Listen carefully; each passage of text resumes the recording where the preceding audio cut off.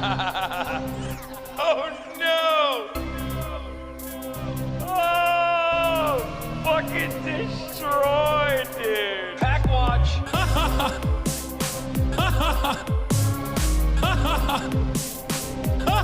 Yes! Pack watch! Yeah! No! What? No! Roll.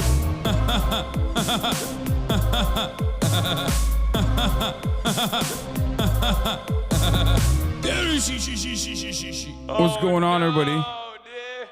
I hope everyone's having a fantastic evening, fantastic afternoon, fantastic pre-noon, no matter where you are in the world. I'm Hasan Piker, and this is the HasanAbi broadcast coming to you live from sunny California, Los Angeles, folks. We're live and alive, and I hope all the boys, girls, and MBs are having a fantastic one because today's a beautiful day. Today's a wonderful day. Today is Tuesday. It's 51 degrees, and it's still sunny here in California, Los Angeles. It's a bit cold, but sunny in Los Angeles, California, folks. I'm live and alive, and I hope all the boys, all the girls, and all the MBs are having a fantastic one because today's a beautiful day. Today's a wonderful day. Today is Newsday Tuesday, December 17th, 2024. And this is the part of the broadcast where I tell you about my personal news. Last night I ended the broadcast after playing some Marvel Rivals. It was actually fantastic. It was actually an incredible time. Gaming with friends is wonderful. It's phenomenal. Don't know why I don't do it more, if I'm being honest. Don't know why I just simply don't do more of it. Had like 28K gaming too. It seems like the people were demanding it. The people were desperate for it. They were thirsty, hungry for it, and I gave it to them.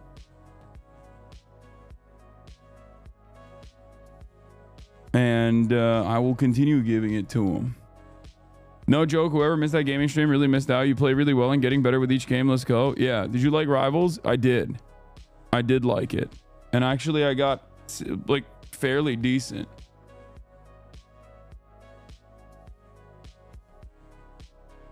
Fairly decent. 28K because you used Knock Knock, big homie. No, if you were actually aware and not oblivious, you would know that no, I had 28K alone and the total was at 36K. Big homie.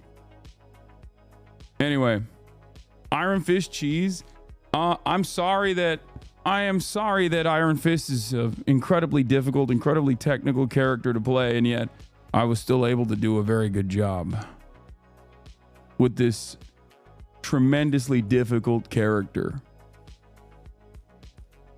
Why people gotta be nasty? You have fun. It was good. Yeah, it was.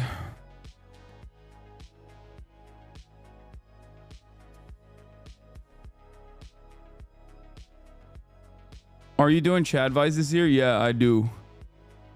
I do want to do Chad Vice. I'm hitting some people up. Don't worry. You need to stick to tank. DPS is not for you. Chill. I had a fun time playing both. But yeah, personal news wise, after Marvel, I went back to Dungeon Meshi, Delicious in Dungeon. And it was incredible. It was incredible. Dungeon Meshi is really interesting. It started off as like the coziest Zelda cooking simulator. It's like it has all of the workings of like an RPG, Dungeon Raider, but it's also very cozy.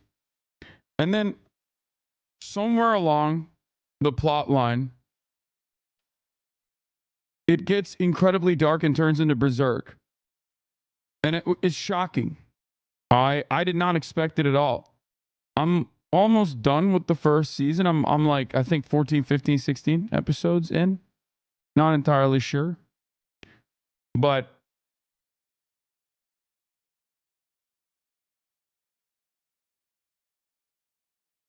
Last Fear End is popping off. I know. It's popping off for good reason because it is, I think, our best episode. It's one of our funniest episodes, I will say. It's one of our funniest episodes. It is wall-to-wall hilarious. Like the autism stuff, the autism reveal is funny. Also the gift. I got you. Wait, what is this? Hasan Autistic Piker? Wow. Pikachu Eevee best friendship winter hat. Look at that. Wow. Oh my God, that's cute. Oh, it's so cute. Oh, look at him. He's fitted. And then those are little gloves and socks. Those will Pikachu not and fit Eevee his gloves big-ass and hands. Pikachu and Oh my Eevee God. socks, plaid. What the hell? What does this have to do with me being autistic? Everyone sounds like they're gentle parenting a toddler as he opens gifts with a toddler as a 6'3" grown man.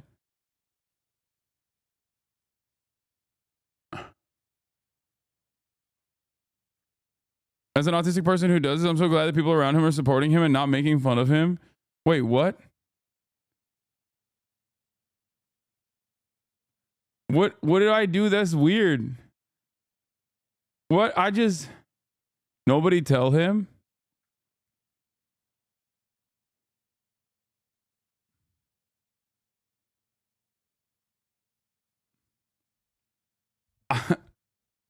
This is strange. Okay? I didn't realize personally that why is everybody laughing at me? What the fuck is going on? I don't understand why that TikTok got 38,000 likes. I don't understand why everyone is in on something that I am oblivious to, and it's pissing me off a little bit. This is kind of sad. Okay. Anyway, there's an edit of you and Austin arguing about planes, and it has and Will just looks at the camera. I saw. Anyway, that was funny. No, I would say it's the worst method of travel because like trains are way more cozy. Like My they're just cozier. Like when you get on a train, it's like you feel No, you don't. like a Are security you kidding blanket. me? It's turbulence 100% of the time. What? On air travel is much smoother. Are you insane? You cannot be serious right now. The turbulence on a train is nothing. It's just it's comforting. It's repetitive sounds and noises that give you comfort. On a plane, turbulence means you're going down. No, you're not. Turbulence is incredibly.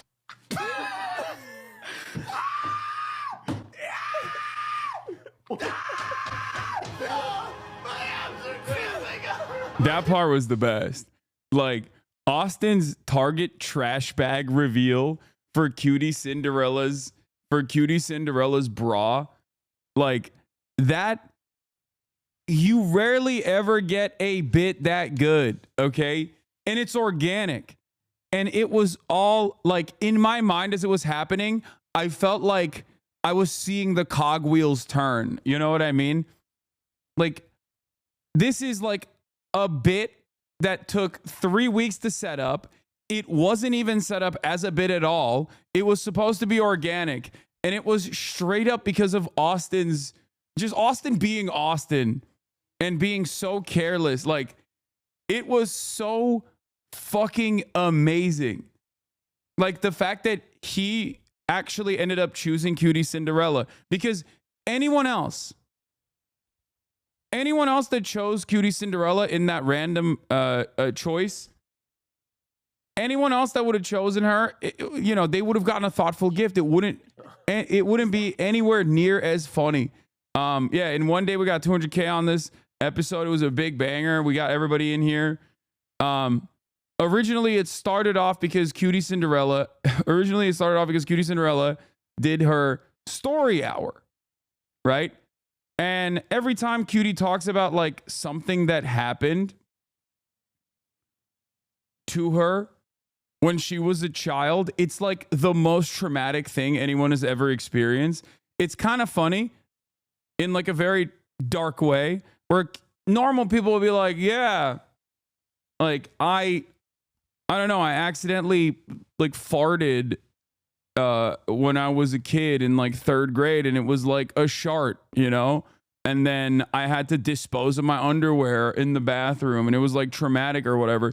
Cutie's like trauma stories are like, she sharted and then the principal saw it and called her out in front of the entire school, and then like everyone basically made fun of her for the rest of the year, and they called her like Shardy Cinderella or something. Like, it is so, like, she doesn't have normal stories. Okay, I gave you a very specific example because like I was just trying to think of something that could have happened, and then something that is something that has happened to Cutie that is like infinitely worse, right?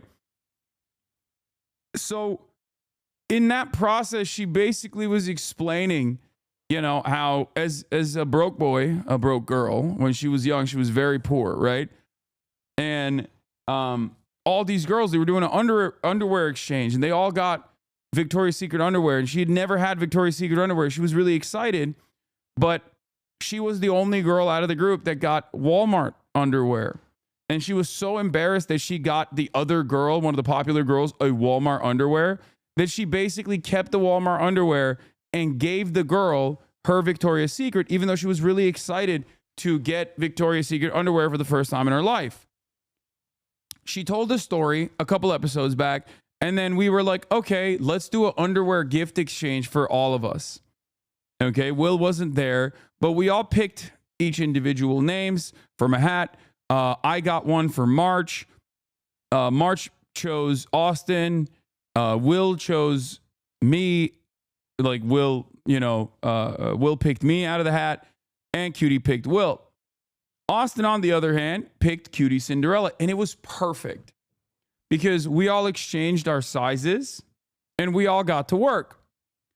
I had underwear that I knew was going to be perfect for March. That was like a special edition, you know. It would be funny content for the podcast. It would be something he could wear. It's just like a funny haha underwear for March. Will got something thoughtful for me. He got all these like Pokemon Eevee best friendship this whole outfit together, and also pajamas as well.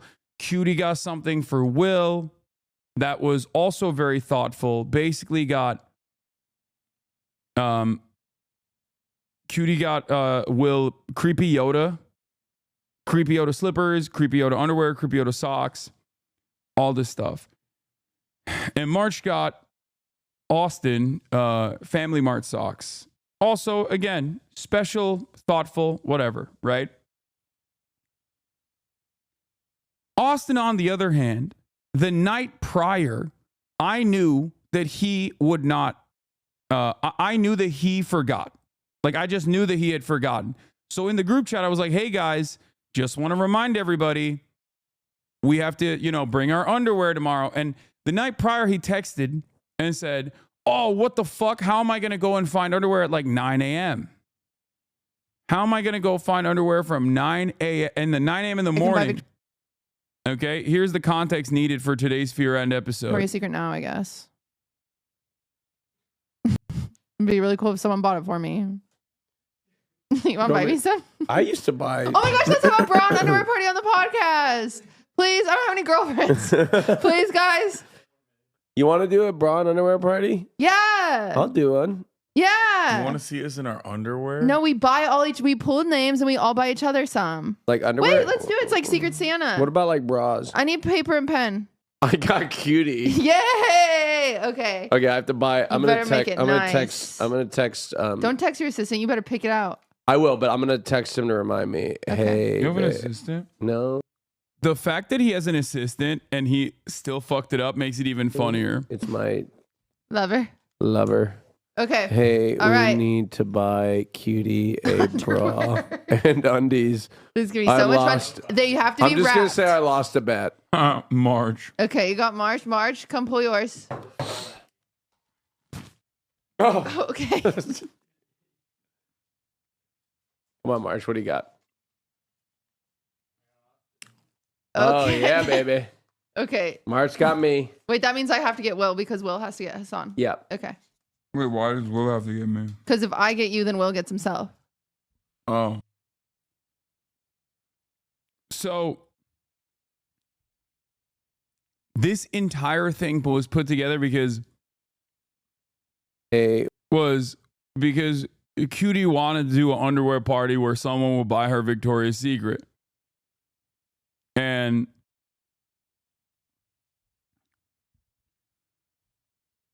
that's what makes this so much better. Because the final culmination of this is like everybody giving each other thoughtful gifts. And then this segment is just called, oh no, oh no, oh no, no, no. And I need you to see this because you can't make this up. Like, this is cinema. This took 3 weeks in the making. I'm so proud of this because, like, once again, this isn't scripted. Like, Austin is just that guy. Okay? Cinderella, the person. Disneyland sticker. The person who is responsible. I just want to reiterate to the folks at home, the reason why we're doing this is because Cutie Cinderella had a traumatic experience where she was on. Like, I'm trying to describe additional context here, but like, it's impossible to do so because Austin is moving through it. And he's moving through it in the most Austin way possible with this fucking trash bag that he pulled out shamefully. Unable to give. Like he was about to pick up his dog shit. Oh my God, I'm so sorry. Look, This is healing my inner child. This is the funniest thing you've ever done, Austin. okay, so This is the funniest thing. I'll be honest with you. I didn't think everybody was taking it so seriously. So excited. No, it's cool. You guys put a lot of thought into your gifts, and I just don't get presents very often. I'm just not really a gifter myself. Look. So I really put a lot. I want to buy these. Okay. Here, I got you a bra Okay. and panties.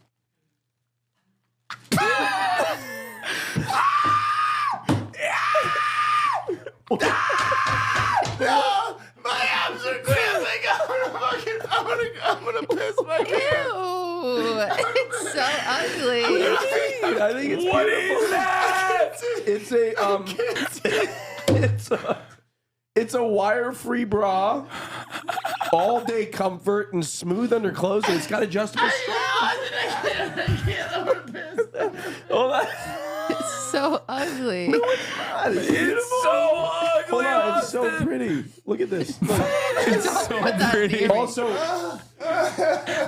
He got her granny panties. Oh my god, my abs are cramping. No. Okay, I got you those. Wrong size. Oh, it's the wrong. That We too. did. Everyone got everyone's sizes. Wait, you did? You shared me? Yes. Oh my God. Remember Okay. when I was reiterating, like, Marsh wanted a large? Doesn't even fit. Oh, okay. It's a right. 36C. Okay, we can make it work. It's adjustable. It's not. The cup size isn't adjustable. Everyone knows I'm not a C. What's a C? Are those big? Yes. I think you have big boobs. I think you have. No one has said that ever. Complimenting it. It's like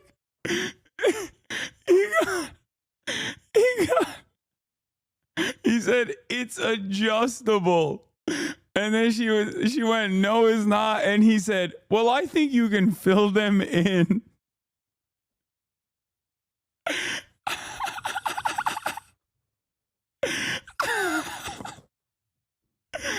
He's so,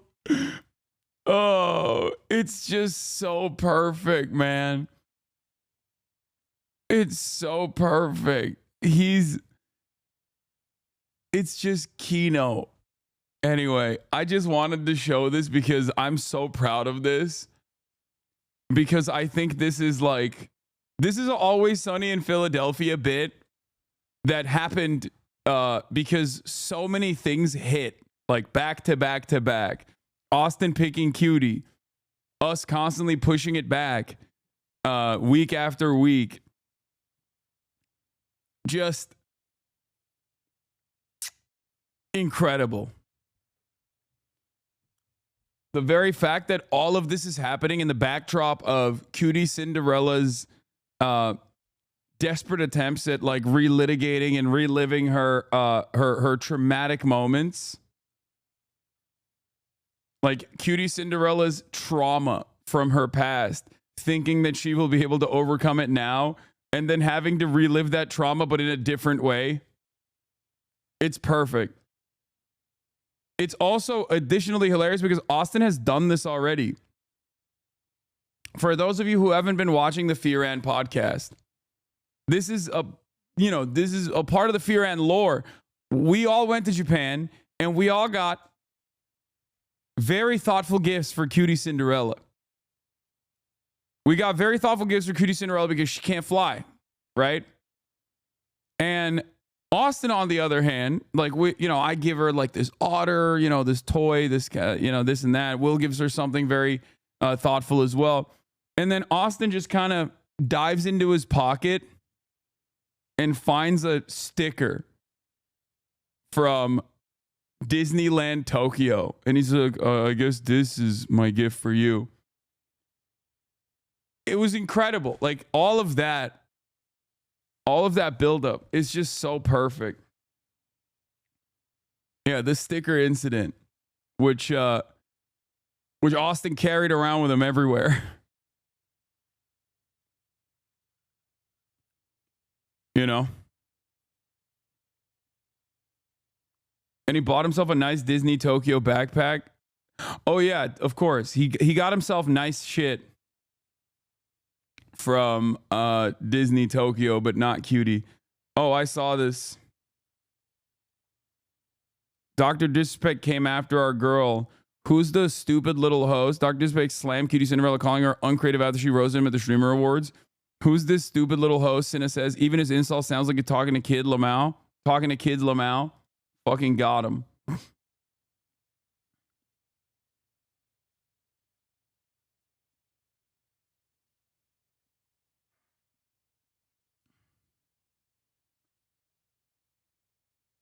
Did you see this article mention you? Yeah, a friend of mine sent it to me.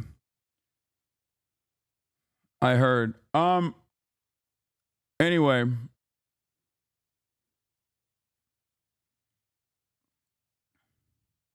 Cosplay stream lined up. They built like her. Yeah, I guess that's part of the reason. Dude, it's weird. A malnourished fuck. It's weird how good it is. She A looks skinny like drowned this rat. is a 1-to-1. She was born as an anime cosplay. Yeah, anime character. Yeah. You have to do another cosplay stream with her. Yeah, I got to do another cosplay stream with her where she turns me into. People are saying Jace, but no, I think. I was gonna say a Warwick girl before he becomes the Beast. Oh, What that was would his be. name? I could do Vander. that. Dude, Vander is the goat. Yeah, I love Vander. Arcane makeup You said no stream. spoilers. That's not a spoiler. This is a older one, but I was down to do Jace too. I'm down to do Jace. I said that yesterday. There's a lot of cosplay opportunities, honestly. I gotta go back to Texas when I have some time, because I think I would do Jace for sure. Or there's a shit ton of Marvel Rivals cosplay opportunities out there. Marvel Rivals has some crazy cosplay.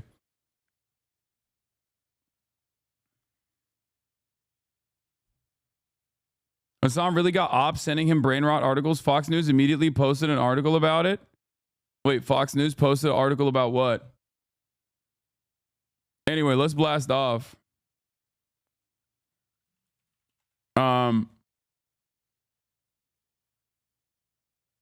Fox instantly started crying about that Semaphore article. Wait, really? That's awesome. I mean, they can suck my dick. They got no motion. They're like, oh, why, guys? He's a bad guy. It's like, dude, you're Fox News. Anyway, let's blast off. Let's get started because there's a lot going on in the world, and we got a lot to talk about. So let's do it. Are you gonna talk about AOC losing? I did yesterday.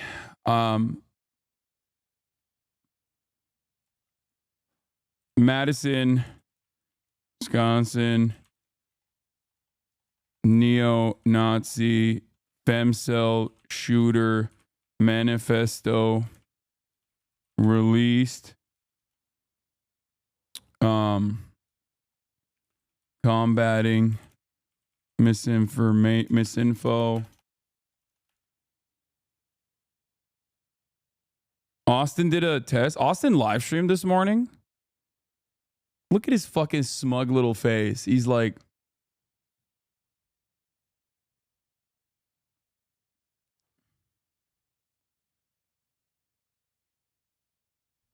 that's crazy. How the fuck did he get an 18? He lied on the test 100%? Nah, I don't think Austin has. I mean, he's like really invested in planes, but like I get why people say that for me, but come on. I Will and him just entirely cheated.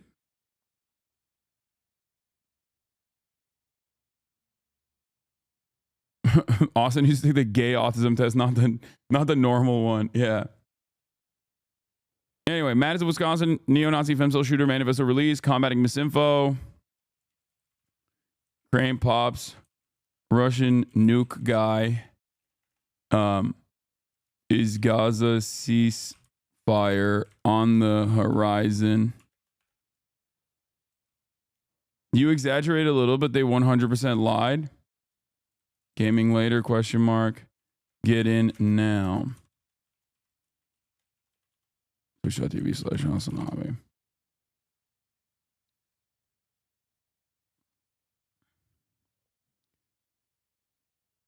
Why are people saying copium gaming? What?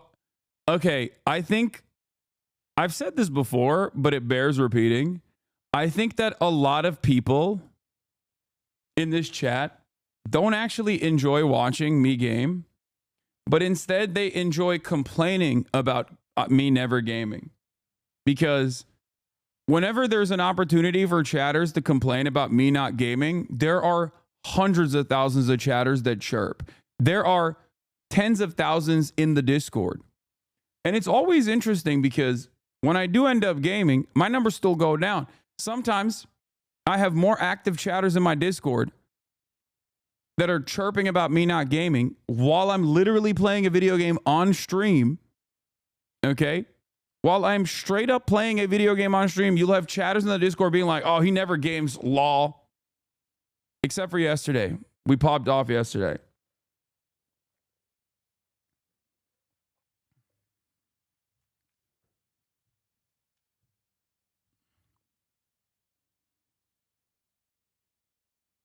Yeah, we had 36K total, and I had like 28K throughout the duration of Marvel Rivals. It was pretty good. You need Ray to make lobbies for you? No way your ass gathers 6 people. No, you're absolutely right. My ass is not ever doing that.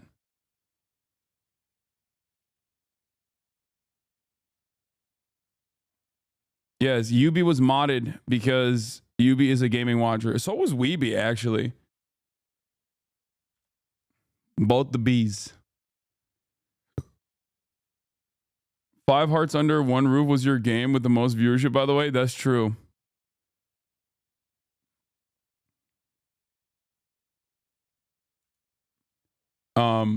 Speaking of gaming, before I get into some serious topics, apparently Fox News is crying because Semaphore interviewed the digital strategist for the DNC. And he was like, yo, Hasan is the man, but we need more Hasans out there.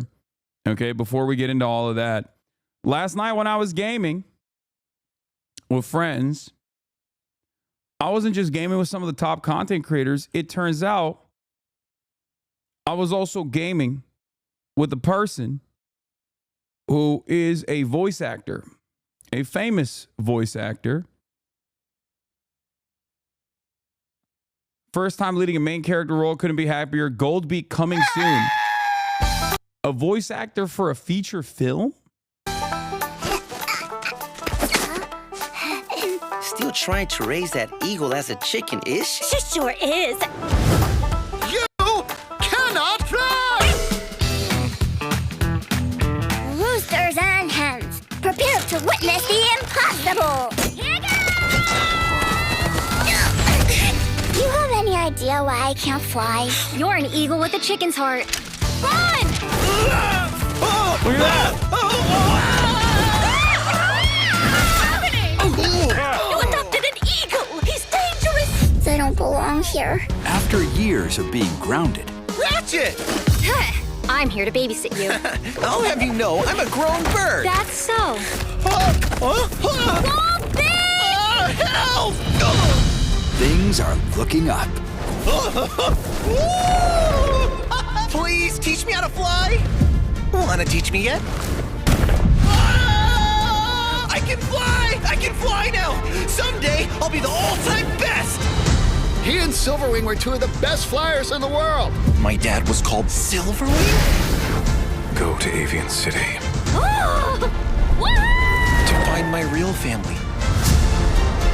Wow! This is your home now. I am the mayor of Avian City. You're the city's best flyers. With their future up in the air. I want every red rock from your home. Those peasants were destined to fall. Finally, there's some fucking real cinema. You know what I mean? As A24 is shifting in the direction of making pro-war propaganda flicks about, the Iraq War, we finally have some real kino. Jesus Christ. Who cares about chickens? And you have no right to destroy our town! Look at that. I won't stand by and let them take everything from us! Are you ready for this?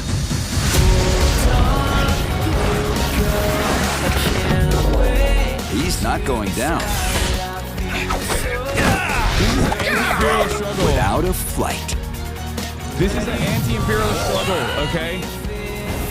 Featuring the voices of David Henry, Rachel Valkyrie Hofstetter. That's No matter crazy. what happens, I'll fight these invaders until they're gone!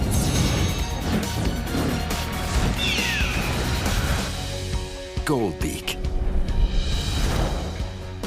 That's wild. Available on demand and digital January 28th. Look at that.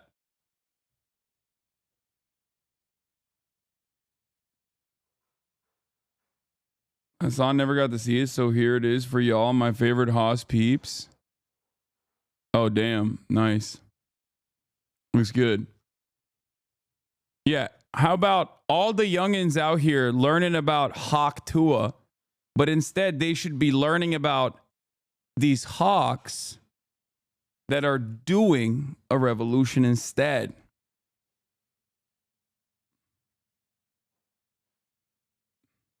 That's right. It'd be amazing for you to do something like this. I've done unmod me. No, I will not be unmodding anybody. Okay. Everybody calm down. Everybody calm down. I know that was good. Okay. That was good. That was a banger.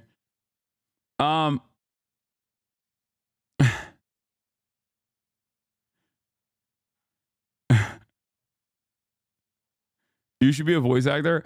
I've actually done auditions and stuff for voice acting, but it just like didn't go anywhere. But I did. I'm just not very good at it, I don't think. That's it. Pokemon is just like you. I'm addicted to Marvel Rivals. Me too. It's a lot of fun. I will say. I had a great time. You're too monotone. There's a time and place for that. Okay, calm down.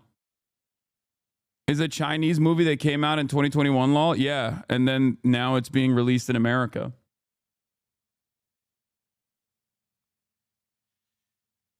Did you do your accents in the audition? No, I didn't.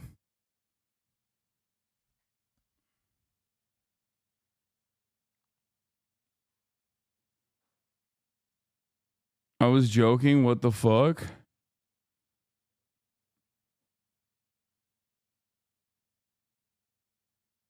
You have the most old man aim I've ever seen from a 33-year-old. Yeah, I mean, I'm rusty. I haven't done it in a while. That's probably what it is. It's that plays a big role in it for sure.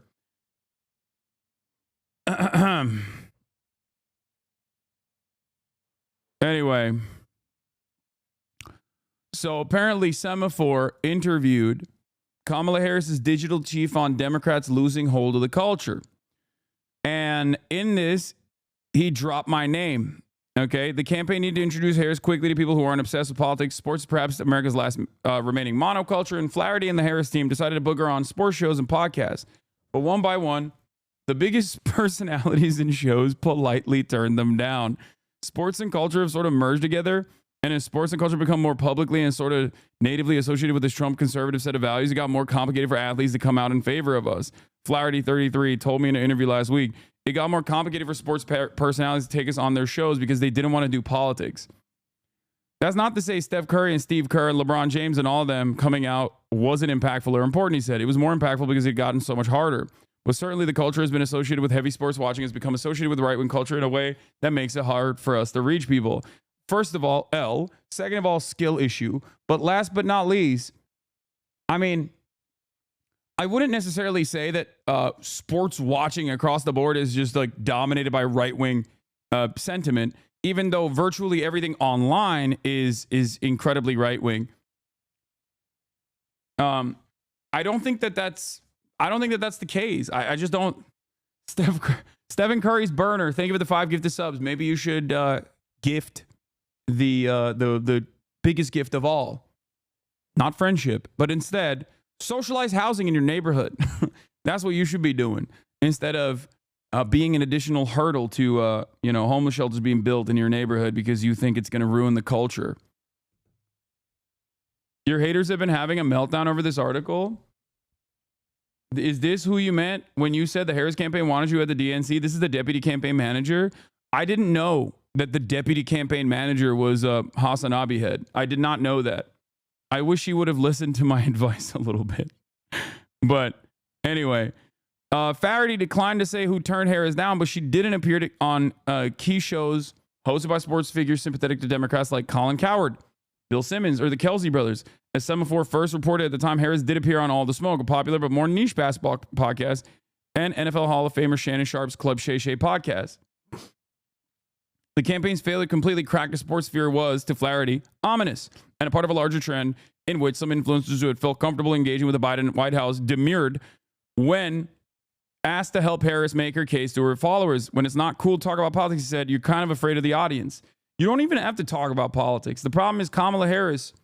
I think the environment for politics is changing a little bit as well. Like political communication is changing as well, where you can't just be a political personality who is like uptight and constantly on note.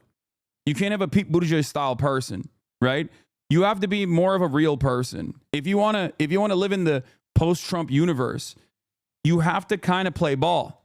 You have to be a personable human being. It's a very weird thing to demand from politicians. I guess back in the day, when information was significantly more limited and confined to network television, you could do what is known as retail politics, right? You know, you can have these setups where you basically faked human interaction. But digital retail politics is very different. Digital retail politics is what is in demand now. And you have to learn the language of online to be able to do that successfully. And you have to be personable. You have to, instead of going to the Iowa, corn shucking festival or whatever and eating a hot dog, you actually have to do this shit. You have to go on the podcast circuit. And in order to do that, you can't be a bot and you can't be an NPC. And unfortunately for Kamala Harris, like, there were definitely podcasts where she shined, right? I think, like, whenever she went on, I don't know, like a HBCU adjacent podcast, I think she did a pretty decent job, much better than like Hillary Clinton, for example. Having said that, however, there's like a massive marketplace where she did not have her own, she did not have this opportunity at all. She was not able to have this opportunity at all because, like, she's kind of a bot. You know, she's kind of an NPC. She's like too scared to have a personality. That could be because she is a black woman in politics, and you don't have the leeway of a white man in politics, a rich white man in politics. I'm sure that that's part of it, right? But I think that it's not even about having charisma. It's more so just being honest. Like, it's not like Bernie Sanders is a tremendously charismatic individual, okay? He's not. He's a fucking old-ass nerd. But Bernie Sanders is earnest, okay? And that's the reason why when he does those like Theo Von appearances and whatnot, they blow up and people like it. Tim Walz would have done a pretty good job in the podcast circuit, something that I brought forth time and time again. But like the age of technocratic neoliberalism is over. It just doesn't sell. I don't even know if it ever really sold, but since it was the only game in town, a lot of people were like, all right, whatever, I'll vote for this. Right? I mean, here, look at the way that Timothy Chalamet is talking about Bernie Sanders. Yeah, we had Bernie Sanders on, and he was saying that he said Pete Seeger was one of his favorite musicians. Scoot McNairy could play Bernie Sanders in a biopic. Oh, he could. Right? Yeah. Totally could. Bernie hasn't aged. Nah, Bernie still looks the same. He's the best. Dude. He's looked the same in the last... Yeah. He's like a real folk hero. It's a great point. Yeah, Bernie is... He is a folk hero. Yeah, he's folk. Yeah, no wonder he loves Pete Seeger. Of course he does. So, but that's it. Like, look. Music. Yeah. That's it. This is the way that like normal people respond to Bernie Sanders. He isn't like the most charismatic person on the planet. Far from it. Far from it. But he's honest. He's earnest. He cares about these things that like, you know, will genuinely improve people's lives, and he advocates for them viciously, right? And I think that is what matters. I think that is important. And I don't think a Kamala Harris type person is going to be able to do that. I think Tim Walz could do that. Tim Walz has a little bit of that dog in him. But for that to happen, the Democratic Party also has to change its messaging. The Democratic Party has to change its establishment Democrat, third way neoliberalism as a policy, win or lose attitude. You know? In July 2023, a year before Harris became the nominee as the Republican primary campaign was underway, I spoke with Flaherty, who was then running a digital strategy for the White House. There, he had helped shape the White House alternative media strategy, working to help support their own network of diehard supporters and dishing out exclusives to alternative media, liberal media. Some of Biden's first interviews after he nominated then Judge Ketanji Brown Jackson to the Supreme Court last month went to the popular Substack writer and professor Heather Cox Richardson and the left-leaning news YouTuber Brian Tyler Cohen. Flaherty was also paying close attention to how the race was being run on the Republican side. Donald Trump was leaning into new podcasts, and his opponents were tapping a large network of right-leaning and conservative personalities to amplify their messages. The reality of the matter is, he didn't just tap in to right-wing ecosystem.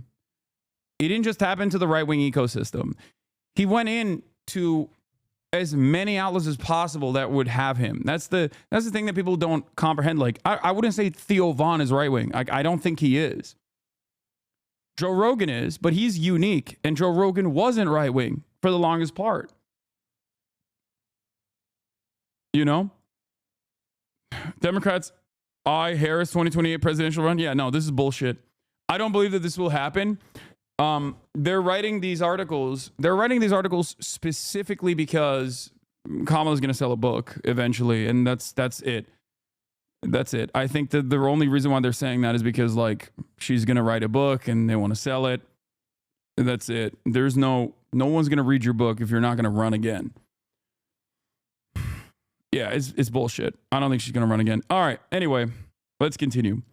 Then he acknowledged that the Republican Party had done a better job building up its alternative digital media ecosystem with podcasters, YouTube streamers, and friendly pundits. But he argued that the then Biden campaign would overcome those obstacles by better navigating the personalized internet, which by which sophisticated algorithms feed America's highly specific information tailored to their taste and online behavior. Speaking with me again last week, Flaherty said that remained their theory of the case the entire time. The campaign knew from the beginning that the race was going to come down to voters who do not pay attention to politics or mainstream news and instead get their information from people on YouTube, their friends, Instagram stories, or links or memes dropped into a group chat. This firstly meant a shift in paid advertising from the previous campaigns. Instead of just blanketing the airwaves of battleground states, the campaign also invested heavily in ads on YouTube, recognized the rapid growth in streaming. That's where the campaign's data showed many Harris key voters were spending their time. More importantly, this meant building out a strategy focused more on podcast appearances and interviews with influencers than on traditional media. But they failed on that. Tim Walz is not as truthful as JD Vance. Just letting you know. Yeah, I think you're on crack cocaine if you think that. JD Vance is a literal rat. The people do not respond positively to JD Vance. The people respond positively to Tim Walz. Okay? One is a real American from the heartland. The other one is a fucking carpetbagger who basically sold out his own people in an effort to get to elevate his presence by liberals for years, only to turn around and then brown nose the Republican right, which he once called correctly a bunch of fascists. He changed his entire worldview at the age of 35, acted like he got groomed by mainstream media to think that Trump was a Nazi. That's not a real person at all. JD Vance is Republican Pete Buttigieg. La rata. Anyway, let's continue. Thanks for letting me know, though, chatter. So, Harris extremely limited time. There's just no value with respect to my colleagues in the mainstream press in a general election to speaking to the New York Times or speaking to the Washington Post because those readers are already with us, Flaherty said. Flaherty isn't dismissive of television and other legacy media. One of the most important moments of the campaign was her interview with Brett Baer. That was a huge fundraising moment. It was a huge social moment. When Trump did the McDonald's thing, it was smart because it was a thing that obviously drove television coverage, but it also drove social media engagement too. And those things often happen in tandem, but they don't always, and so it was the sweet spot. It drove traditional coverage and non-traditional media. I don't think TV is dead. It's still probably the most important thing, but it's the literal TV. And what's on it that matters. As the campaign wore on, though, Flaherty said he realized the failure to gain traction in certain corners of the media reflected a deeper problem, one that wasn't solved when Harris replaced Biden on the ticket. The Harris campaign, representing what many voters saw as an embodiment of the status quo, was running contrary to not just ideological distrust of establishment figures, but to media trends. The media successes of 2024 were independent, non-traditional online personalities who themselves were avatars of the rewards of going up against the establishment. The reason folks are seeking alternative sources of media and are turning away from political news is because they don't trust their institutions. They don't trust elites. They don't trust the media. They don't trust all this stuff. So the party of elites and institutions is going to have a hard time selling to people in those places, Flaherty said. Now, I want to point something. I want to point out something here. Because a lot of people will say, Hasan, the only appeal that you have is because you're anti-establishment, right? And to them, I say, you are not paying attention. Because as much as I rail against mainstream media, I still rely on mainstream journalism. As much as I rail against mainstream media, I still interview New York Times journalists. I interview CNN journalists. I interview and give interviews to mainstream media. Because I understand that there is an importance within these institutions, okay? As much as I rail against establishment Democrats, I had Lena Khan, the commissioner of the Federal Trade Commission. That is as institutional as it gets. As much as I rail against the establishment Democrats, I still champion the NLRB. I still champion the many wins even of the Biden administration, especially as it pertains to the regulatory agencies. I understand the importance of these agencies. That's the difference. I am not a contrarian for the sake of being a contrarian. I do not actually yell about the establishment Democrats in an effort to gain clout. Okay? And I think that's a silly way to approach it. And I think that's a silly way to operate in general. I've never been an advocate for destroying institutions just because they work in a corrupt manner. That's the difference between someone like myself and someone like RFK Jr. RFK Jr. looks at the EPA and says, or looks at the FDA and says, there's a lot that's wrong with the FDA. We must blow it up. I look to it and I say, abolish corruption rather than destroy and deregulate this regulatory body. That's the difference. I have a purpose. I understand that the government must exist. I understand that that it can exist. Okay? So I just want to point that out for people that don't fully understand where I'm coming from in a lot of these instances. When it was said that people like you and Chapo were also the biggest cheers of Biden's W's than mainstream, it was mind-blowing because it's true. Yeah.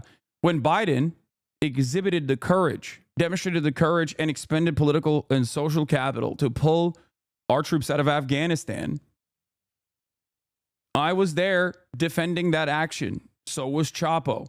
Mainstream media was not defending that action. They were railing against them because they are deeply aligned with the interests of the defense industry. Okay? That's the difference.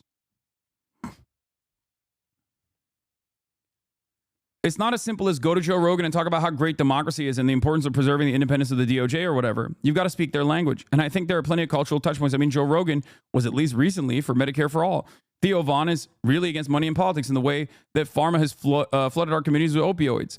Those are all things that the Democrats have something to say on. But as long as we seem like the party of the system, the people who are anti-system and looking for anti-systemic media, we're going to have a hard time connecting with them.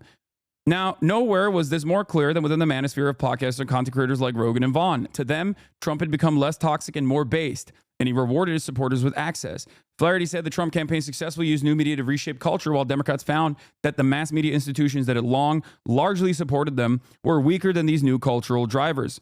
It's more than just young men. It's a broader ecosystem, he said.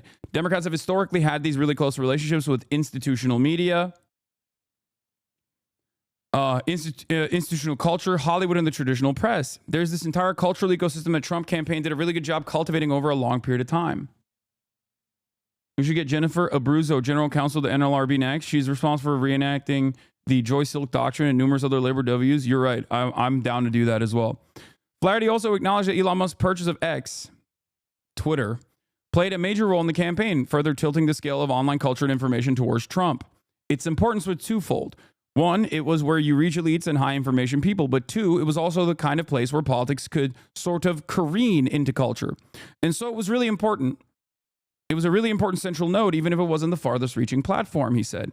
Having that node be fundamentally controlled by effectively an arm of the Trump campaign was not good, really a problem. And so Elon obviously sort of achieved his ends there. It was obvious that center left and left content was being throttled compared to right content.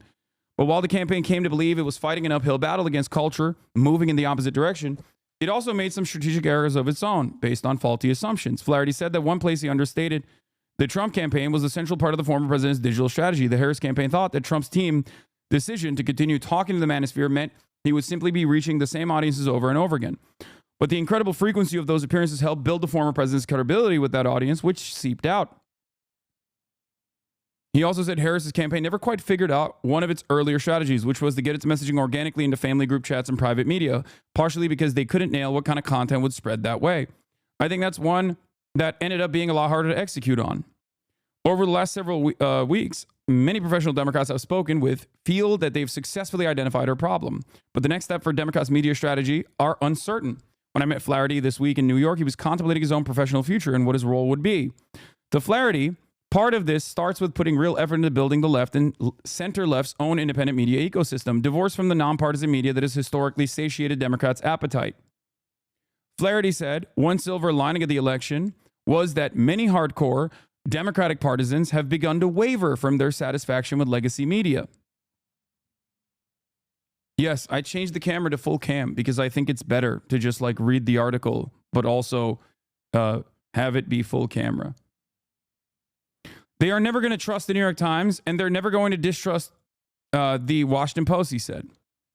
They're never going to not trust the New York Times, and they're never going to distrust the Washington Post, Flaherty said. But I think that in a Trump era, you start to see frustrations with mainstream media come to a boil. And I think there will be smart people who try to fill the gap. More individuals who create content on the left and center-left messaging. Flaherty said that Democrats need to invest boosting independent partisan friends online, as well as content creators or media figures who haven't been explicitly political but could reflect liberal and progressive values to counter the surging online pro-Trump right. Flaherty does not understand a fundamental part of this. And although he brings me up in literally the next moment after this, this is Kamala Harris's digital chief, okay? A fairly high level person in Kamala Harris's campaign. And yet, I think, and I don't know if he's watching this right now, I don't know if he can hear me speak on this matter. I have spoken on this extensively to CNN and numerous other outlets at this point. But I think this fundamentally misses a very important point, okay? Trump did not boost and offer money to these center-right podcasts. Trump was able to go there, meet them where they're at, and communicate with them in a way that was somewhat apolitical, okay? part of that is because there are a lot of, I guess, social issues that they aligned on to a certain degree. But more importantly, it's because Trump is a famous TV personality and he's carried that attitude throughout the first 4 years. And certainly to this day, he still carries that attitude. That's it. This is not something that Kamala Harris can recreate. There is also a lot more leeway, creative liberties that you can take on when you are a right-winger. Like, you can just kind of get away with saying whatever the fuck you want. You can get away with saying it being, you can get away with being a dumbass. But Trump's charisma certainly carried him across the finish line. It wasn't that like he had fantastic policies or whatever, but he could tell a story real well. And that goes a long way. He was able to, in spite of being a billionaire born with a silver spoon, a real estate tycoon with numerous failed businesses under his belt, he was able to present himself as a real guy, as opposed to all of these other fake, phony guys, the Democrats. And even Republicans that stood against him. So you have to have, for me, I've been covering politics for quite a while at this point. I have 3 general elections under my belt at this point, at this moment. Okay? And what I have seen in that experience as a professional political commentator, you need one of two things, and if you can have both, it's fantastic. You either have to have good policy that truly addresses the issues that people are experiencing, or you have to have good charisma to be able to come across as authentic and earnest. Okay? If you have both, that's a killer combination. No one in my lifetime, I think, has had both. Trump doesn't have good policies, but he has an incredible way of reading the room and recognizing the resentment and anger that people feel, and then channeling that resentment and anger to vectors of hatred that are inoffensive to the pre-existing hierarchies. Trump is also very charismatic. He's very telegenic. Kamala Harris, unfortunately, was not charismatic enough, and her policies were awful. Bernie Sanders, on the other hand, not exactly charismatic, but is an earnest communicator and has the policies. Do you understand? The keys, Hasan, the keys. I am not making keys, okay? I'm not doing some Alan Lichtman style shit. And I'm not even saying this is a perfect scientific formula to win elections. I'm not saying that at all. That would be idiotic.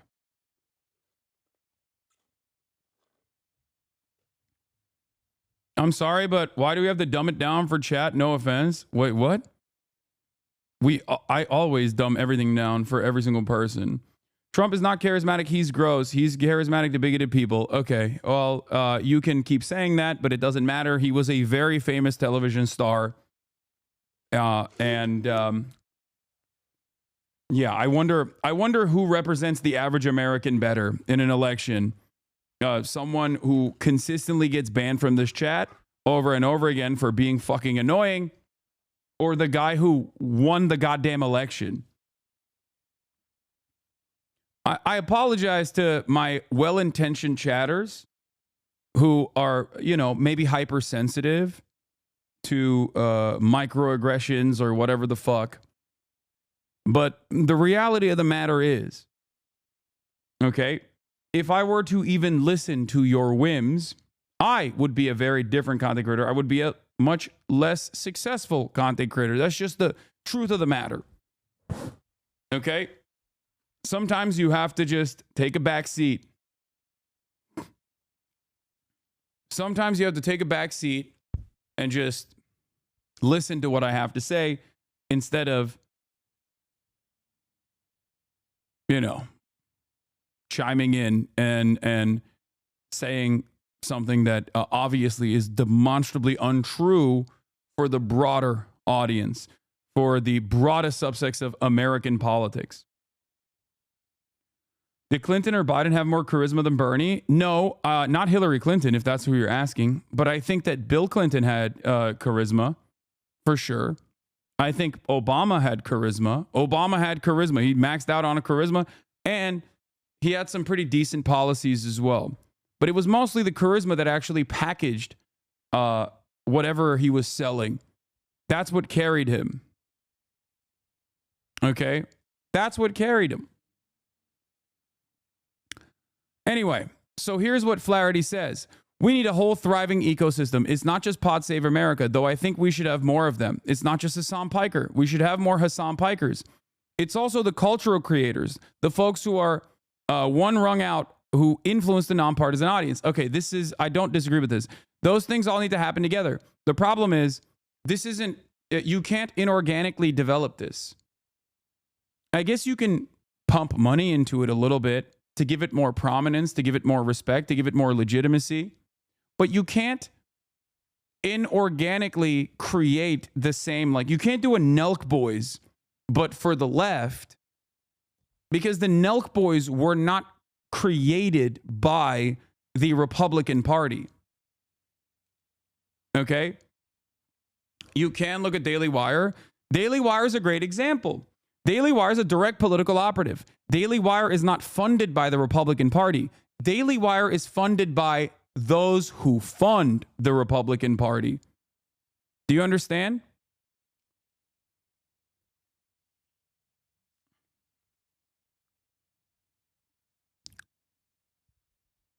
Daily Wire is not directly funded by the Republican Party, but the same billionaires that fund the Republican Party also fund the Daily Wire. But that's a direct political operative, right? That's a very obviously partisan ideological project. What we're talking about here isn't the Daily Wires of the world. What we're talking about isn't necessarily even the Joe Rogans of the world, but the Theo Vons of the world, the Nelk Boys of the world, or the Barstools of the world that sometimes find themselves in the throes of right-wing politics. The issue here is these people, just like the broader voting population, have found themselves cast aside by the Democratic Party. And the reason why they found themselves cast aside by the Democratic Party is because the Democratic Party keeps saying, we have no space for you. We have no space for you. You're bad. You're wrong. We're not going to give you any policies that are good. We're going to do everything in our power to say, if you want that stuff, you're lame, you're bad. Like Bill Burr is a great example of a person who is right there. He's right there. He's aligned just like myself. He's closest to me in, I would say, political perspectives without being a political operative, right? He's right there. But just like Kamala Harris can't come on my stream, she's not going to go on Bill Burr's podcast either. So even if you were to make a lefty Daily Wire or whatever, even if you were to pump the Young Turks with millions of dollars to make it like the home of the Democratic operatives or whatever, it's while we are even discussing this, while anti-Zionism is being actively suppressed on basically every platform. They don't want us. They want their perfect mouthpiece that cheers on wars and condemns protests and supports Biden. They want Diddy G, but not offensive. Okay, offensive is pretty... offensive is the nicest thing you can say for Destiny and his entire community. They are utterly repulsive, incredibly toxic. They are poison. While it's ironic that they tried to present me as that, and can't contend with why average human beings don't see it in the way that they do. Any group that finds themselves routinely advocating for white people to be able to say the N-word and advocating against victims of sexual assault or debating the ethics of child pornography with a bunch of neo-Nazis online, those guys they're not in the real world. They're in this like extremely online space. Okay, there's a clip of him from today saying he's working with DNC operatives now to block you from working, from interacting with the party. I mean, fine. I don't care. I don't need to interact with the DNC. It doesn't do anything for me. I don't think that these people understand that. Like, at least Flaherty seemingly understands that the Democrats need me more than I need them. And it's true. And I don't care if the Democratic Party tomorrow was like, listen, we are going to advocate for Medicare for all. Even if they never talk to me ever again, I would be their number one propaganda minister. Okay?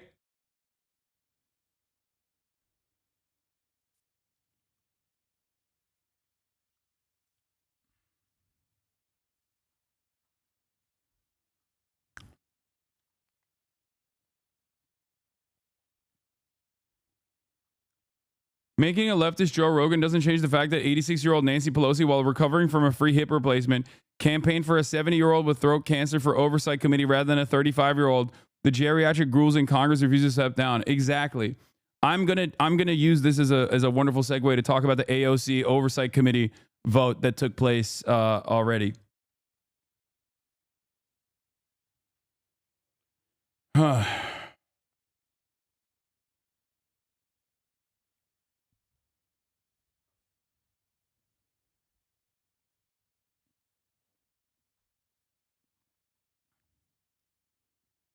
Those things all need to happen together, he said. And the reality is, it's not going to be big media organizations. It's going to be a network and a constellation of individual personalities because that's how people get their information now. Flaherty says he believes the ecosystem need to grow in order to sort of stimulate demand.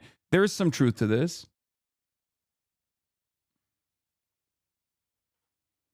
As people run away from cable, the center-left starts to distrust mainstream media. And as the mainstream media outlets become more reliant on their mostly center-left subscribers, all of this is going to kind of happen in tandem.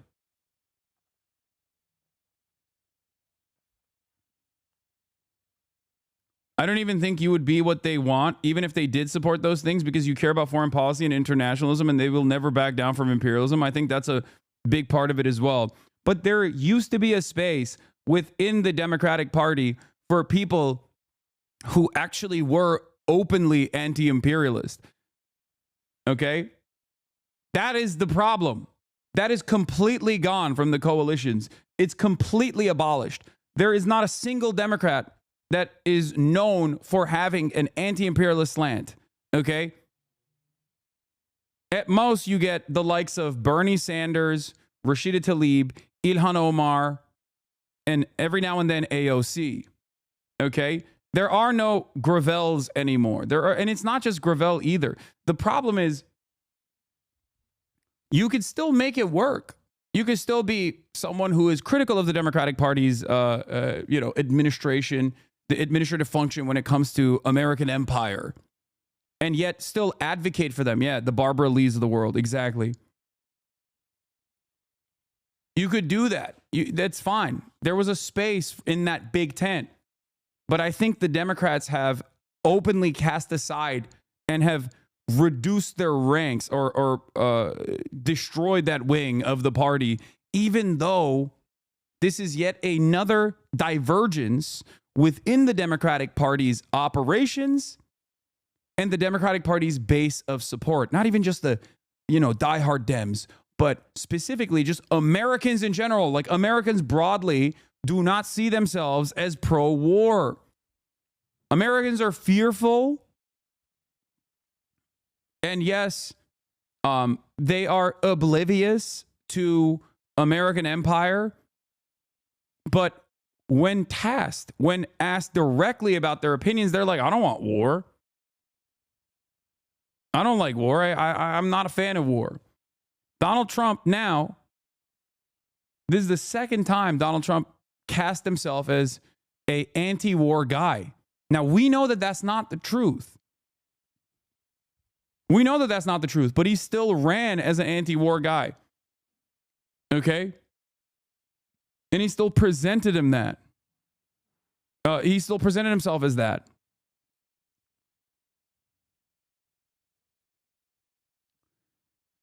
In the weeks since Trump's reelection, savvy and clueless media observers alike have chalked up Harris's problems in the media to small decisions like her failure to appear on Rogan's podcast. A moment that Flaherty acknowledged was a missed opportunity. This misunderstands a simple aspect of the media strategy that gleaned from speaking with both the Trump campaign and the Harris campaign about their approaches to new media. Ultimately, their media strategies weren't particularly different. Both campaigns leaned hard into alternative new media. I don't think they did. I don't think Flaherty leaned as hard into alternative media as Trump did. Like, the maximum alternative media they went on was call her daddy. And ultimately, it doesn't matter. You can appear on every fucking platform, but if you are not uniquely telegenic in the way that Trump is, okay? If you are not uniquely telegenic in the way that Trump is, then you have to make up for it with good policies that address the genuine issues that Americans are experiencing. And if you can't do that, if you can't actually do that, then you have to make up for it with something, anything.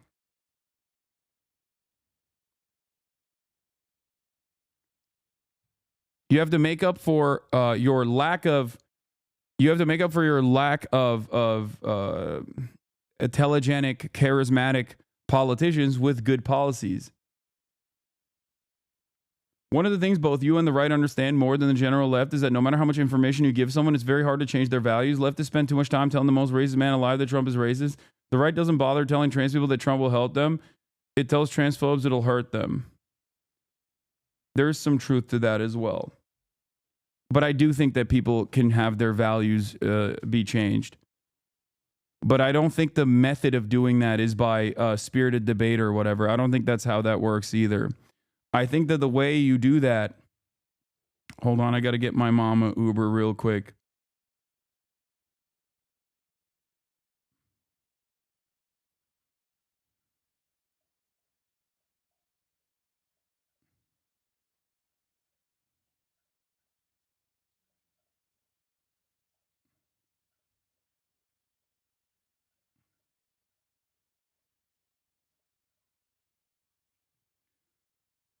My mom is getting discharged from the hospital.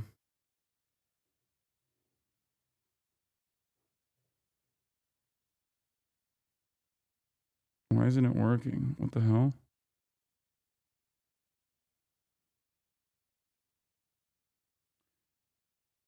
Okay. I hope everything's okay. Yeah, it is. Yeah. Why was she there? My mom got a knee replacement.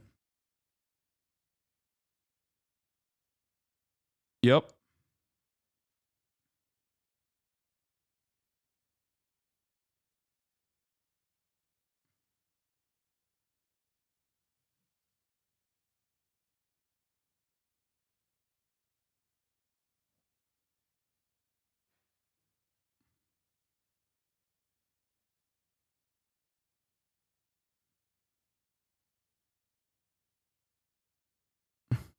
Wait, what?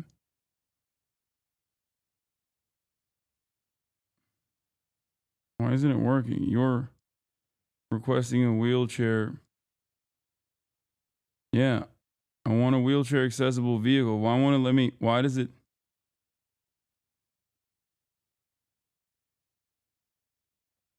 not letting me do it.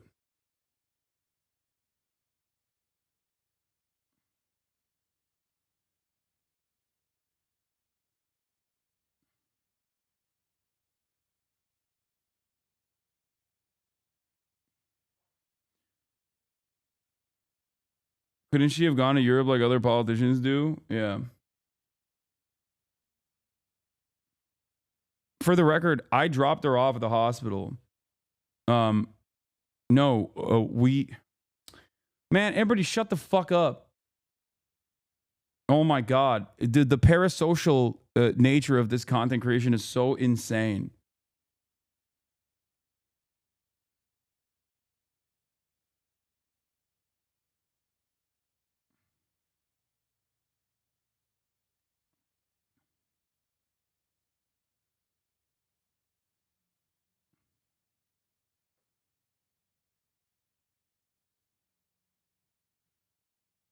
Hold on.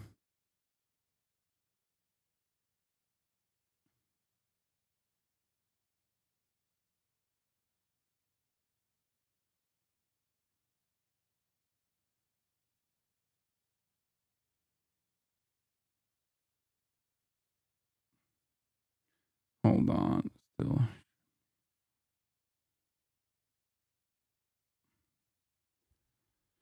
Okay. Hopefully this will work. All right. The problem in my mind is that the Democrats are the poor streamer. I know. I shouldn't have just like, it's my fault. I should have not, I shouldn't have brought it up because I know that chat goes crazy over this shit.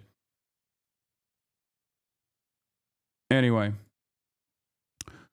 So after this article came out in Semaphore, Fox News wrote, top Harris aide hypes radical activists said America deserved 9/11 while plotting future for Dems. House Dem called Hasan Piker a poster child for the post-October 7th outbreak of anti-Semitism in America earlier this year. A top aide on Vice President's failed presidential campaign recently called for more cultural voices in the vocal anti-American, anti-Israel Twitch star Hasan Piker, who previously faced backlash for saying America deserved 9/11. Harris' former deputy campaign manager, Rob Flaherty, said during a recent interview that Democrats are losing control of culture. It's ironic because I think this is, once again, the right side of mainstream media also fucking doing the same shit that, like, they routinely criticize the Democrats for doing. And it virtually goes nowhere. Okay?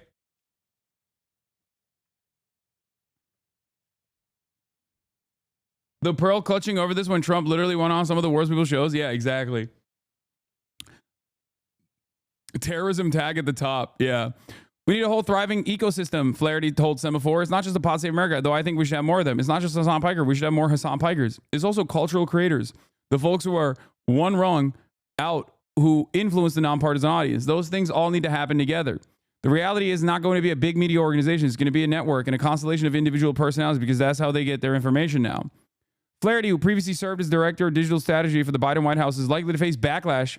I love the way that mainstream media operates, where they are like, he's likely to face backlash as they are signaling to create backlash. Oh, he's likely to face backlash for this. We're going to try and create backlash. It's not going to happen. Yeah, dude. Someone who is not even remotely connected to the Democratic Party. What is this?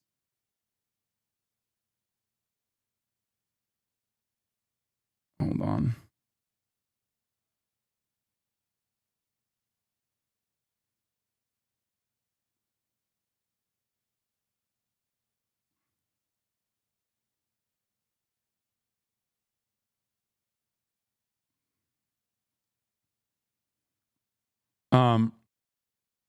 Sorry for letting you know. Luigi is being indicted. Yeah. Who previously raised more than $1 million for Palestinian aid, which is used as a platform of millions of followers to downplay and justify terrorist attacks such as October 7 and 9/11 as acts of resistance in recent years. Brave fucking soldier who wounded operative, Representative Dan Crenshaw, was deployed to Afghanistan. In another stream, Piker broadcasts propaganda from the Houthis. They do musicals about their actions all the time, so the terrorist propaganda.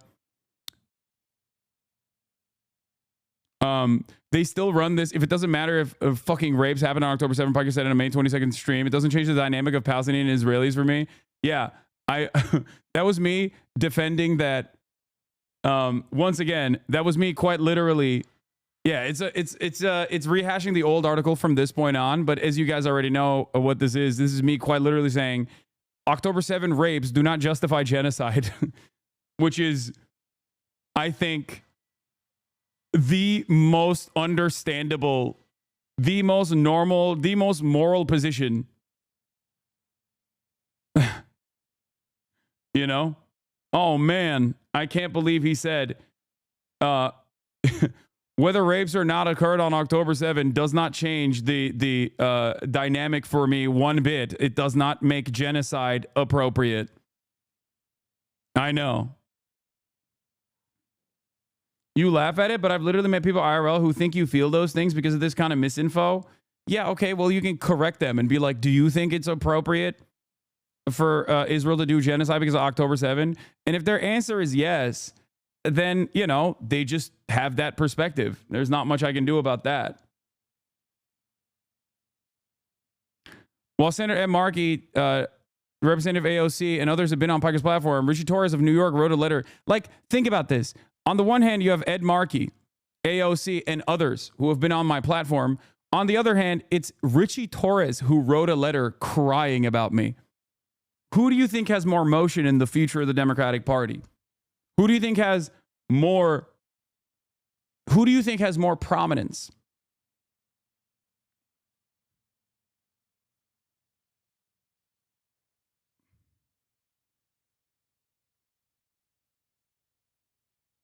Hold on.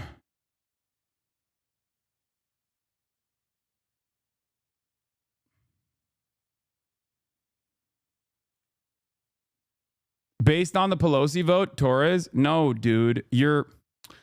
I'm not talking about within. First of all, Richie Torres doesn't have motion within institutional Democrats as well.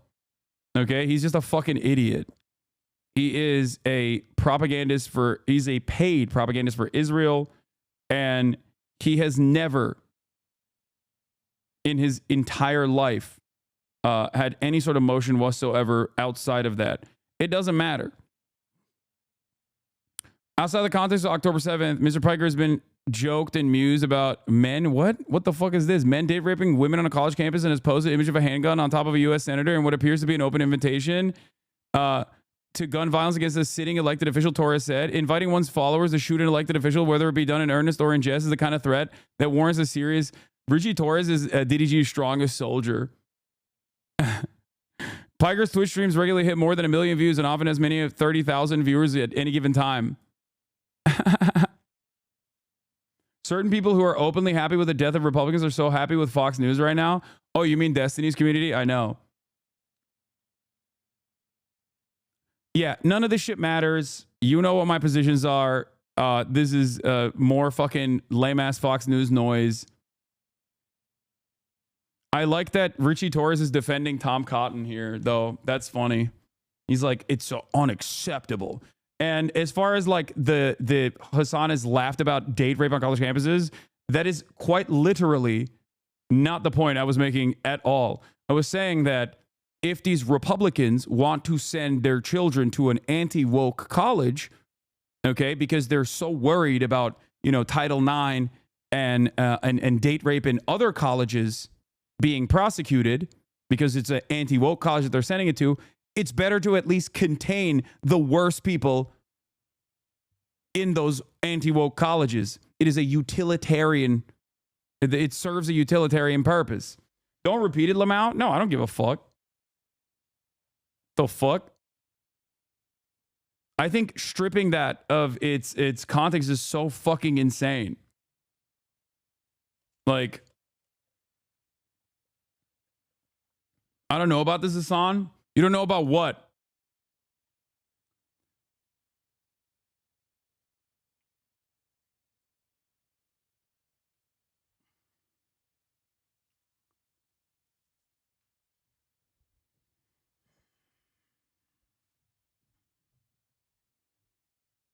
Oh, you got a real hit piece. You must be so proud. I mean, it's like taking my Florida project seriously and being like, wow, Hasan wants to put every cryptocurrency loving pedophile he wants to exile them to Florida and then build walls around the state of Florida and then inevitably sink it. Yeah, I know, dude. I know. That's what I want. That's real. That's a valid thing that I'm saying. Like, shut the fuck up. I need you all to be serious for a brief moment. I need you all to please, for the love of Christ and all things holy. Oh, fuck. There is no availability for this either. God damn it. Hold on. I'm going to try it one more time. Why can't I do this?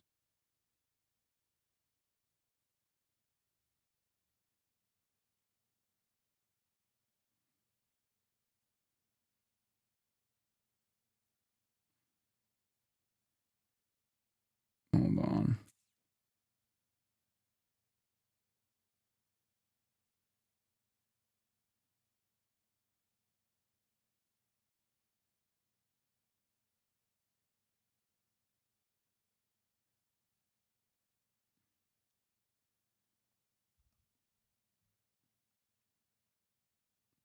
You weren't serious about the Florida project? Yeah, I know. There was a frontline doc that explained what you meant, but it was more than a 5-second clip. What do you mean?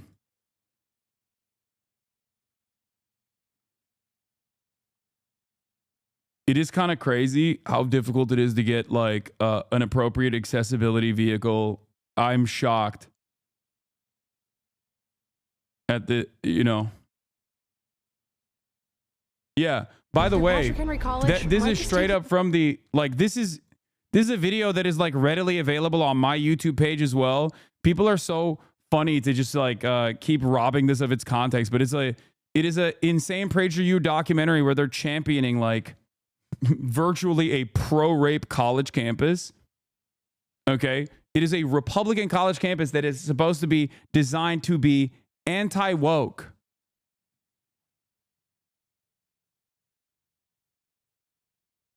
This community is 90% drama perverts who persistently get what they want. Yeah, I know. Don't be. Accessibility is a farce in this country. I know. It is kind of crazy.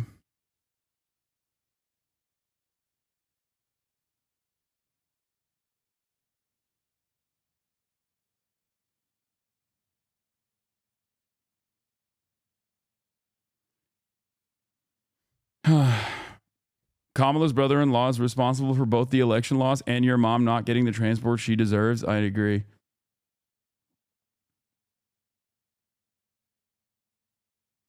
Chad did push back though at the time, and I personally didn't like the joke either, but to pretend that you were calling for rape is insane. Yeah, I know. But it's okay. Here's the other thing though. Here's the other thing that people need to understand, okay? A lot of people on the left have this proclivity to very easily get duped by shit like this. Okay?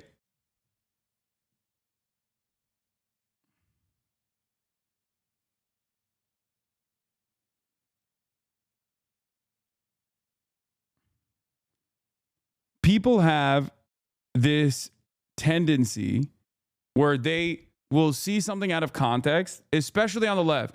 People on the right never do this. People on the right could quite literally be like, we have to kill all trans people, okay? And not a single person will be like, that doesn't sound normal. Like, that sounds great.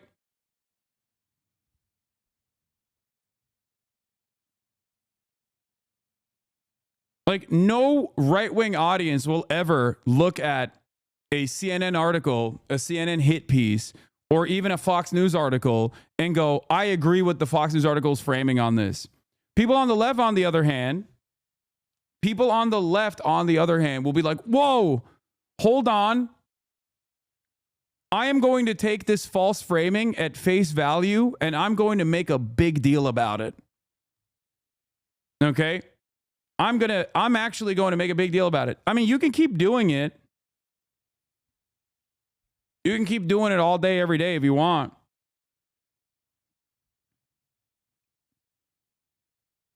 But I think the smartest thing to do in this process is to go, does this make sense with all that I know about this person? Does this actually make sense at all? Does this contradict the values that I know Hasan holds? Or does it not? That's all you need to do.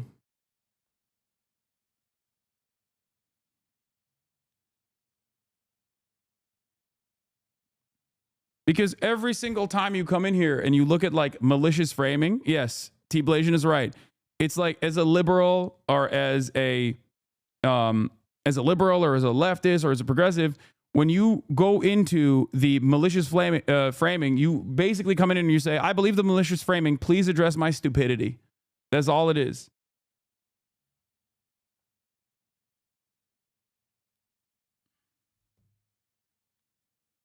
And I think that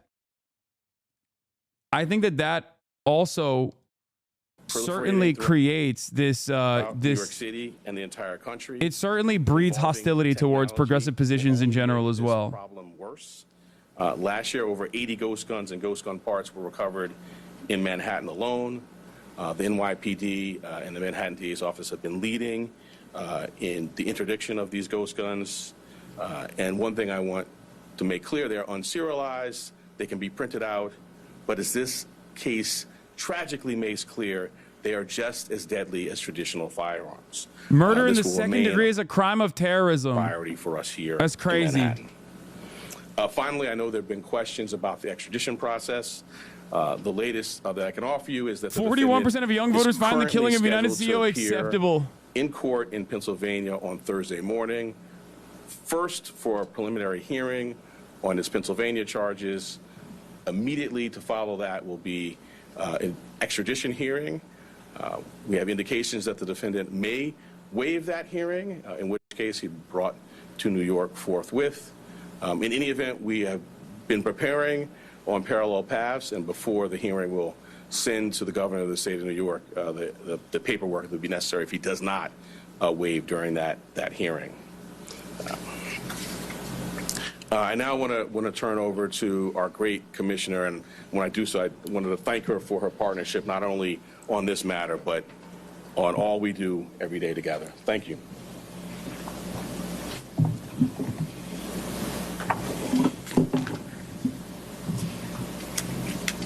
Good afternoon, everyone.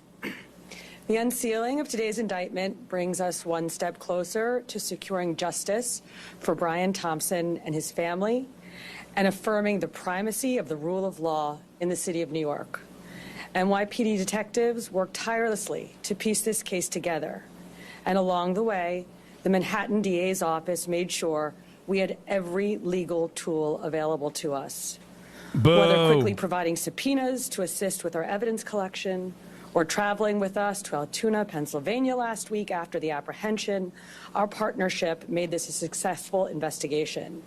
So I'd like to thank District Attorney Bragg and his team for their work in bringing this case forward. Part of that work included the relentless collection and analysis of surveillance video by our detectives, which ultimately produced a clear image of our suspect. That image was shared far and wide through the media, and thanks to an observant McDonald's customer and the employee who alerted the police, Mr. Mangione was quickly brought into custody. What the fuck? This outcome is why we always emphasize the critical role of the public in our public safety mission. So again, I want to thank everyone who saw something, said something, and did something.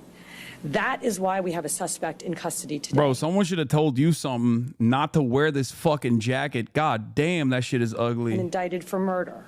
And let me be perfectly clear. In the nearly 2 weeks since Mr. Thompson's killing, if you see something, say something. Girl, that jacket is not it. Celebration of cold-blooded murder.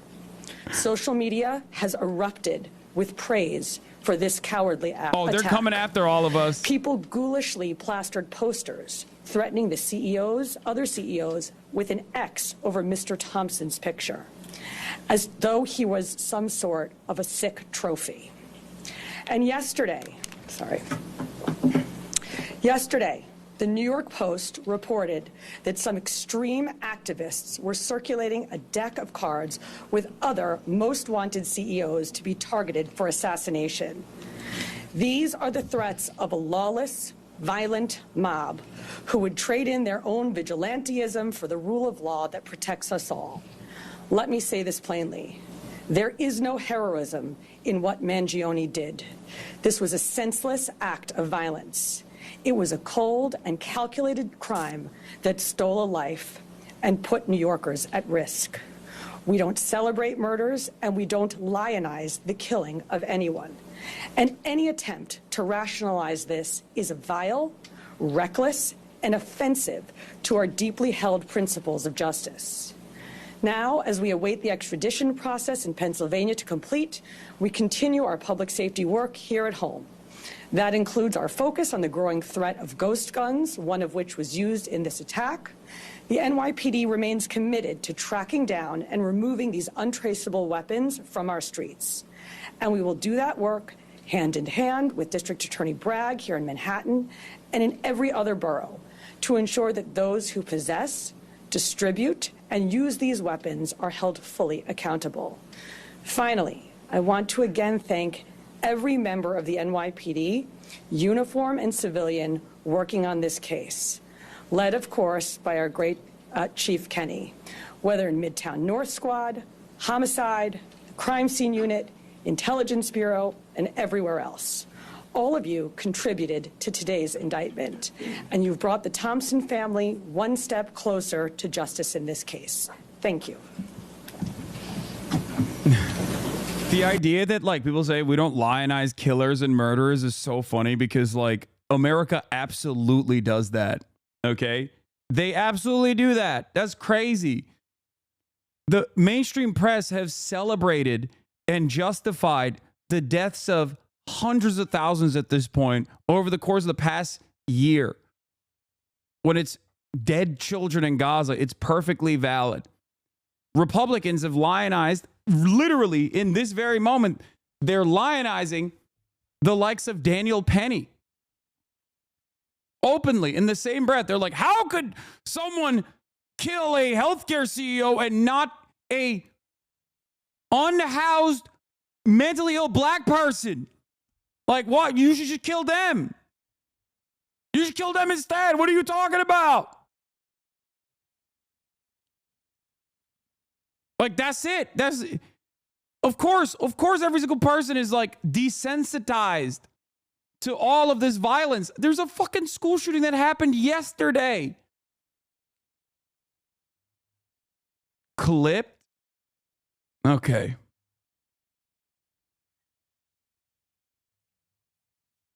It's crazy. It's crazy that they act like this, as though all of the justification for the endless, unfettered violence is not inevitably going to change the collective psychology of Americans in general. It's going to leave them desensitized to violence. So the original missing report took place back in November 18th in San Francisco. The sergeant that was involved in that case reached out to the San Francisco field office and said, hey, basically, I'm working on a missing case. I saw the photograph that was distributed by the NYPD. There bears a resemblance. That tip was forwarded to us close to 45 hours after the incident took place. It showed up to a TFO, which is a task force officer. We have NYPD officers embedded with the FBI. They received that tip. It was one of 4 tips that they had received that day, and they were vetting it. Part of that vetting process was that they reached out to Mangione's mother in San Francisco very late on the 7th. They had a conversation where she didn't indicate that it was her son in the photograph, but she said it might be something that she could see him doing. So that information was going to be passed along to the detectives the next morning, but fortunately we apprehended him before we could act on that.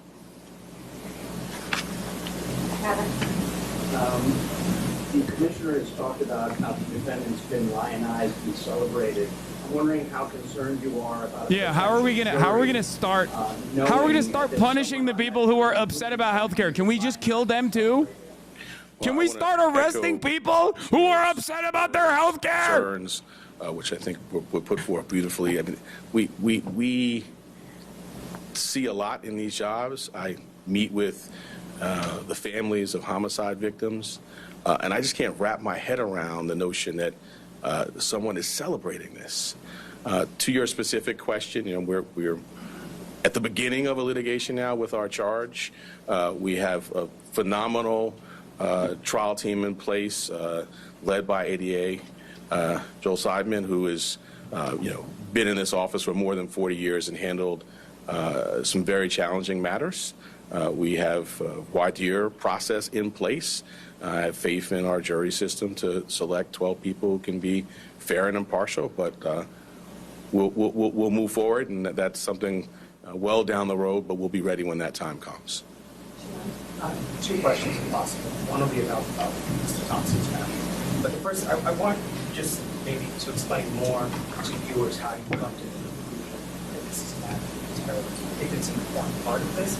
And so I'm hoping maybe you can explain that a little more, sort of define maybe the statute here. Sure, and my point, I mean, the statute talks about attempts to influence or coerce a civilian population. The statute talks about intending to influence a policy of government, and it talks about seeking to, put forth things sort of similar to that by murder. So the statute, the plain language of the statute is clear. Obviously, we've charged it. The grand jury has voted on it, and we intend to go forward and prove it. But I think it does help to take a step back, and think about the proof in the case, some of the writings. I'm not going to get into too much of that, but and the actual reaction. In the middle of Midtown, the beginning of a busy day, tourists, commuters, business people, the intent was to sow terror. And if I could just I don't know about all that, man. Sadly, as you say, not a lot of focus has been given to Mr. Thompson or his family. I'm wondering if the services folks, or any of the folks in your office, have been talking to them of what that's been like. Is anything you can say about that? I'm not going to talk about communications with the family other than to say that revenge killing of any sort is not considered terror until the revenge killing is conducted against a CEO, a person that is of notoriety and worth in society. Like you're saying, okay, so much focus on it's terrorism. Suspect. It's quite different. I echo what the commissioner said, and the sentiment of your question. My heart goes out to it. I mean, this is a significant piece of what we do here. Is we center the trauma of survivors and victims and their families. As the CEO of my own small business Pokemon card reselling company, I am terrified. When appropriate, if they want to, offer a hug, and we have. Your joke, but like I can see that being the next step of universalizing the fear and being like, you don't understand. Who amongst us isn't a CEO in their own way? You know what I mean? Like trying to make it seem as though the fucking mom and pop shop owner in your local neighborhood is a direct target of this kind of terrorism, just as the United Healthcare CEO is. Like, you have to understand, it's the same. It's the same, actually. We're all CEOs. This is a nation of CEOs. We're all CEOs one way or another.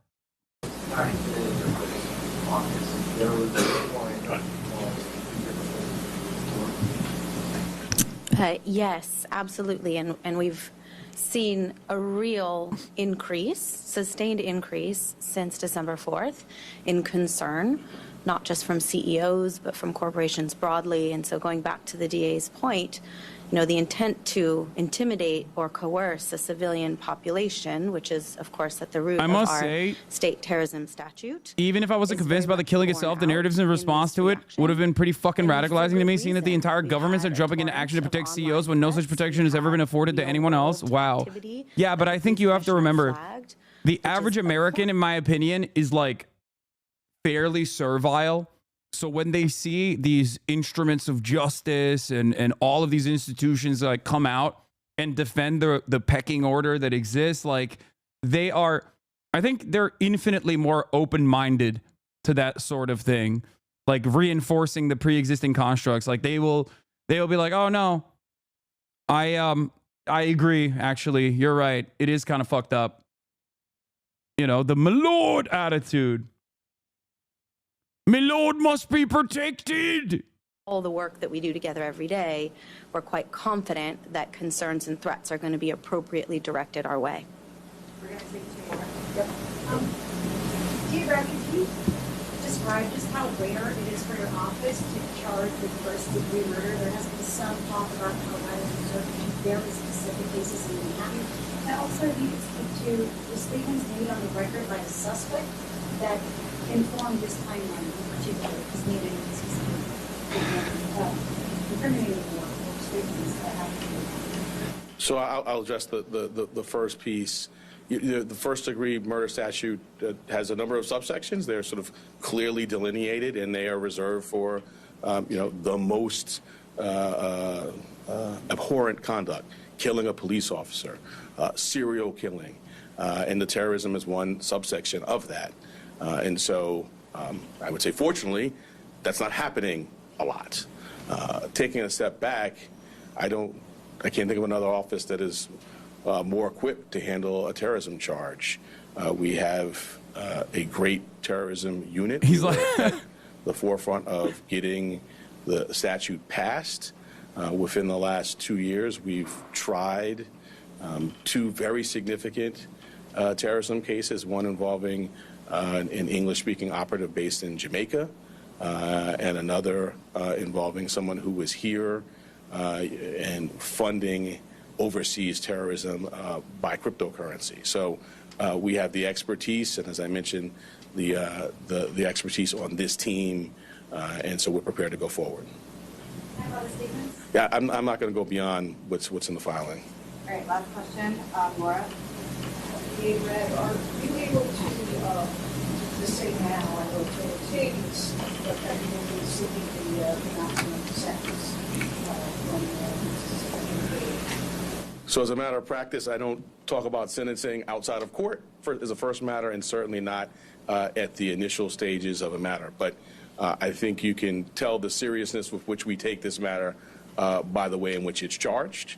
The murder in the second degree actually has a mandatory life without parole sentence, no discretion for the judge at all. So that's the maximum there. But I'm not going to go beyond that. We will first get the defendant to the New York. audio is shit in these meetings because they have to open up the boom mic so that they can hear the random journalist and then go back to the individual mic. That's why it's bad. Equipped to do that, and then we will proceed to sentencing, at which point we'll make our arguments in court. Thank you all so much. Thank you, sir. I was taking your book.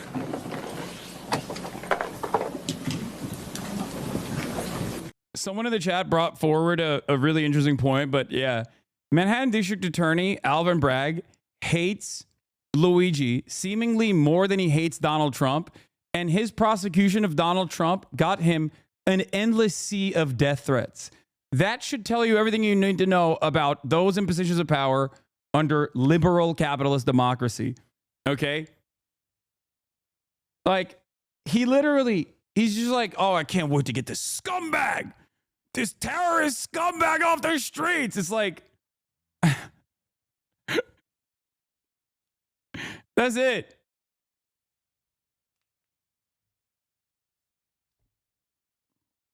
Someone's sneaking some crack in a video camera so Joe will pardon him. Yeah, no, someone needs to tell Joe that Luigi is his son.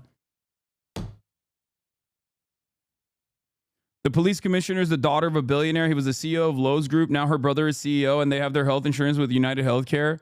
I did not know that, but it's not shocking to me.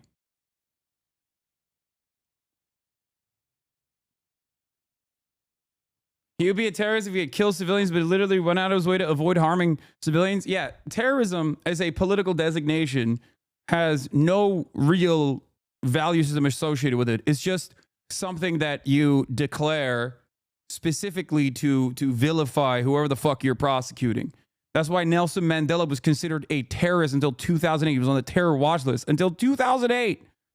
It just means that you're outside of you're against the preordained hierarchies that the state wants to justify, that the state wants to uphold. There's a reason why you rarely ever see that designation for white supremacists, okay? If you want to have like a universal approach to it, I think the best possible universal approach to it would be people who go out of their way to create a sense of panic upon the public for political purpose or not, by directly targeting majority civilians. Okay? Like, that is what the universal application of that would be, which would put America as the top terrorist on the planet. Israel would be a massive terrorist. Russia would be a terrorist as well. All these states would be considered, most states would be considered terrorist. So it doesn't really make sense that way, which is why there is no real universal application for it. And rather, you have these applications on non-state actors usually, right? If you strap a suicide vest onto your body and blow up a hospital, you're understandably called a terrorist. If you blow up that hospital with a drone strike, you're called Barack Hussein Obama, recipient of a Nobel Peace Prize. Do you understand the difference there? Bro, they are going to ban you. What are you guys saying? I'm talking about what am I not supposed to talk about? Like the designation of terrorism? Like what are we doing here? What this is like people always turn around and they're like, "Oh, dude, free speech, whatever." And it's like, of course you insult the black president, lol. Wait, what? You hate Kamala more than you hate Trump, and that tells me everything I need to know about you? Oh, like you, another rich kid cosplaying as a leftist? Don't talk about Nelson Mandela. His name shouldn't come out of your mouth.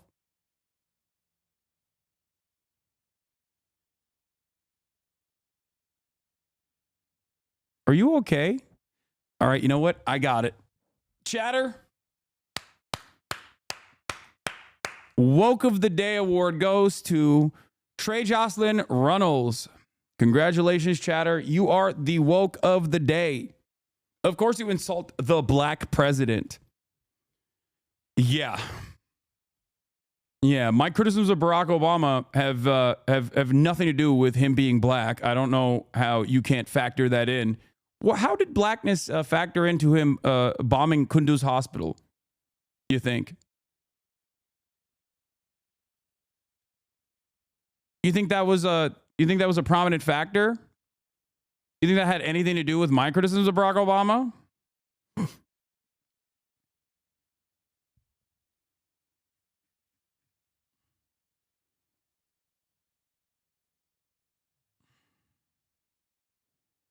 Do you have an answer to this, or are you just here to cry?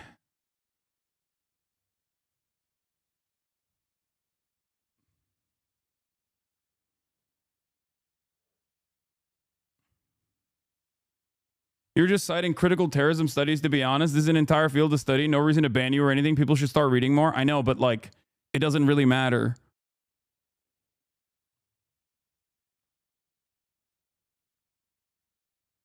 What happened? Why did this guy stop talking? The school shooting in Wisconsin. There have now been 488 mass shootings in the United States this year. 10 years. Okay, we're not going to do the Madison shooting in Wisconsin. Or, you know what? Let's do it. Let's get into it. All right. We'll talk more about the UHC shooter updates in a brief moment. But I do want to talk about the Madison, Wisconsin school shooting that took place yesterday. Hold on. The message takes long from Israel ID of troll bots. Some of these chatters are insane. They do zero looking at in-context video and just pick and choose what they want. Yes. For a lot of people, they are capable of robbing context even in real time when I can just like have a ongoing conversation with them. That's what's fantastic about this. It's just like when there is a will, there's a way. Okay? And enough people, I think people at this point are so deluded and so firmly invested in the way that they see the world that whenever someone is talking outside of their scope of looking at reality, their brain breaks. That's why back in the day, you used to get so many like Trump supporters that would come in here and would engage in selective hearing. And even if I was like directly criticizing Biden, okay?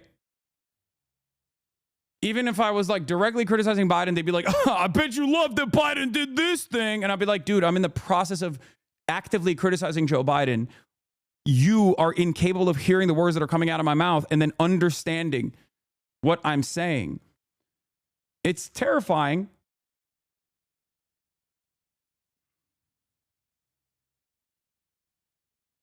It's terrifying that people can be so horrifically stupid. You know?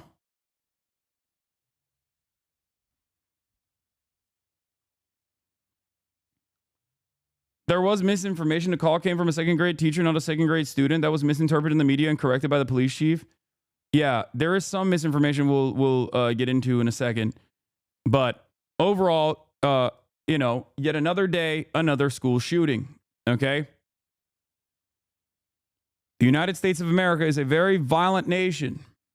And that violence that we dish out globally sometimes is dished back at us in the form of blowback.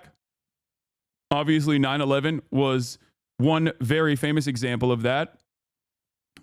This is not a controversial thing to say. This is basically the academic consensus on the matter. It's a real principle. It's a real concept called blowback. But outside of that, there's also another interpretation of the imperial boomerang. The justification for all of the violence that we engage with on the global stage and the normalization of said violence inevitably creates this system where we are being violent to one another. We're being violent to ourselves.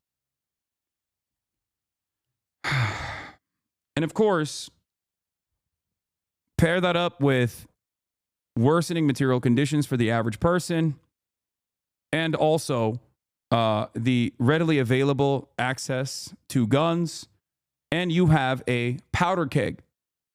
And that powder keg has erupted already. It's not like it hasn't already exploded. I would say that 83 school shootings in the fiscal year 2024 is the powder keg erupting, right? Like that's not normal. That is abnormal. Hundreds of mass shootings happening every fucking year is abnormal. It's not normal at all. It's the only country, America is the only country on the planet where this happens with regular frequency.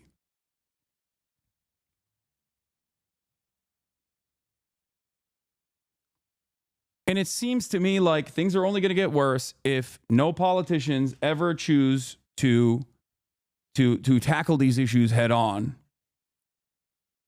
with honesty. What is happening?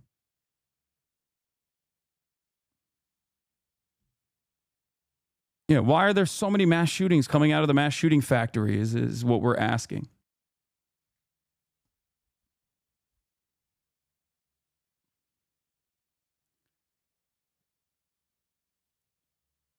We know one of the most effective methods of preventing this sort of violence,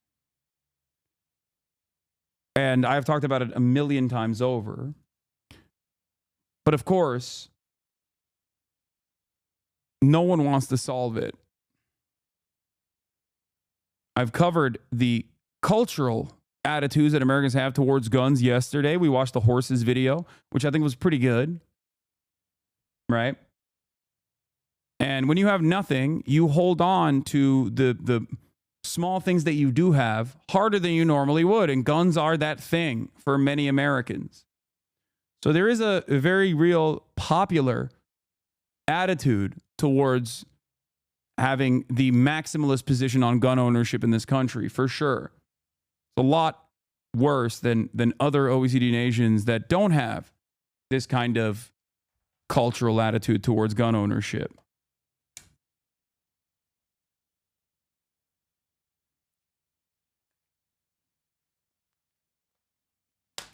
But here we are.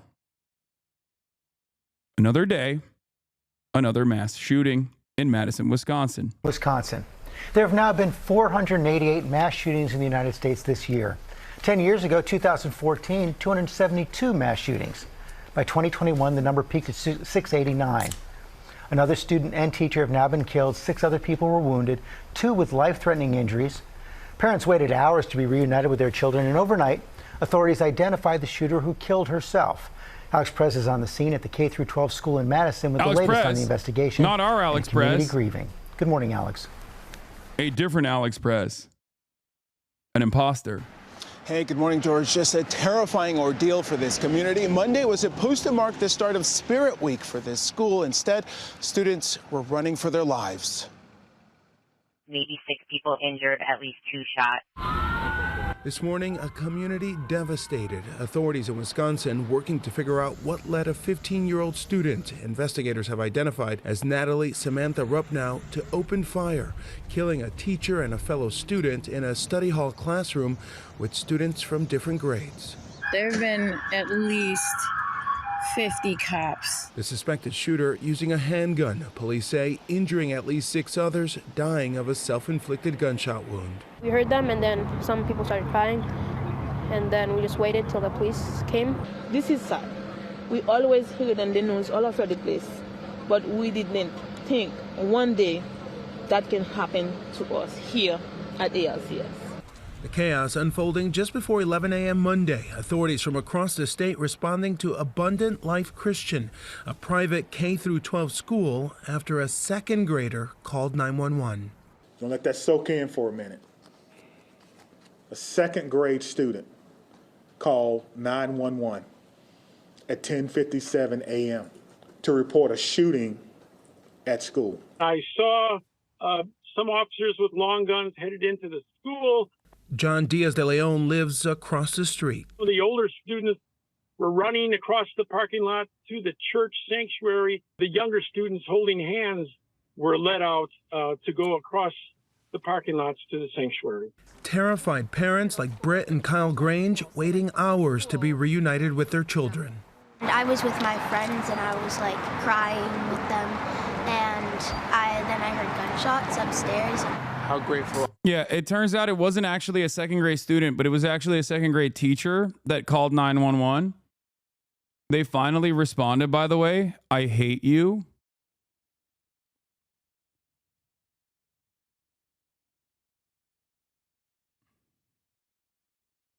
That's it, man.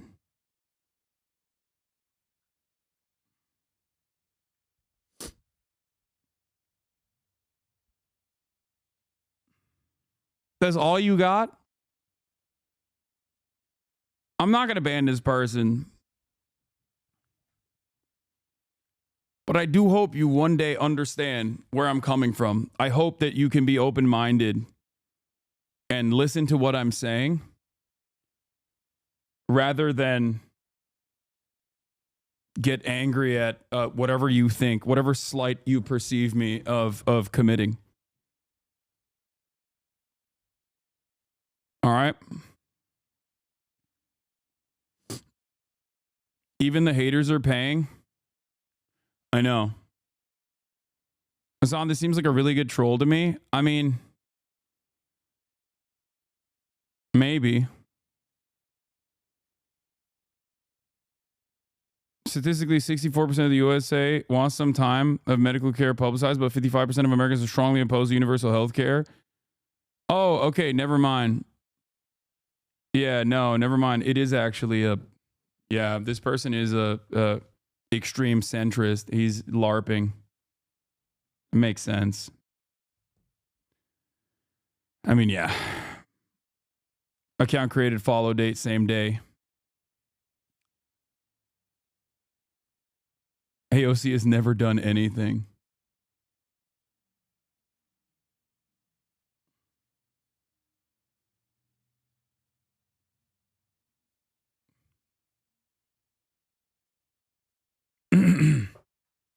Just curious, what's significant about the shooting compared to the other 83? Just asking because I don't remember seeing 83 breaking news coverage.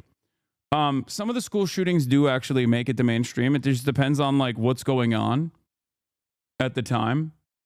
But the reason why I think this one is getting a lot of news coverage, like extra news coverage, is also because the shooter is a woman, is a girl.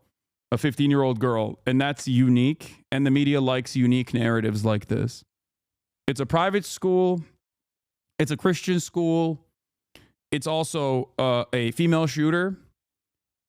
So all of those three factors combined make this a more interesting story. It's not the first time there has been a female mass shooter, but it is very rare.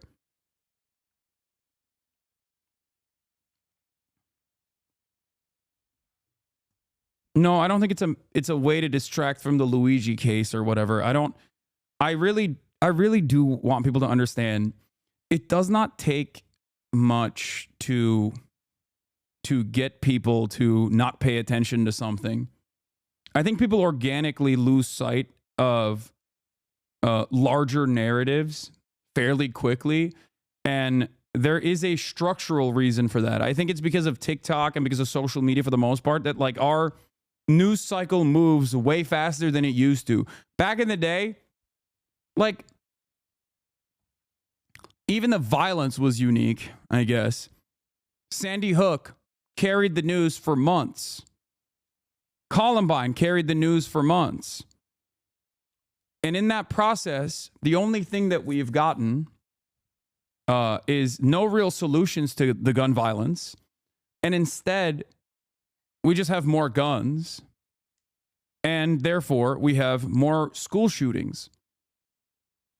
So partially, I mean, part of the reason why it is a quick in and out of the news cycle is because it's just simply more commonplace. And the other reason why people move from one thing to the next is because the media is super decentralized and you're getting blasted with information, new information every single day. So I think that's what factors into it. I don't think that like the drone story, for example, was like implemented as a distraction from something more nefarious because people were hyper focusing on the Luigi thing. Does that make sense? We just don't have any attention span any longer. Like as a collective, we do not have the capacity to pay attention to a news story and really dive into it beyond like 48 hours or maybe even less than that. How are you that you have your 2 little ones right next to you right now? I'm very, very, very thankful. I mean, the gut-wrenching feeling that you feel when you get that notification, there's no, like, you always just hope that never happens, and it happened today. This morning, investigators looking into social media accounts believed to be the shooters, showing signs of a gravitation towards potential neo-Nazi violence and engagement in forums venerating mass shooters. Posts just minutes before the shooting. Don't you think the media machine is also kind of built to keep people from focusing on any one story for too long? Yeah. Do you think there are any examples of mainstream media attempting to overpower certain stories? Absolutely. I'll give you a very prominent example of this that was very successful. Palestine. Pro-Palestinian demonstrations were insanely widely attended. Okay? There are still active pro-Palestinian movements happening all around. The media rarely ever talks about it. That right there is a perfect demonstration of mainstream media shifting people's attentions away because of their priorities.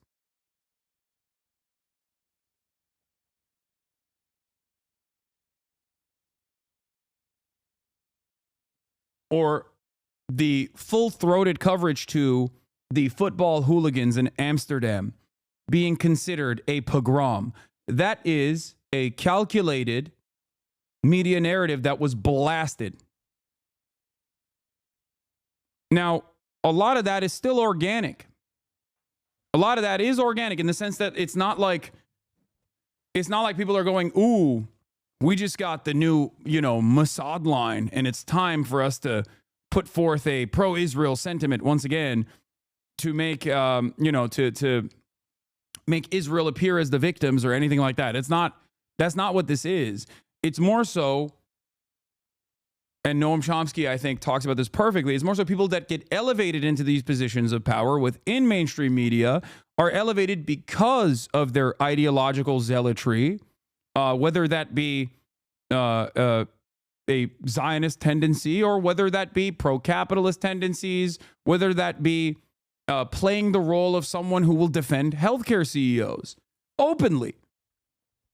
Like, it might come across as shocking to you when you hear Michael Smerconish on CNN 2 days in a row decry how there was no vigil created for Brian Thompson on that sidewalk where he was, gunned down, and how devastating this is. But the reason why he's in that position, the reason why he's been elevated to that position is because he will play that role of the loyal servant of those with true power in American society. Okay? Most normal people that have a very different attitude about that sort of thing are not going to get to that level of prominence in mainstream media. It is a self-selecting and organic. It's a self-selecting and organic process. It's not deliberately done. It's not done in a way where it's like like a cigar smoke clouded room shrouded in mystery where they come up with the next guy that they're going to elevate to a position of power. It doesn't work that way.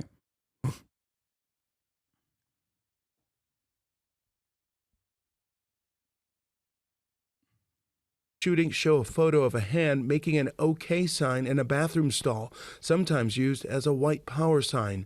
Investigators searching the suspect. By the way, the chatters that showed me this girl's account were correct. I saw the PFP originally and I thought it was a guy. So I thought, oh, I'm not going to cover this. And I still stand by that decision of not covering it. I thought it was a dude. I was wrong. It was actually her. Like, I thought the account that they were sending me, I thought the account that the account that you guys were sending me was not the account of the 15-year-old girl that shot up the school, but instead some random dude who was like an opportunist. Is she trans? Please say no. No, she's not. She is a RIP. You are not beating the himbo allegations. Wait, what? The account that chatters were sending me yesterday seems to be the account of the actual shooter who killed herself.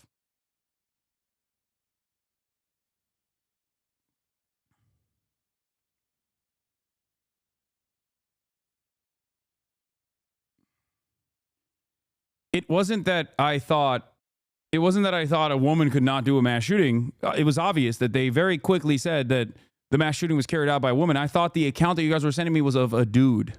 That's why I was like, oh, I'm not, I'm going to wait for more information, which I stand by, for the record. I think it's the appropriate thing to do, and I will continue conducting myself in that way when there are breaking news stories happening. I will always be critical of information that's coming out whenever there is a breaking news story. You know that is my policy, and I only end up offering additional coverage through a critical lens when there is a sea of misinformation that's coming out from propagandists with a very overt bias. Like whenever people go, oh, the shooter is trans or anything like that. When that happens and there is already confirmation that the shooter is not trans, for example, then I will cover it. Yeah, wasn't chat sharing the fake YouTube Luigi account the day of the capture? Exactly. So that's actually a great example where a lot of chatters were sharing the fake Luigi account, saying like, oh, Luigi sent this, and I kept saying like, I don't think this is, one, it's not confirmed, and two, I don't even know if this is actually Luigi. Like, so sometimes I will apply a critical lens to information that's coming out. But I just wanted to clarify for people who are maybe new here and were in here yesterday, but it's always good to demonstrate caution, okay? To exercise caution. Now, the account that blocked me and does not like me at all, Slatsism, one of these like TERF magazines. I think Redux is a TERF magazine, isn't it? She actually made contact with the alleged boyfriend of the Wisconsin shooter. He was very graciously provided me the full manifesto, which I verified by having him screen record himself, opening it from a direct link the shooter sent to him via WhatsApp. I told him I would do my best to dispel some of the misinformation and present things as truthfully as I was given them, and I will hold myself to that. She ended up watermarking the fucking manifesto, which is insane. Okay? Like, I can't believe that she ended up watermarking the manifesto itself. And also, make no mistake, the outlet that she writes for is like one of those weird radfem right-wing TERF outlets, like an anti-trans outlet that she writes for. So just take everything that this person is saying and doing with a grain of salt. Okay? Especially considering that the manifesto's authenticity has yet to be confirmed by the police. Why won't they investigate where she got the manifesto from? The doc was private. Well, it seems like she got it from the girl's boyfriend, the alleged boyfriend of this girl. This person or the shooter? No, the person that got access to the manifesto. Slatsism is the person that got access to the manifesto. She is a right-wing. She writes for a right-wing anti-trans outlet called Redux Mag that tries to cover anti-trans commentary from the perspective of being pro-women. Okay.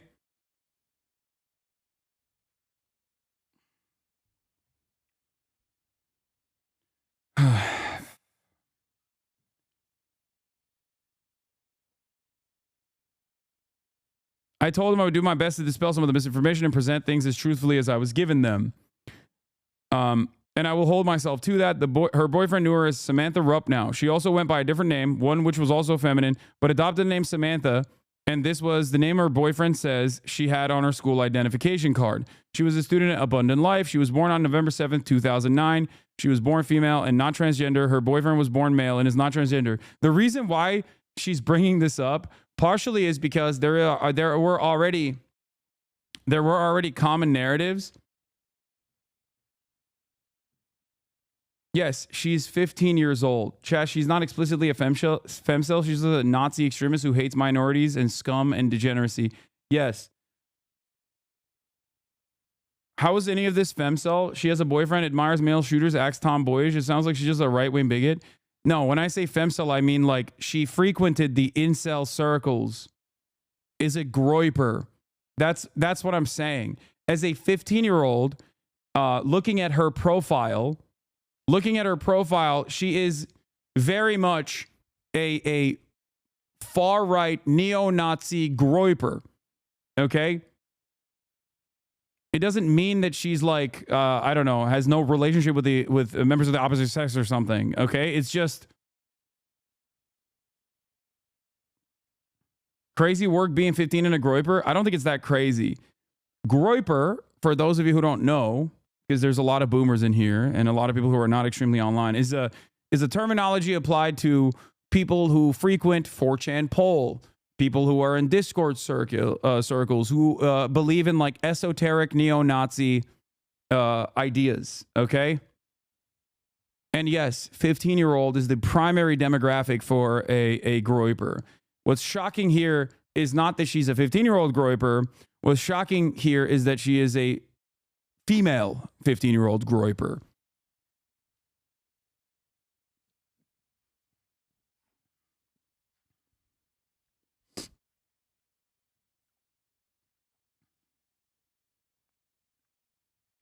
Her manifesto was titled War Against Humanity. Her manifesto is 6 pages long. In her manifesto, she spoke about having an extremely difficult relationship with her parents. She also referred to as scum. She also claims her family didn't love her or want her and expresses feeling like the wrong child of her family. She says she had planned to commit suicide a long time ago, but felt committing a shooting was better for evolution rather than just one stupid, boring suicide. She expressed deep admiration for Pekka Erik Auvinen, Arda Küçükyetim, and Vladislav Rosiliakov. Arda Küçükyetim, I am very familiar with. Arda Küçükyetim is the Eskişehir neo-Nazi groiper in Turkey who tried to do a mass stabbing at a mosque, if I'm not mistaken. He was a ginormous fucking loser, okay? And if you know who he is and you hail him as a hero, that means you are incredibly invested in like white supremacist internet shit.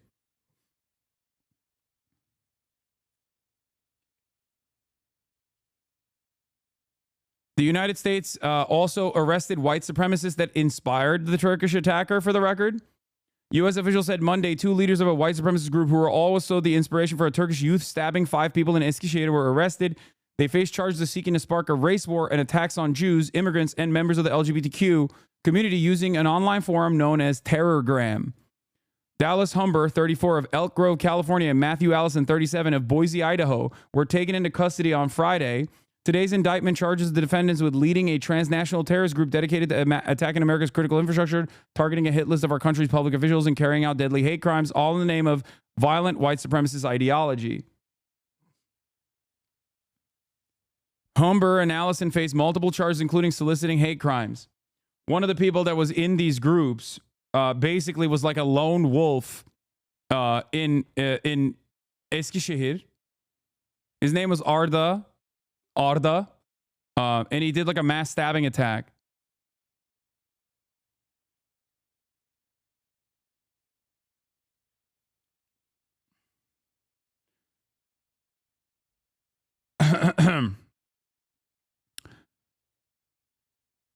They were, Humber and Allison faced multiple charges, including soliciting hate crime and the murder of federal officials, distributing bomb-making instructions, and conspiring to provide material support to the terrorists.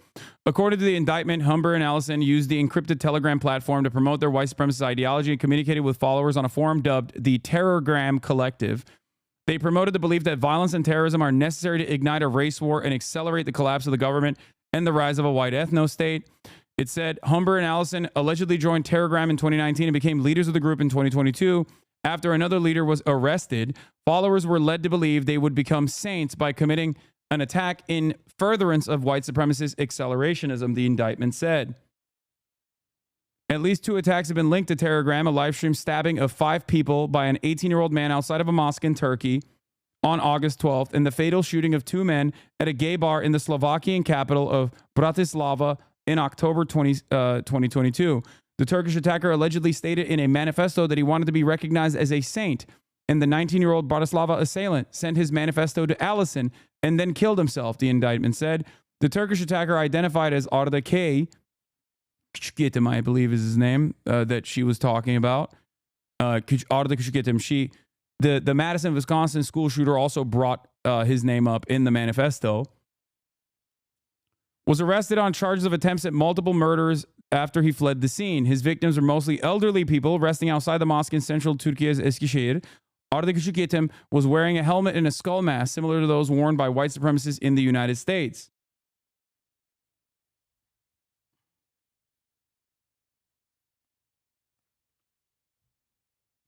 This is what happens in the most reductive ways possible. I will cover this as, this is what happens when you do too much online.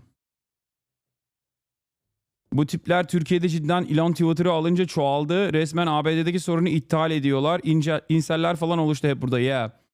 Apparently, Twitter becoming so firmly far right and so open to neo-Nazi sentiment has caused incel movements and neo-Nazi movements to grow in popularity online amongst the Turkish youth as well.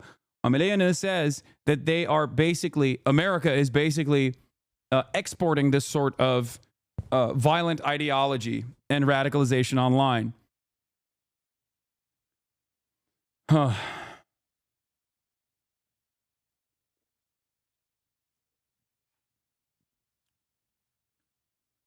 They have saints on Terrorgram and even a whole ass calendar to celebrate the dates of their attacks. They try to goad more attacks by saying they will saint you if you do well enough.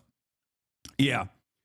This is yet another danger of not having any third spaces, not having any sense of community, not really existing in the real world around other human beings, and only finding a sense of common purpose online as you desperately seek out more and more hyper-focused groups, echo chambers online. Okay? This is what happens when you have very little association with the real world and spend a whole bit of time, and it, I think, accelerated during COVID as well because people just simply could not go outside, right? Where some people found my community, some people found this community, other people found these fucking insane right-wing communities that, and they required more and more closeness with other people, and ultimately moved further and further down the steps of radicalization. This is why I always urge people to snap themselves out of the hug boxes that they exist online. Okay? It's a terrifying prospect. Why would a girl in the Midwest be so inspired by a Turkish neo-Nazi? Why would a Turkish neo-Nazi be so inspired by American neo-Nazis? It's because it is a global network of like-minded fascists, older fascists that are actively trying to radicalize younger people into fascism and successfully doing so, especially when they meet people in their most vulnerable moments.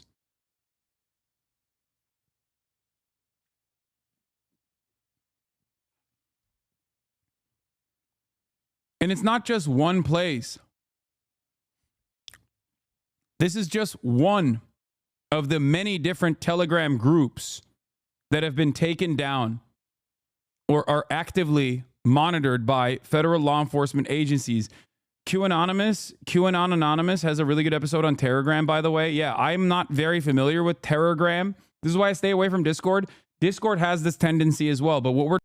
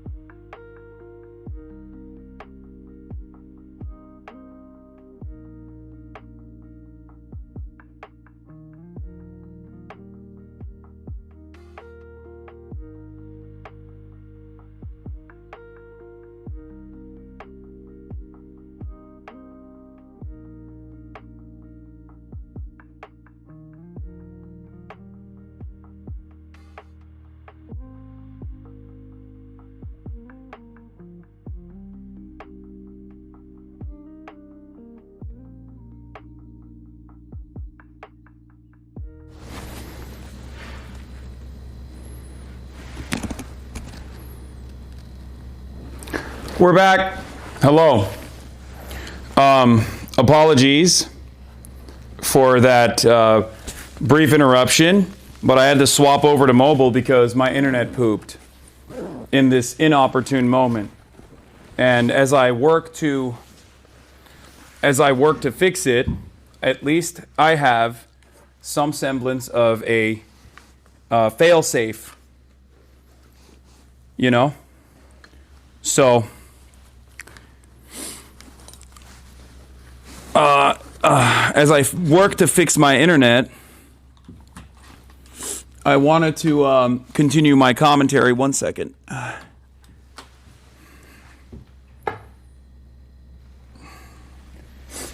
It's gone for the moment. But, you know, I'm still here.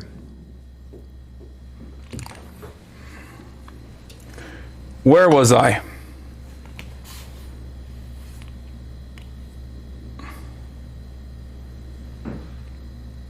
Pay your bills? It's not about my bills. I don't know what's happening. But, I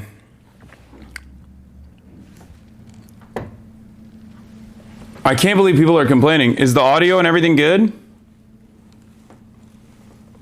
I hope it is. It seems like this is an appropriate substitute in the interim period as I try to fix my internet. Let me also try to do that right now real quick.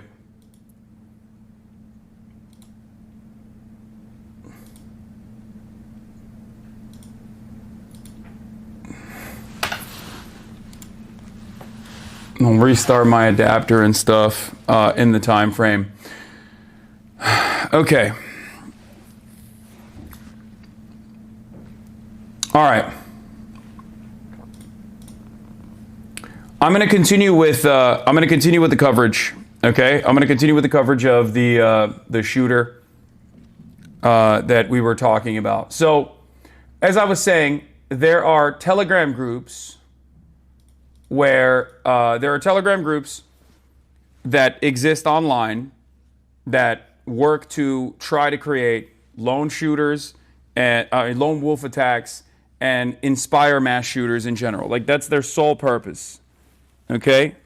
Why isn't this working? This is so fucking annoying. Hold on, I gotta fix my god dang. Oh, there it is. At least one of them is giving juice. All right, they're both working. All right, perfect.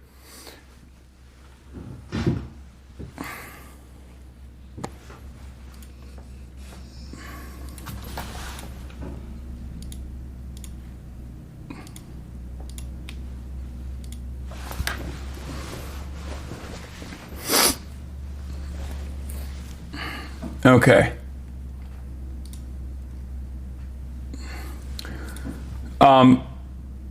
So the Madison, Wisconsin shooter also offered particular praise for Küçükyetim, who was a Turkish neo-Nazi who committed a mass stabbing attack, as I talked about, in Eskişehir earlier this year, and she stated he was an inspiration to her. She calls him an ultimate saint, which leads me to believe that she might have also frequented this same terror, pro-white nationalist, pro-neo-Nazi terrorism telegram, also appropriately dubbed Terrorgram.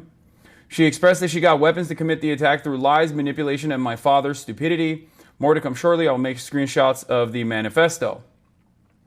In the interim period, there are photos of her. She's wearing a MDF MK shirt. I think it's like, it's inherently a leftist band, but most like, I don't really know enough about that. But I will say that it's not surprising to me that another neo-Nazi fascist doesn't fucking understand. Another neo-Nazi fascist doesn't understand, like, how any of this shit works. But has no way of, what is it called? Is the anarchist band KMFDM? KMFDM. Yeah. Okay. Well, regardless, it doesn't matter what the political ideology of the political ideology of the actual fucking band is, because We know what her own personal political ideology is. Okay? Hold on. Why is this not? Come on, man. I'm trying to fix my internet real quick.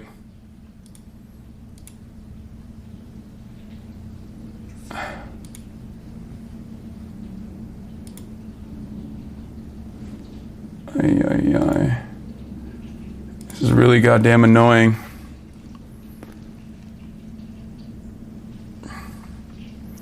Murat's not here to help me. He can't. Unfortunately.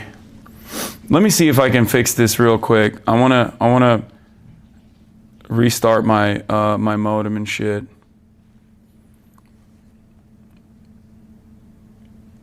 Where is it?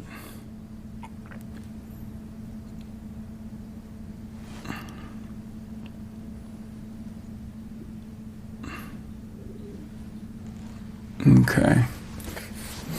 Let's see if I can fix my router. It's been seemingly offline for no reason.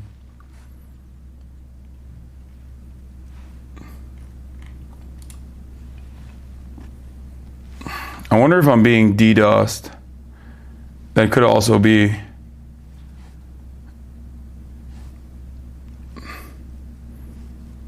That could also be what's going on right now. Potentially.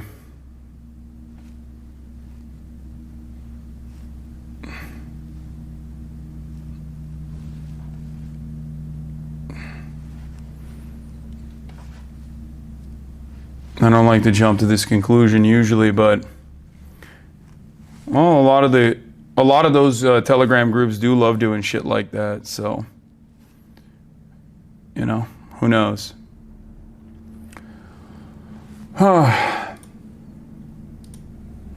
In any case, the person, Slatsism, the account. Oh, it's back. All right, we're good. We're back online. Okay. All right. I'm going to swap it away from my failsafe, and I'm going to go back to... Okay, we're good. You need a PA? A PA will not be able to troubleshoot this or solve it. You're wrong. Okay, I'm gonna go back to the regular... I'm going to go back... Okay.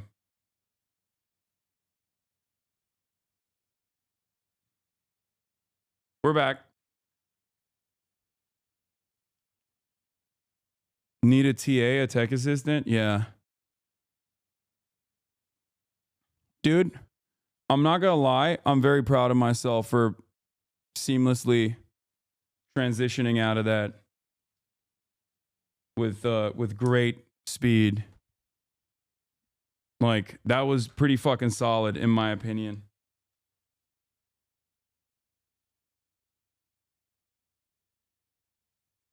And if necessary, I can go back to that as well. You know, boomer or not, that's a tech god right there. Having a good failsafe like that, you know, pretty solid in my opinion.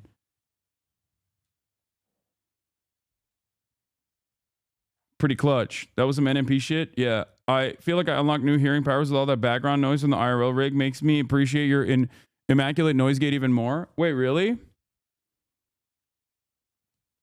There was a lot of background noise. It's pretty nice having redundancies. This is why I have a UPC for my PC. I have all that as well. All right. But going back to it here, let me reload all this shit that got fucking yeeted when I went offline. But yeah, going back to it, there's some information. We could potentially go through the manifesto, but I think it's more interesting. Like, just her background in and of itself is more interesting. Especially because you got some audio perverts in the chat. Jesus Christ! Wait, really?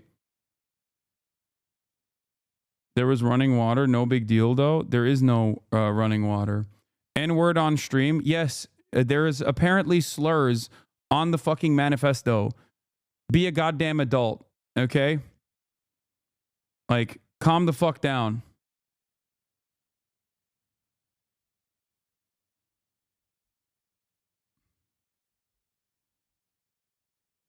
I can't believe a neo-Nazi's manifesto has slurs in it. It was crackly. Your phone is worse than your studio mic with processing, turns out. No, it wasn't a studio mic. It was actually a lav mic. Who would have thought a neo-Nazi? She was a neo-Nazi? Yes.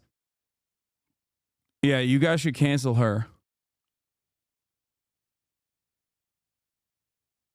Oh, yeah, the shirt is a Columbine reference, I guess. On the right, today's Madison, Wisconsin school shooter Samantha Rupnow.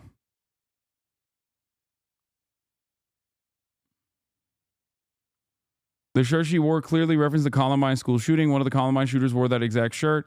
She also frequented forums where school shooters were idolized, so it has nothing to do with the band but the symbolism. Yeah, that makes sense. Yeah, good luck canceling her. I think she's already canceled herself. You know, she killed herself. She did a school shooting and a suicide. Apparently, one of the people that was mentioned in her, this is the school shooter. One of the people mentioned in her, this is AF Post, which is also another fucking neo-Nazi America First Post. It's a fucking literal neo-Nazi news network, basically. Radfem Hitler, also known as Hollow Earth Turf, deactivated after being named in the Wisconsin School Shooters Manifesto. The shooter said, Radfem Hitler is fucking vindicated now. The shooter also disparaged moids and foids. The leak reportedly comes from the shooter's Discord. I don't know if that's real or not, and it's a fucking, it's a what do you call it? It's America First Post. So I'm not going to go along with this. Just so you know, I'm just letting you know that these are there are a bunch of common accounts that end up posting misinformation. And the America First Post, if you see anything from those guys, remember that they have a very specific interest in mind. Chatters are saying they're fake, but yeah, you know, it's just the RFH thing is fake. Okay. So I do want to mention there was a comment on our last tweet that said, I can't wait until she does it. Yeah. One thing to also remember is that not only is like America First or Libs of TikTok and many other outlets are many other common purveyors and disseminators of misinformation will actively use any and every opportunity to basically push their own version of propaganda. But even this, the reason why I mentioned like the biases of the person that investigated these matters, the reason why I mentioned that is because I want you to also look at all of this information with a grain of salt as well, considering that none of this has been officially confirmed yet.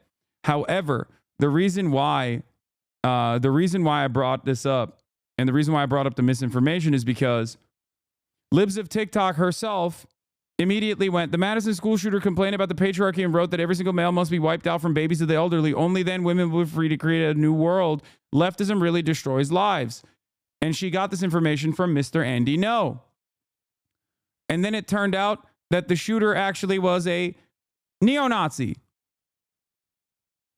Far-right neo-Nazi Femcel who followed white supremacists and Groyper accounts. Not a surprise that Libs of TikTok is trying to paint her as a leftist. If you think feminism is kill all men, then yeah, you're going to misread everything that's happening.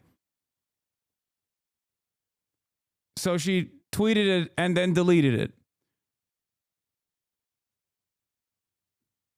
These guys have one speed, okay? Immediately blame the left. Immediately blame like what you consider to be the left. No matter what happens. The manifesto was the only document that says she was 15 before law enforcement corrected from 17 to 15. So I think it's likely the manifesto is real. Yeah, there are some reasons as to why I'm still presenting this person's investigation. And the reasons are because Slatsism's information, regardless of putting your own fucking watermark on a manifesto of a neo-Nazi, which is insane to do to begin with. But the reasons as to why I'm saying that this is most likely correct is because a lot of the information that has come out after, a lot of the information that has come out in mainstream media that was verified afterwards actually confirms some of the stuff that she had uncovered already. Police have now corrected the record live and confirmed the shooter was 15 as stated in the manifesto I posted here earlier. Previous mainstream media reports claiming the shooter was 17 were incorrect. Shooter are dead. Ready? Yes. All right, 3 people, including the shooter, are dead. Identified the shooter for you. A teacher and a teenage student were pronounced dead at the scene. 6 other students and a teacher were injured and taken to area hospitals. 2 students remain in critical condition and have life-threatening injuries. A teacher and 3 students were treated for non-life-threatening injuries, and 2 of those have been released or discharged from the area hospital. I'm just going to jump in. It's 2 students in critical condition, and then 4, including a teacher, and 3 students with those non-life-threatening injuries. Thank you. Lucas from the State Journal. How did this 15-year-old get a hold of this gun? You know? Why are they so quick to release a school shooter manifesto? They're not. The media is very protective over stuff like this, and oftentimes will refuse to release the manifesto of any shooter. But they especially are. They're not. Mainstream media usually won't release the manifesto. They'll basically point to it if they have access to it. They'll point to it to ascribe motive. But it's not mainstream media that released the manifesto. It's some fucking random turf person who works for Redux Mag, which is like an anti-trans outlet, a turf outlet. They didn't release Luigi's manifesto. They only made inferences to it. Part of the reason why they don't release manifestos is because they don't want to urge copycats. They don't want to create copycats.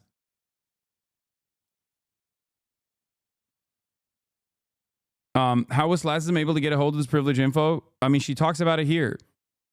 She dug deep and found the alleged boyfriend of the Wisconsin shooter. And he had gotten the full manifesto linked to him in a WhatsApp message. So he was able to send it to her. She didn't release it, just took snippets from it at their leisure. That's the other part of it as well. But yeah, there are 6 pages total, according to Slatsism. And this is some of the screenshots. War against humanity, the creation of a disaster. Why is this so unfair? Hatred, something everyone has gotten in a sense. Some people think it's pure nothing, but because the hate they make, it ends up killing them without knowing it, which go right ahead. I don't mind, but kind of do at the same time. What the fuck? Okay. One thing that I immediately noticed when I was reading this was like, the literacy rates are abysmal in this fucking country. Okay. I know that I joked about Luigi Mangione's manifesto having maybe too much brevity.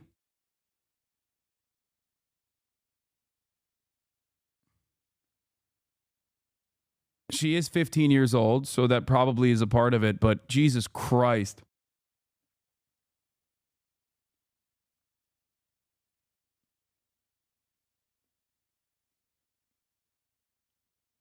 I think... You think the parents will go to jail? Potentially.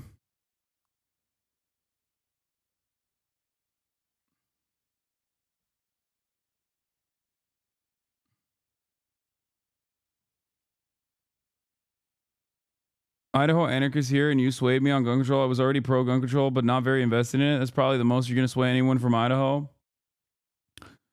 The human scum is color and the way people are raised. I've grown around people who do not care or give one single care in the world and smoke their lungs out with weed and drink as much as they like as they can, like my own father. I've grown to hate people in society. It's truly not my fault, though it never was. But all of you in the world have done to me is pick and tease me. You've pushed me into a corner with no help whatsoever. Yeah, it almost reads like it's fucking. It almost reads like it was like written in a different language and then translated through like a shitty AI translator.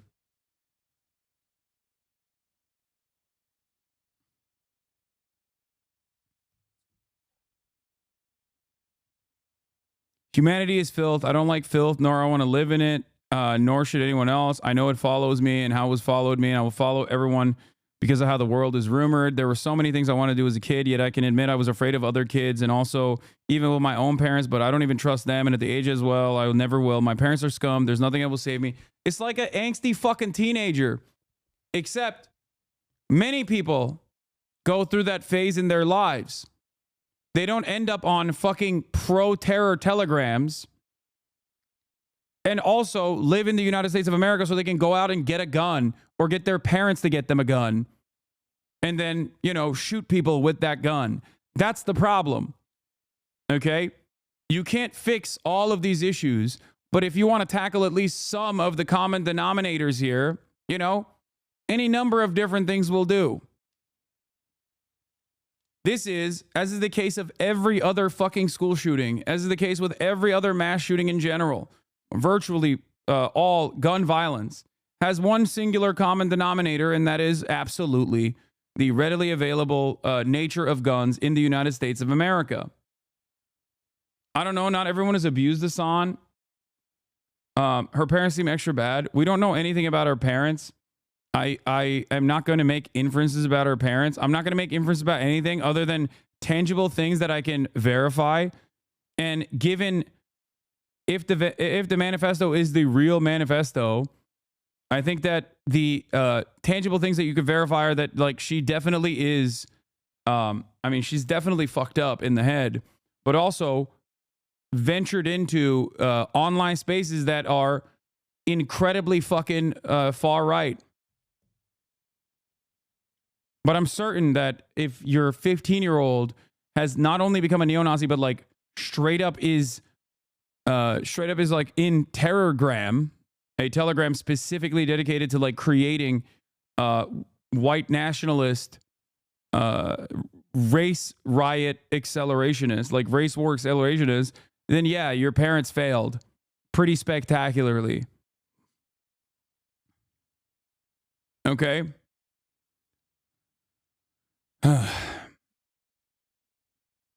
The issue here is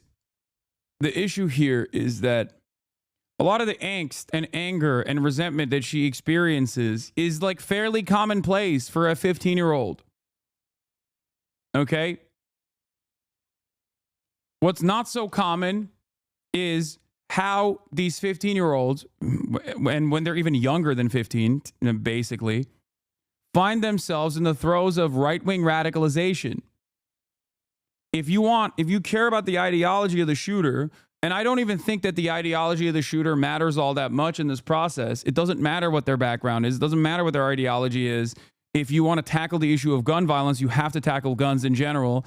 And I do treat many of this other fascinations as a simple mechanism of distraction.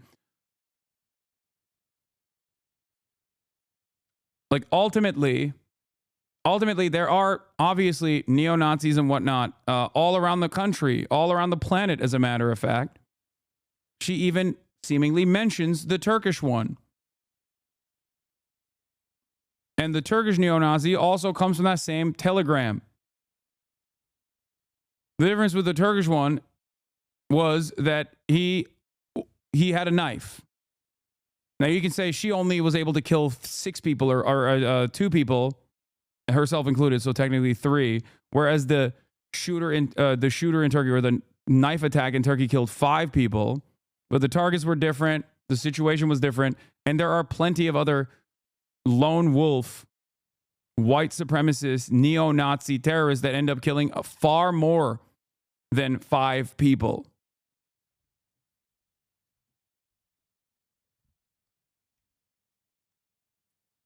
You never count your own like on posts? Yeah. I don't even trust them, and at that age I didn't well, and my parents are scum. There's nothing that will save them to make me think good of them ever again. No family ever trust and never trust society. There's two people and only two people I would trust, one partially and one I would never doubt. I can agree that I don't know what I'm doing in my life, but neither my parents or anyone around me. I've changed and I will not go back to that ever again. I'm hard and I'm different. The situation of a lifetime is get the fuck out moment and don't come back. I will never go back and nag my way through life. It's not even my fault though. It's everyone else's. It has to be theirs and not mine. It's pure idiotic from people to cause this, but it's a good thing that happens. Blah, blah, blah, blah, blah. Holy shit. Maybe you'll see me as a weirdo, a freak, just as some of you do now, but I'm not. I'm not like the others. I would never want to be like them. And then the rest of it has a bunch of N-words peppered into it. Once you know, you'll never be proven guilty on all charges that we should be killed in a good way, in a way that's simple and more painful than anything. Revolution and population. The revolution should be well. The population should be well, but it's not. It never will be. I want to change that, but will I truly? What?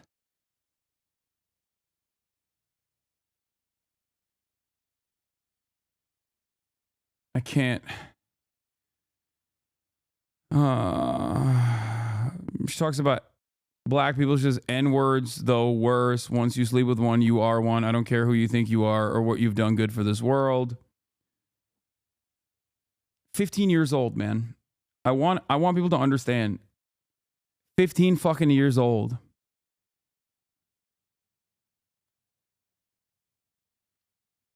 Yeah, it's what's shocking is like having this opinion when you're in fucking Madison, Wisconsin. There are like 300 total black people in Madison, Wisconsin. That's part of the reason. That's part of the problem. Is that segregated communities end up churning out these sorts of unimaginably racist results in general.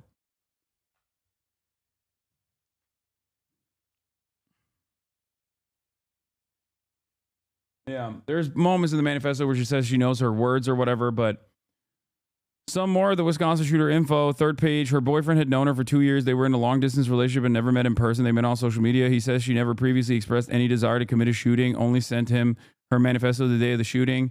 Timestamps of their messages shown to me demonstrate she sent it to him via WhatsApp.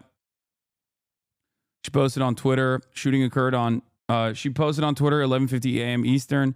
The shooting occurred at 11:57 a.m. Eastern. He did not see her message until 1:12 p.m. Eastern, at which point the act had been committed and she was already deceased. He describes her as being kind, generous towards him, and cheerful. He describes her as always making him gifts and never expecting anything in return. Oh, here are some of the mentions. One true ideal of so-called future, the future plan of revenge from its own inspiration and more, leading more. True inspiration of mind of thought passed on from others rather than rotting. Like everyone else, simply a guy who knew what he was doing, not ruining his life instead. Pekka Erik Auvinen was one of her inspirations. The other one was Arda Küçükyetim, the Turkish stabber. Puts their deaths down as well, like saints. And then 18-year-old Vladislav Rosilyakov.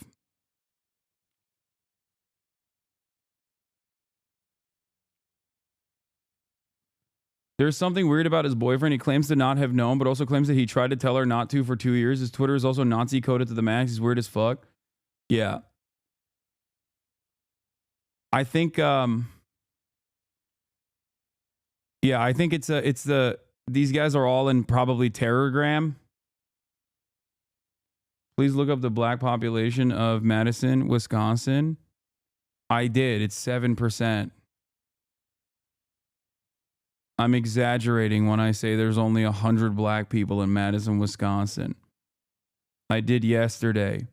Why are you being so... It's half the rate of the black Wisconsin, Madison, Wisconsin. No, I didn't say 3%. I said there's probably 1,000 or probably 100 black people in Madison, Wisconsin total. I'm exaggerating. I looked it up yesterday and I said it's 75% white, 7% black.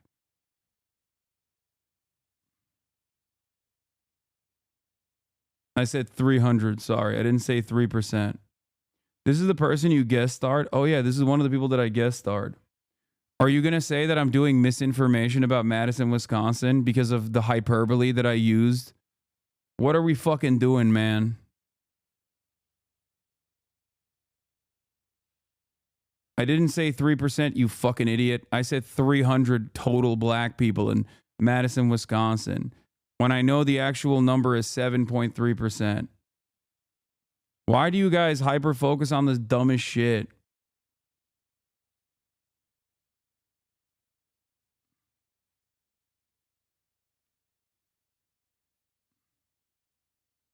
%7 also is half the rate of the national average.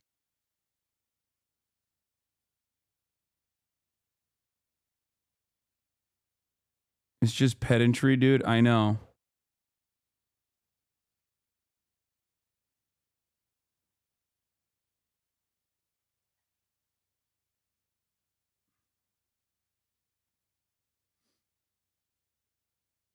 Listening in the periphery. Okay, listening in the periphery is a little bit crazier than just doing this, though, don't you think? You literally misheard what I said, got upset about the thing that I was, the hyperbole I was engaging in. And you spammed it 3 times.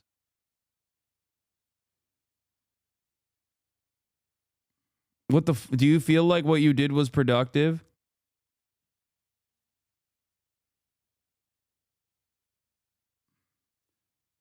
But if a population is 1 million, 3% is different from 7%. Okay, I'm giving you a week off. Because yesterday I covered Madison, Wisconsin's black population at 7%. It is completely, it is like I know what the actual population number is. And I didn't even ever say 3%. You imagined it. You hallucinated me saying that. And you're now being incredibly fucking annoying about it. I hope you understand that not a single person in this chat considers you to be a hypercritical intellectual giant, but instead a fucking annoying derailer for purely selfish purposes.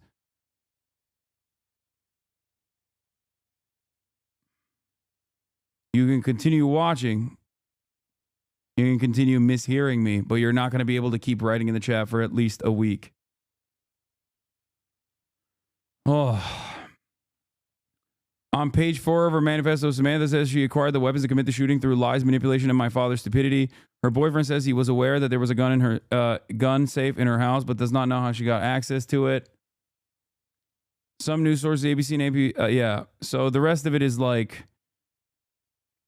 now that I've gotten some assurances, I will not be suspended for posting the final pages. Here's the pages 5 and 6, the final 2 pages of the manifesto. Rupp now talks about her extremely difficult relationship with her father, notes that her parents had divorced multiple times, and that her mother struggled with drug addiction. She also implies her father was an alcoholic. She expresses that she had been bullied at school, something her boyfriend emphasized to me as being a big factor in her pessimism about her life and anger towards other people. Court records I have seen show she is telling the truth about the repeat divorces in her family and ongoing legal battles between her mother and her father. As a note, to address the dumbass comments I keep getting, 1, I watermarked them so journalists can't steal them. Journalists don't do any of their actual work anymore.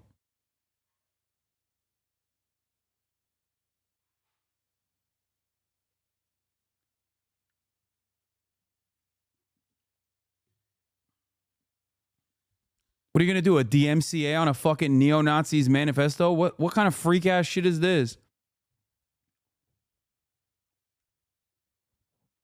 Like, your journalism in this instance should stand on its own, you know? And I'm obviously, like, I obviously personally am like, I think she did do decent journalism in this story, okay? It's just wild because, once again, when you've got like a Twitter brain, when you're a Twitter brain turf. Here. Shocking is like having this opinion when you're in fucking Madison, Wisconsin.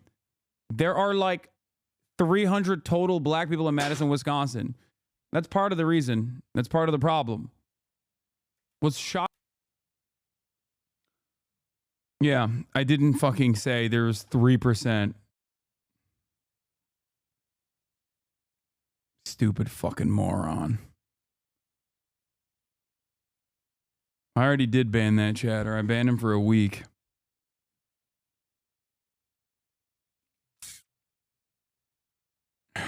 Anyway.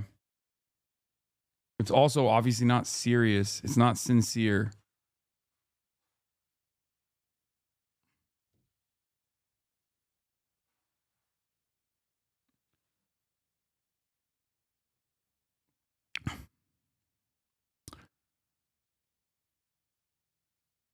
So, oh shit. So I guess the point is, another trans Maddie, thank you for the 20 gifted subs. The point is that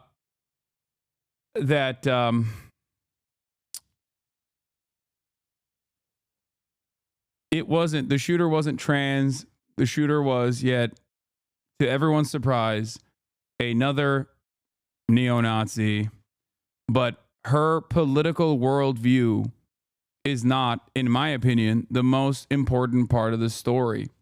If your goal is to actively de-radicalize larger swaths of the population, if your goal is to, even without actively de-radicalizing larger swaths of the population, but to just lower the gun violence metrics, then you have to tackle guns as a part of the problem. Because guns are, regardless of how much you enjoy them,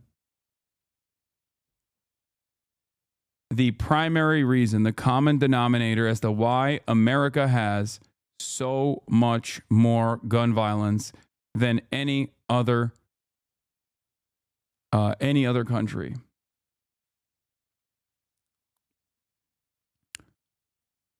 Yeah. Natalie Samantha Rupp now. Reuters has confirmed the identity, and that means that, I mean, this also this is what she had posted before anyone else in mainstream media. So that's what leads me to believe the accuracy of her journalism. I sincerely apologize. Full page 4. I had meant to post this and crop the zoom in the main introduction and realized that in the chaos I didn't do that and upload it. Here's full page 4. She continued to list off killers she admired. There are also others I admire. Eric Harris, Dylan Klebold, Patrick Woods, Crucius, Guilherme Tauchi, plus many, many other people. Many, many more people. I was born November 7th, 2009, exactly 2 years after the Pecos attack. Nobody knows why I'm doing this. I got the weapons and lies by manipulation of my father's stupidity. I planned on shooting myself a while ago, but maybe it's better for evolution rather than just one stupid, boring suicide.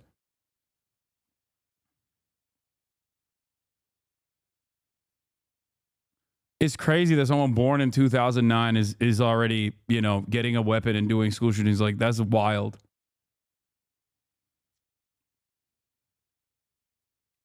But yeah.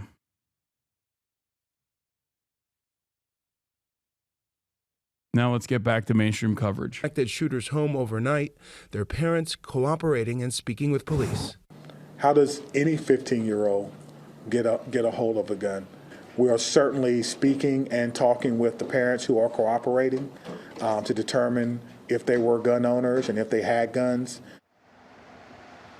And it remains unclear just when this school might reopen. And authorities say, as you just heard, they continue to work to figure out how that 15-year-old got a handgun. George? What do we know about security at the school, Alex? Well, George, we know this school does not have a resource officer, nor do they have metal detectors, but officials say they do have cameras inside the school that are monitored, and teachers and staff are trained to visually scan students every day looking for any potential threats. Officials say teachers and staff here did everything they were supposed to do. George? Alex Perez, thanks. Madison Police Chief Sean Barnes joined us earlier to discuss this investigation. Chief Barnes, thank you so much for joining us. I'm so sorry it's under these conditions. Good morning, Gail. Thank you for having me. Yeah. Can you start off with bringing us up to date about the conditions of the victims? What can you tell us? I can tell you that 2 of the victims with non-life-threatening injuries were released from the hospital last night. So we'll start with some good news. I can also tell you that we have about 300 survivors that join an exclusive club, those who survived school shootings. Our community is really... That's insane. That's an insane thing to say, in my opinion. ...reeling from what happened today or last night. And we're really trying to put the pieces together to bring some answers to our community. You know, unfortunately, you know, this is a story we've heard and told too many times. I always ask myself, what is it going to take for this country to get this right? We are still struggling, and now we hear the shooter this time was a 15-year-old girl. What can you tell us about her and about her family? What do we know? Well, we know that her family is cooperating with all investigation right now. We'll spend a lot of time today going through some items that we took from her house as a result of a search. We'll look through her social media, talk to some of her friends, and really try to piece together how a 15-year-old was able to do something like this in such a short amount of time. Yeah. Do you know where she got the gun, Chief? We do not know where she got the gun. We're working with our partners from the ATF to do what's called an ATF trace form to determine the origins of that weapon. But we hope to have some of those answers today in my noon briefing with my investigators. Do you know anything about a motive at this time? I realize everything is still very early and you all are still processing too.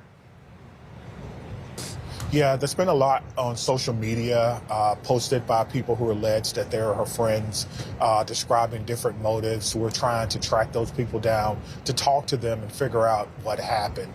But what we do know is... Can you help me understand why a 15-year-old can be on a popular Telegram group called Terragram, but the FBI won't stop the shit despite how much our taxes give them? I know for a fact that the FBI has stopped certain Telegram groups in the past and shuttered them completely and arrested some of the people that operated those Telegram groups. There are many such cases. I suspect that part of the reason why they haven't tackled Terragram is either 1, because it's international, or 2, because they're actively monitoring it so that at the end of the process of yet another fucking, you know, terror attack or whatever, they can turn around and say, this person was on our radar. Telegram is also a Russian-owned platform, so that makes it a little bit trickier. The CEO actually was arrested, if I'm not mistaken, in France. If you remember, he lived in Dubai specifically so that he wouldn't get into trouble. So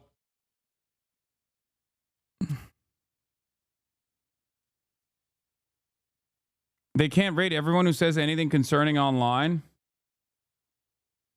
Yeah. Yeah, the FBI doesn't have a built-in backdoor access to Telegram like it does to other social media we have as well. That's true. Well, for now. But obviously, it doesn't even matter if they have built-in background or backdoor access to other social media platforms. They still don't fucking do anything about it.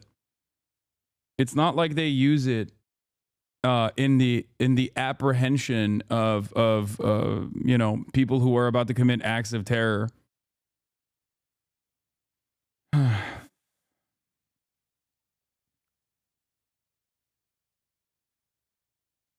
Accelerationist app, how Telegram became the center of gravity for a new breed of domestic terrorists.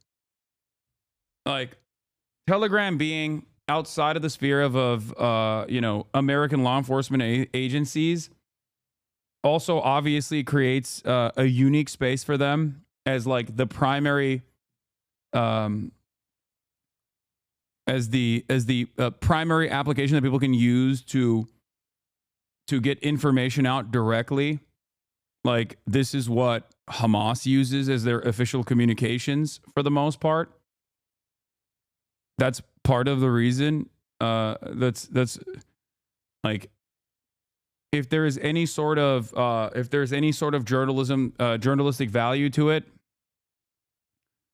that's the one aspect of Telegram that I guess allows this kind of perspective to be heard by journalists who will cover it in a critical lens, for sure. but still utilize it to get information out as quickly as possible. But for the most part, Telegram, I would say, is primarily focused on, you know, some of the most some of the most active terror organization happening on every side of every political equation, good or bad, whatever you personally think. Like, it's just like, famously, Israel had the Telegram group, like the pro-Israeli terror Telegram group, where they would like celebrate the deaths of all the people in Gaza. It was so popular that the Israeli government created their own version of the Telegram group that was a little bit more sanitized, but still played the same purpose. It was not actually sanitized at all. It was still devastating. But yes, many of the far-right neo-Nazi terror groups, many of the far-right neo-Nazi terror groups basically operate on there with free reign. They simply do not comply with the request for access when presented by a foreign government. After the CEO arrest, they began to comply willingly. Yeah. Also, to be noted, Telegram is very well known to be able to shut down so many channels. They see this shit and allow it to fester. Yeah.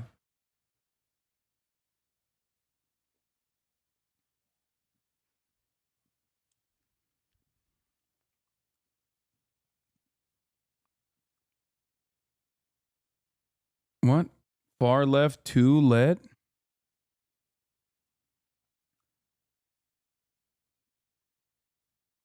Telegram is also a bunch of groups full of cops just catfishing each other by accident for drug sales, etc. Yeah, that too.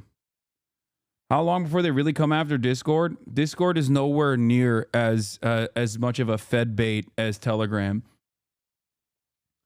Discord has very similar groups as well, except Discord in and of itself is an American company. Discord complies with federal law enforcement requests. Telegram does not. That's the major. WhatsApp is cooked. WhatsApp is owned by Facebook. What are we talking about? Of course. Every single social media platform you use to communicate with others, if you're writing shit on there that's illegal, you know, good luck. Have fun. You might as well be writing it directly to a federal law enforcement officer, okay? Anyway, methods of communication aren't the issue here. There are points of radicalization that occur in every space online, okay? YouTube plays a very formative role in radicalizing people and pushing them towards the far right. Discord also plays a role in this. Telegram is the final point of it. It's the 8chan to the 4chan, if that makes sense.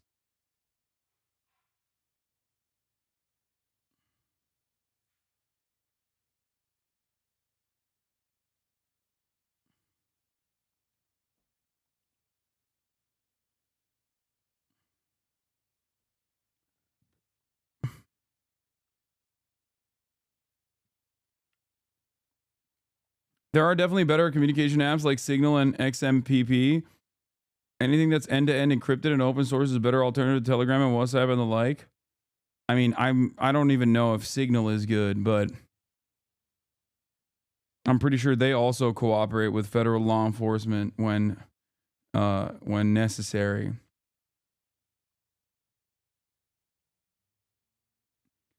But the point is, yes, there are a shit ton of groups like this online. They exist. And I don't think you can actually actively pursue every single person that says things like this or has these kinds of associations and leanings, ideological leanings. And I'm not so certain that the federal government would even want to go after them. I think they're more predisposed with going after, campus protesters against Israel and the like. So it's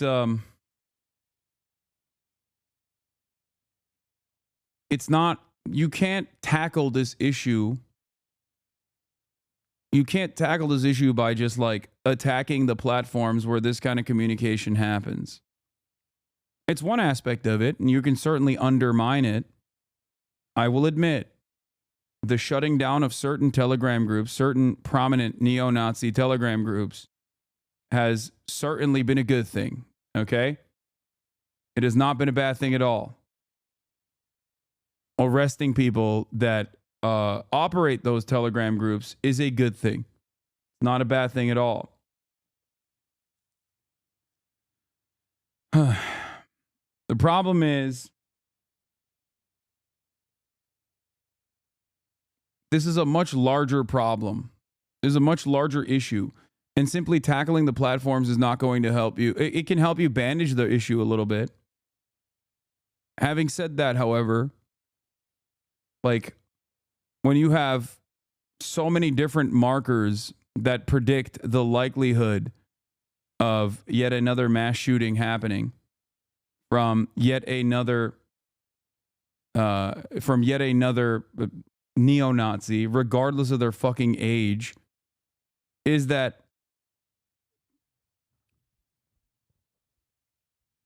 you have to actually tackle some of the systemic problems.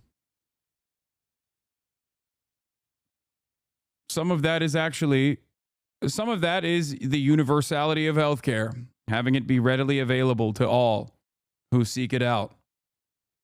Some of that is the creation of public spaces where people can actually engage in with their own communities and no longer are super alienated, super isolated, and find a sense of shared purpose and community only online, because that is seemingly a vector of radicalization.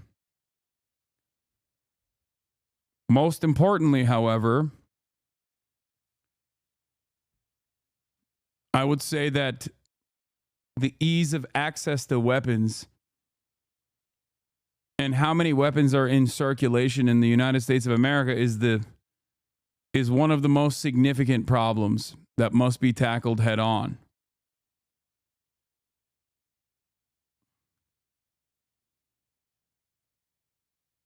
That's why it happens so frequently here. There are incidents that were born out of this Telegram group, Terrorgram, globally. Turkey being one country, I believe Finland another. She mentioned them.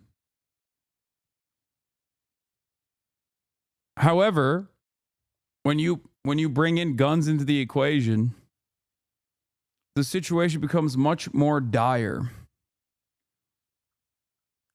That's why I always talk about all these other countries that have similar problems with mental health. And yet they don't have the same level of gun violence. Because we have 120 guns for every 100 Americans. Exactly. Was that this child obviously was very troubled. There's usually some type of warning signs that we all may have missed. And so we have to understand that we have to come together as a community.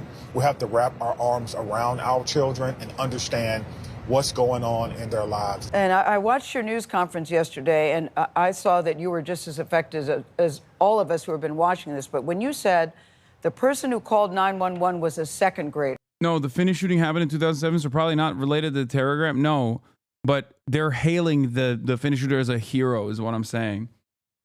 And the Eskişehir stabbing that took place was directly related to Terrorgram. So much so that they actually arrested the two Americans that were responsible for radicalizing these people. It sort of, I had to stop and just process that for just a second. Tell me how you were processing all of that and what you make of this. Did this little girl, this little person have a phone? How did she get in touch with 911? I just thought a second grader, It's not a second grader. It was actually a second grade teacher. Tremendously. Gail, before I was a police officer, I was a public school teacher. I taught history at a big heart for school and education. As someone, who values the sanctity of school and understanding and being in that position to know how dedicated teachers really are to understanding that our kids need to be safe in order to learn. So it really affected me. I actually had to take a couple of beats myself last night and throughout the course of the day to gather myself and come to grips with this as well. Yep, I know everything you've said we've all heard before, and yet we keep playing this song, and I feel it's mourn, pray, repeat again. You have all right ideologies in other countries, but in America, they not only have those harmful ideologies, but easy access to lethal force. Exactly. It doesn't matter what Gail said here, little person, little girl. None of that shit matters, okay? It's fine. It's not the main point of contention. Yes, they were wrong about the age of the person who called 911. It was actually a second grade teacher and not a second grader who called 911. Anyway.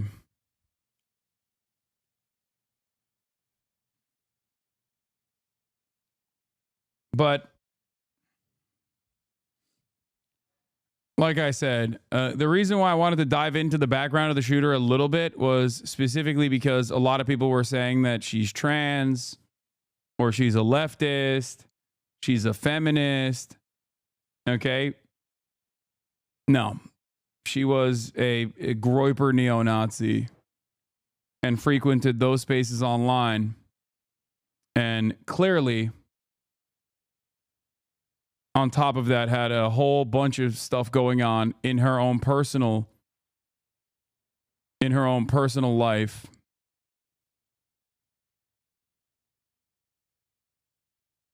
Pair that up with being able to get a gun.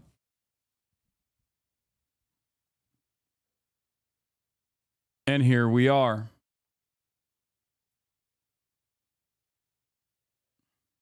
Have you thought since she's a woman, she's kind of woke, though? Yeah.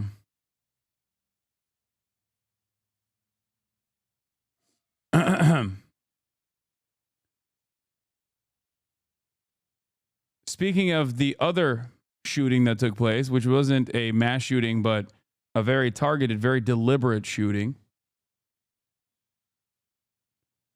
There was a poll conducted after the UHC healthcare shooting.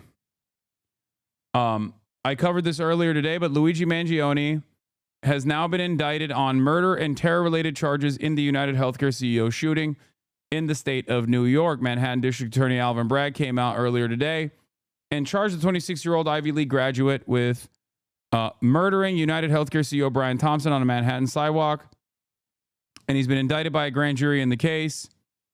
And he stands accused of first-degree murder in furtherance of terrorism, second-degree murder, one count of which is charged as killing as an act of terrorism, and criminal possession of a weapon and other crimes.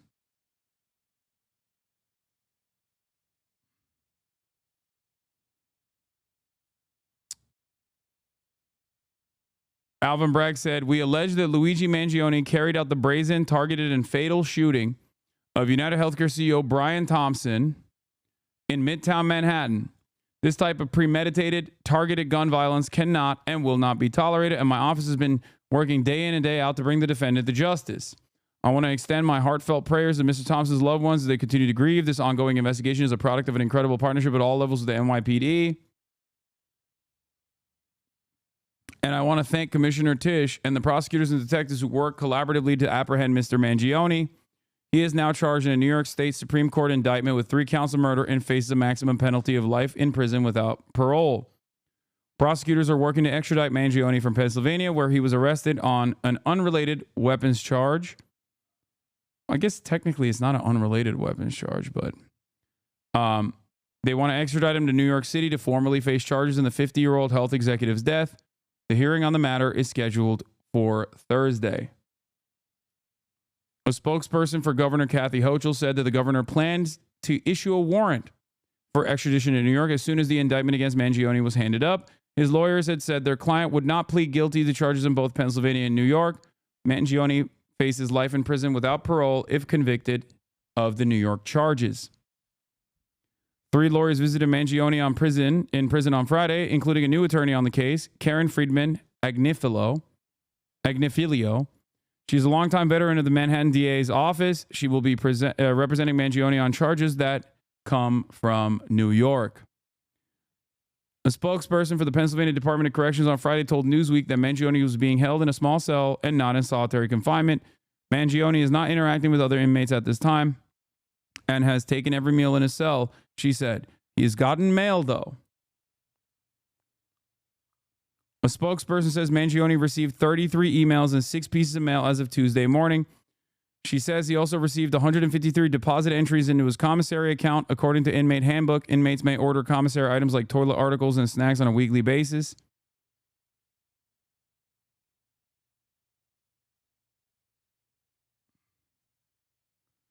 Yeah. Someone in the chat said, premeditated gun violence is totally unacceptable unless it's a random woman getting shot by her ex-boyfriend or gang violence between 2 young kids in a red-lined urban area. No way to fix that stuff. Yeah, that stuff you got to live with. Okay, premeditated acts of violence such as school shootings, also, we can't fix that. You just got to live with it. The level of attention that law enforcement agencies have given to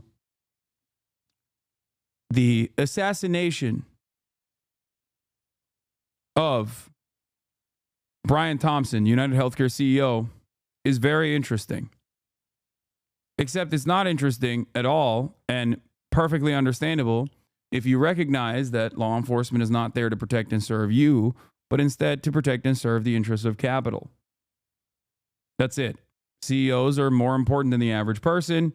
And if you shoot a CEO in broad daylight for all of his contributions to the death and destruction of many families all across America, and then Americans start recognizing that is a serial killer that was taken out, then yeah, that's a really terrifying prospect for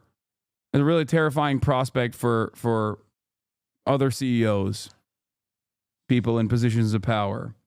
All of our instruments of justice and all of our institutions like mainstream media and the like are tasked and designed with making sure that everybody understands that is completely unacceptable.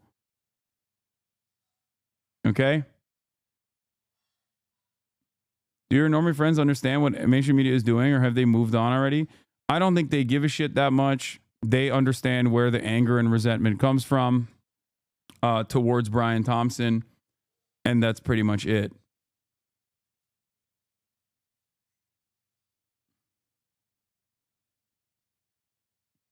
That's it.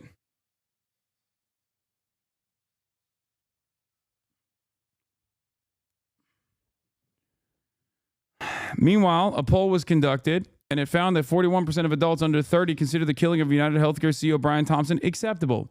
More than 40% in that demographic who consider it unacceptable. Anger over health insurance companies has been in the spotlight after Thompson was fatally shot December 4th in New York City. Luigi Mangione, a 26-year-old, was arrested last week in Pennsylvania and faces charges of Thompson's killing. Survey came from Emerson College polling, found that 68% of all respondents found the actions of the person who shot and killed Thompson to be unacceptable.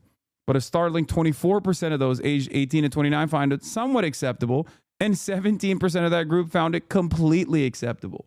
That is crazy. Okay? Now, issue polling of this sort are, not always going to be accurate.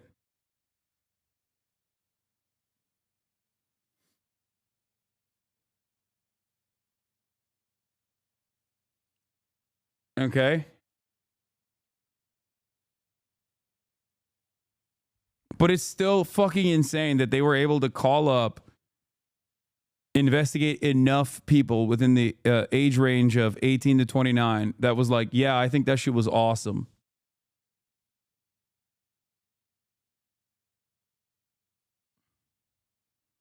That's crazy. Spencer Kimball, the executive director of Emerson College Polling, said 22% of Democrats said they found the killing acceptable compared to 16% of independents and 12% of Republicans. Said the overall findings underscored shifting societal attitudes among the youngest electorate and within party lines. I think part of this, as I've talked about, is how desensitized Americans, especially young Americans, are to violence.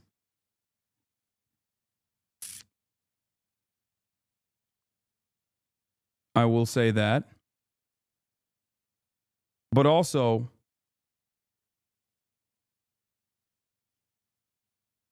yeah, this is the Emerson College poll. For the 18 to 29 demographic, 17% find this to be completely unacceptable. 17%, or no, 33% find it. Sorry. 33% find it completely unacceptable. And of course, the older you get, the more that's going to be, I mean, 70 plus people, especially once you get to Medicare for all, I don't really care about your opinion. You know what I mean? Like, this is not your battle. You lived in a dramatically different country your whole life. And also now you have Medicare for all. So it still ends up fucking you over, but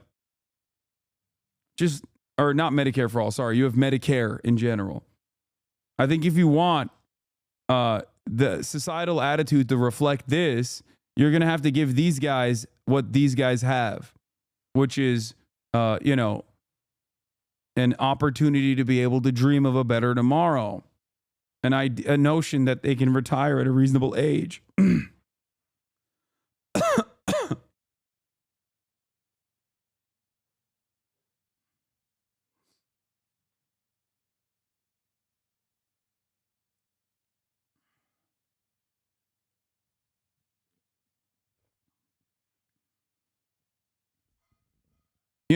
Healthcare.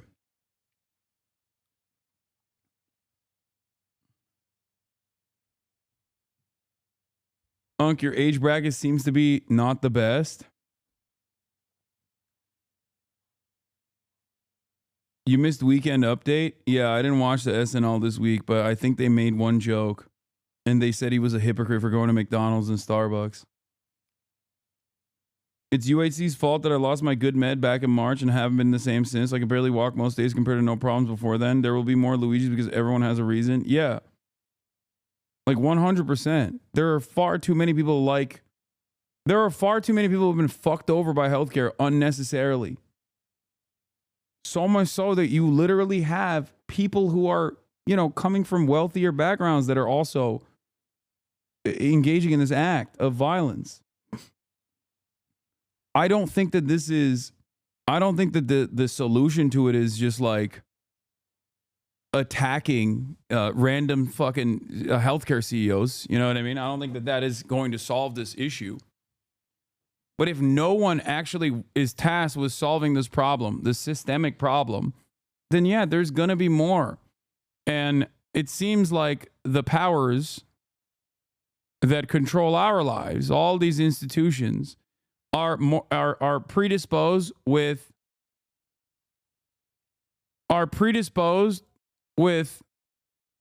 not trying to tackle the systemic harms, but instead engaging in new methods of apprehension for those who speak out of turn. Because it's far too difficult to solve the healthcare crisis in this country. It's much easier to keep pressuring people. It's much easier to just say, it's much easier to make an example of some Barbaras and Debras, prosecute people for being upset at their health care. That's it. Let's remember that one of the most popular American TV shows is about a high school biology teacher who gets cancer and starts making meth to pay his medical bills. Yeah. Breaking Bad doesn't exist in other countries. You understand? There is no underlying premise like that. There's no UK Breaking Bad. He was a chemistry teacher, not a biology teacher. You're right.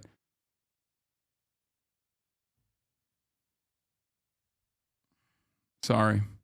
I read that in the chat. They said it wrong. It's fine. You were on Philly D today? Bastards, welcome back to the Philip DeFranco Show. You daily. Oh, I didn't even cover the Assad thing. Reaction. But then, unfortunately, we need to talk about how a teen shooter killed 2 people at the K through 12 Abundant Life Christian School in Madison, Wisconsin yesterday. With reports initially claiming that at around 11 a.m., a second grader at Abundant Life called 911 to report a shooting, with officers then dispatched. But you had police clarifying today that that wasn't entirely correct. It was actually a second grade teacher. But anyway, within minutes, the first officers rolled up, and by 11:05, they reported that the shooter was down and a gun had been recovered. With then later reported that the evidence suggests that the shooter took their own life. Then by 11:30, you had officers and bomb-sniffing dogs clearing the building, and the injured had been taken off to the hospital, which on that note, 6 were injured, 2 of which were students that, as of this morning, are in critical condition. And outside of the shooter, 2 people have died, with one being a teacher and the other a student. And all of this is we still do not know the identities of the victims while the police inform their families. But with that said, we've slowly been getting a clearer picture of what happened thanks to updates from the local police chief, Sean Barnes. Right, yesterday, we learned that the shooter was a 15-year-old girl and a student at Abundant Life, and that the shooting was confined to a study hall with a mix of students from different grades. Also, reportedly, the gun used was a 9mm handgun, and the ATF is currently trying to figure out exactly where it came from. And this is the Madison police are investigating the shooter's parents, who are reportedly cooperating, with the police specifically looking at whether the parents owned the gun that was used in the shooting. And Barnes saying, we also want to look at if the parents may have been negligent. And that's a question that we'll have to answer with our district attorney's office. But saying at this time, that does not appear to be the case. Now, as far as the motive, that still is officially unclear, though the shooting was reportedly planned in advance. With, for example, CNN saying that a source told them that the shooter had been struggling, which she expressed in writings that the police are currently reviewing, which was also confirmed by Barnes this morning, who said, we've been made aware of a manifesto, if you want to call it that, or some type of letter that's been posted by someone who alleged to be her friend. We haven't been able to locate that person yet, but that's something we're going to work on today. Now with this, the community there has obviously been hit very hard, right? They've planned a candlelight vigil for tonight. A memorial has started to take shape outside the school. We've also seen news outlets interviewing members of the community, with one mother saying, it's sad, you know, to be home and then somebody call you and say your kids school in like down and shooting and you didn't know where they are. And thank God they were safe. But the trauma, it's a lot, because I'm sure they lost friends and teachers, which is not okay. And I don't think they will be okay for a long time. And I'm not. Also, with all this, we've seen kind of the general aftermath that we normally see with a situation like this. Right? Many politicians pointing to Madison today and their calls for gun control. With, for example, Wisconsin Representative Mark Pocan saying, I've sat through so many moments of silence on the floors of Congress that are followed by 0 moments of action. But then also adding that he even had a media appearance get canceled because the number of deaths was corrected and dropped to 2. With him saying, if that is a societal response, we are screwed. We have to do more as a society. We have to be more outraged that you drop your kid off to a school and you're not sure they're going to be safe. That's completely unacceptable, and we all need to speak out much louder. Right? And there has been a lot of conversation surrounding both the media coverage of the school shootings and the overall response to them. Right? Like with CNN specifically, they got some heat for interviewing students who were in the building at the time of the shooting, with a number of people responding by saying things like, just seen an 8-year-old girl getting interviewed about the school shooting in Madison, clearly traumatized after seeing her teacher shot. Why are you shoving a mic and camera into these babies' faces? And as a journalist, y'all need to draw the line and stop interviewing children. They don't need to relive the trauma. L for every journalist involved. With also big online commentators in the space like Hasan Piker chiming in, reacting to the CNN clip. 1 week before Christmas, a young student has been killed, a teacher has been killed. How will Madison, Wisconsin even begin to deal with this horrific day? An area leader will join us next. Dude, this is wild stuff. I swear. It's always like, it's just so commonplace. It's just so commonplace at this point where it's like we have streamlined the coverage. We've streamlined the coverage immediately. With them then later adding, now we have like additional industries tasked with, designed with the purpose of extracting some kind of profit out of tragedies like this. And yet we always seemingly find a reasonable market solution. And that doesn't mean that we're actually eliminating the problem. It's never about eliminating the problem. It's about trying to triage and I guess like stop the bleeding by, you know, making more money. Yeah, one man's tragedy is another man's opportunity. Right, he's not alone there. Many have taken issue with people seemingly trying to profit, whether monetarily or with attention from this shooting specifically. With, I mean, just one example being that someone... I was actually talking about like industries that are tasked with like doing therapy for school shooting victims and whatnot. I guess it also suits the purpose of like mainstream media as well. And yeah, I think that this person also kind of falls into that a little bit where she's like, oh, I, you know, sought out the manifesto, so like I should be able to fucking watermark it, which is so crazy. But I can't help but remember this bulletproof room that that they were trying to sell it for American schools, like bulletproof backpacks and bulletproof rooms. You know what I'm talking about? I'm going to show you right now real quick.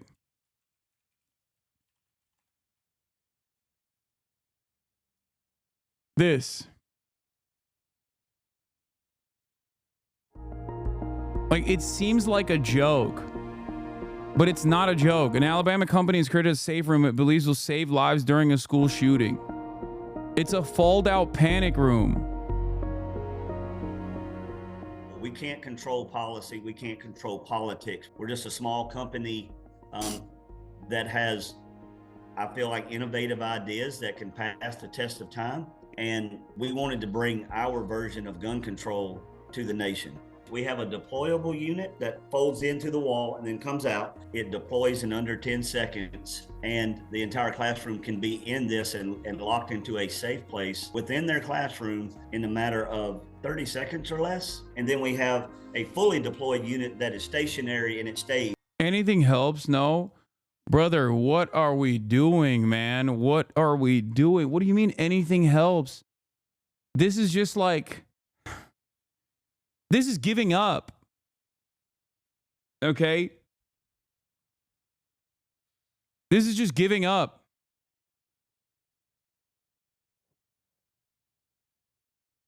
What are we doing? It's not anything. This is basically saying, well, we can't fix it, so we might as well try and, again, triage.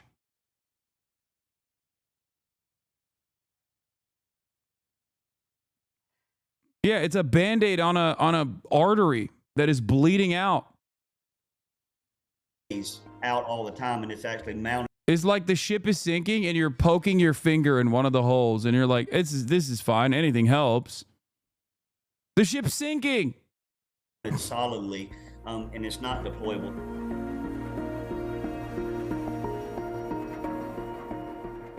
We're now going to hopefully be able to get these in every classroom in America to give everybody a chance to go home at night to their loved ones.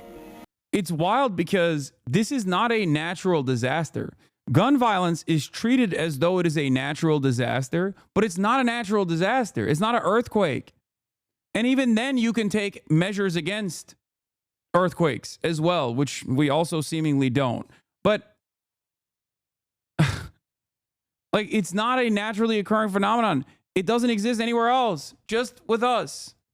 Someone online actually shared what they said was the Madison shooter's manifesto with a watermark on each page. Though I will say it's important to note here that the police have still said they're not ready to confirm whether this actually is what people are saying it is. But regardless, right, that watermark landed the original poster in a world of backlash with people saying things like, an influencer watermarking a school shooter's manifesto with their social media handle feels like an episode the writers of Black Mirror rejected because they thought it was too obvious. But while we watch the public discourse play out and we wait for more information and confirmations to come in, where I'll end this is by saying that obviously our hearts and our thoughts go out to those in Madison. But then, all right. Okay. Let's talk about the ProPublica reporter on uncovering United Healthcare's secret internal cost-cutting campaign. Going back to Luigi Mangione. Maybe some days you guys will like your. Maybe someday you guys will like your children more than your guns and your Constitution. No. People have completely given up on that. They just literally think that the best way to protect their children is by giving them guns, okay? That's where we're at this stage. It's just not happening. Everything gets worse and fucking worse. There's no solutions whatsoever. The shooting death of United Healthcare CEO Brian Thompson has sparked a national conversation around the frustrations over how the company handles some claims. In a new investigation, ProPublica looked into the claims of one Louisiana mother who says United Healthcare is limiting access to autism therapy for her son. ProPublica reporter Annie Waldman is joining me right now. Annie, great to see you. I mean, you profile a mother, Sherelle Menard, and her son Benji, who has autism. He was diagnosed, as you're right, with severe autism at the age of 3, received treatment, and even the family was celebrating that he would start to speak, a few words. And they started looking at the potential future of Benji very differently and hoped for more treatment. But that something changed, right, according to your reporting, and then suddenly United Healthcare cuts back on the treatment. And then there was a discovery of some sort of secret internal cost-cutting campaign. Tell us about all of that, because it is a very lengthy and great article that you write. I tried to truncate it there, but fill in the blanks for folks. Yeah, so this year we have done a lot of mental health and behavioral health care reporting, trying to understand how do insurance companies work when they determine what is medically necessary and what's not. And over the course of our reporting, we obtained leaked documents from inside United Health Group by way of their subsidiary Optum, which manages their mental health benefits, that have revealed what is effectively the company's internal playbook for limiting mental health coverage. And in these documents, we uncovered a secret internal cost-cutting campaign that essentially is targeting a growing financial burden for the company, the treatment of thousands of children with autism around the country. And so that playbook that you talk about that was developed by Optum, it was a pursuing market-specific action plans, and among those things to limit children's access to treatment, as specifically autism or particularly challenging conditions. What was the vernacular? Yeah, so they specifically are targeting children with a diagnosis of autism spectrum disorder, and specifically they're targeting their Medicaid plan. So about 10,000 children are impacted by this. And even though in their documents, they acknowledge that some areas across the country have very long wait lists for a specialized therapy to help these kids, the company says that they are actually preventing new providers from joining their networks and terminating existing ones who are already in the network.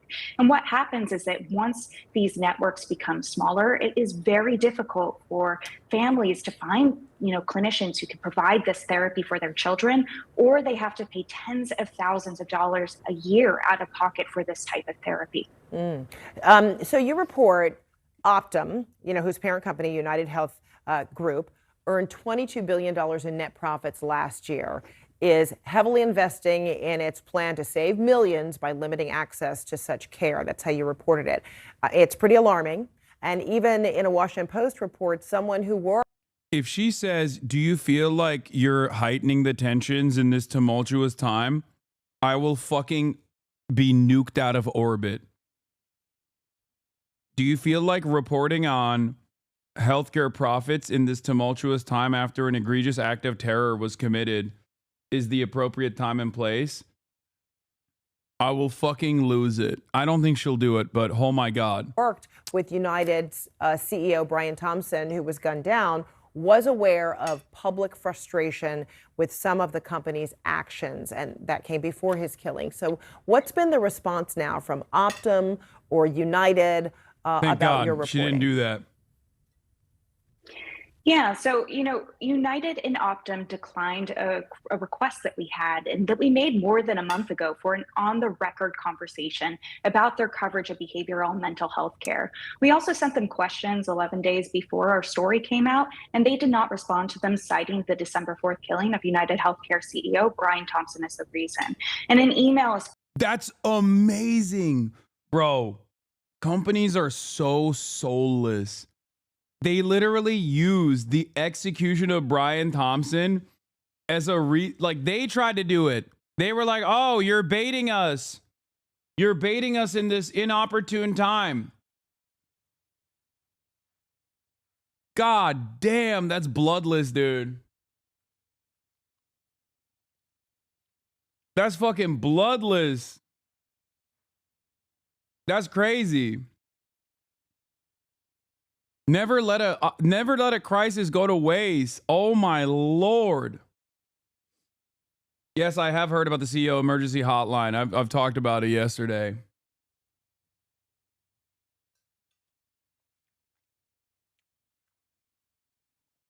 To be fair, that's what Brian would have wanted to increase shareholder value. You're not wrong. They could turn around and say, we're doing this for Brian. Using his death to ensure we protect our shareholders.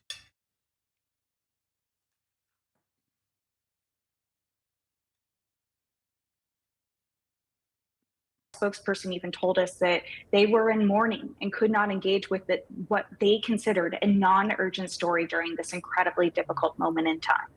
And what has been the response from the Menard family? I mean, how are they now navigating what has become an even more complicated, I guess, health journey for them? Yeah, you know, what the mother told me, Sherelle, is that if her son doesn't get his therapy, she worries that as he ages, he won't develop the skills that he needs to keep himself safe and help him advocate for himself. So his clinical team, which is based in Lafayette, Louisiana, they are fighting this denial. In fact, they have to go to an administrative law hearing in January to try to get this denial overturned. If it's not overturned, like many families, they may not be able to afford this therapy out of pocket, and Benji will have to scale back the hours that he needs. You know, and this is not just Benji and Sherelle. There are likely hundreds, if not thousands, of families who are dealing with issues with insurance companies trying to get coverage of this type of care. Annie Waldman, glad you could be with us. And of course, folks, if you want to read the ProPublica story reported by Annie, it is on CNN.com and you can see it there. And obviously you just underscored, you believe it's a microcosm of what a lot of American families are experiencing right now. Thank you so much, Annie. Thanks for having me. More than $135,000 has been raised for Luigi Mangioni's legal defense fund. It's a crowdfunding effort started by a group called the December 4th Legal Committee. Their total fundraising goal as of now, $500,000, and they just might get there. The organizers, alluding to the date United Healthcare CEO Brian Thompson was gunned down on the streets of Manhattan. But they say it's not about the violence from that day. They write, this is a preemptive legal fundraiser for the suspect allegedly involved in the shooting of United Healthcare CEO. We are not here to celebrate violence, but we do believe in the constitutional right of fair legal representation, unquote. But as for the people donating, well, some of them are full on celebrating Mangioni's actions, and the donations are coming in at all sorts of amounts, from the highest at $1,300, some as low as $5. One person writes under their $10 donation, and I'm quoting here, "The shot heard around the nation. We cannot let it be in vain. You made the first stand. Thank you." Another person donated $500 writing this, "I hope this entire event leads to a They're going to arrest your moms and dads, dude. I'm not even kidding.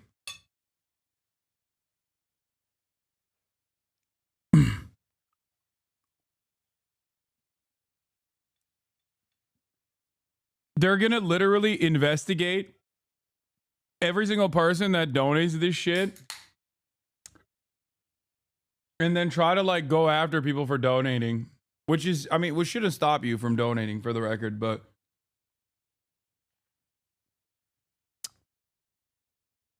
this never happened when Rittenhouse killed that guy. I wonder what's the difference. Yeah, I don't recall people, especially because like that one is political, right? That one is political. There was a very obvious like political motivation behind it. What's interesting about this one is like this seemingly transcends politics, regardless of how hard the media is trying to reframe this as like a partisan issue. Like, I don't think the Debras and the Barbaras that are fucking angry at United Healthcare or their own private healthcare are like, yeah, I'm a card-carrying leftist, you know?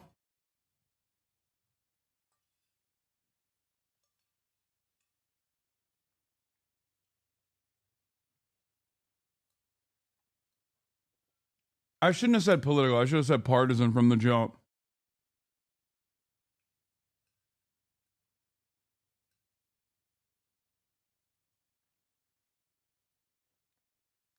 It's interesting because I think there are probably plenty of people who liked Kyle Rittenhouse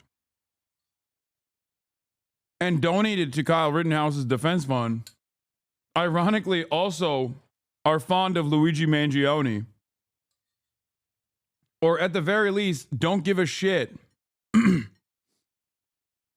about what Luigi Mangione did. So no, I don't think this is like a partisan issue. I don't think you can analyze this or interpret this from the lens of partisanship.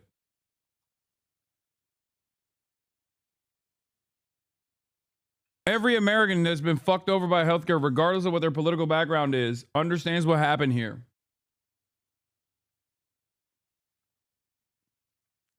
And no matter how much the media tries to, hand wave away all of that, or tries to claim that this is like a bunch of lefties or whatever, a bunch of loony lefties, I don't think they're going to be able to put the toothpaste back in the tube.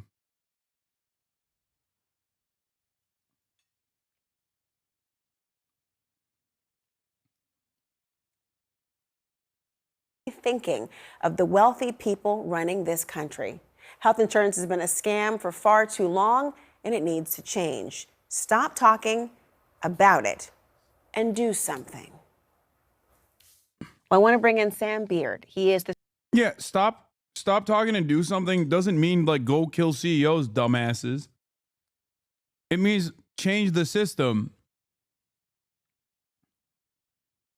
Like move towards a more humane system where profits are not put over the interests of everyday citizens.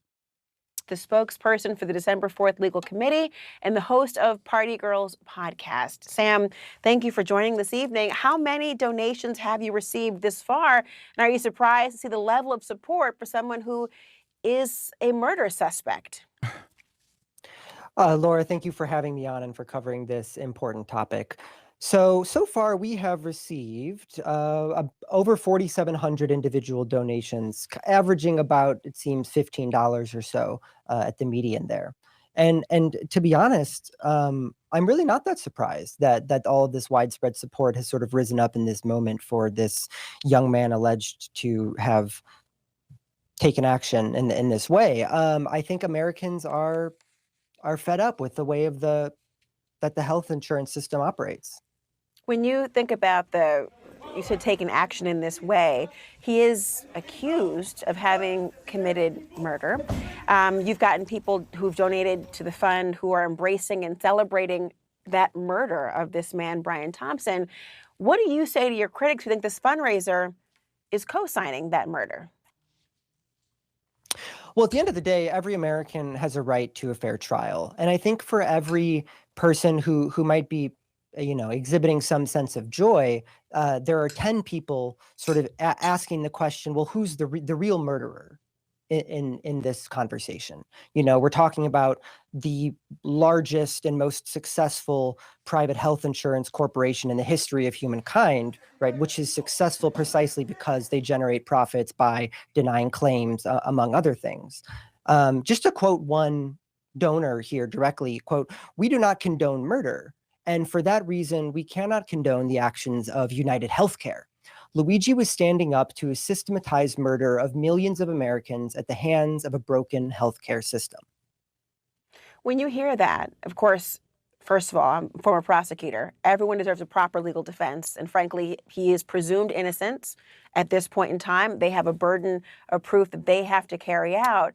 But when there seems to be the equivalence drawn between gunning somebody down in the streets, and again, he is presumed innocent, but somebody gunning him down in the streets, and then the idea of a health insurance company. Yeah, it's arguably worse. This is what people don't understand.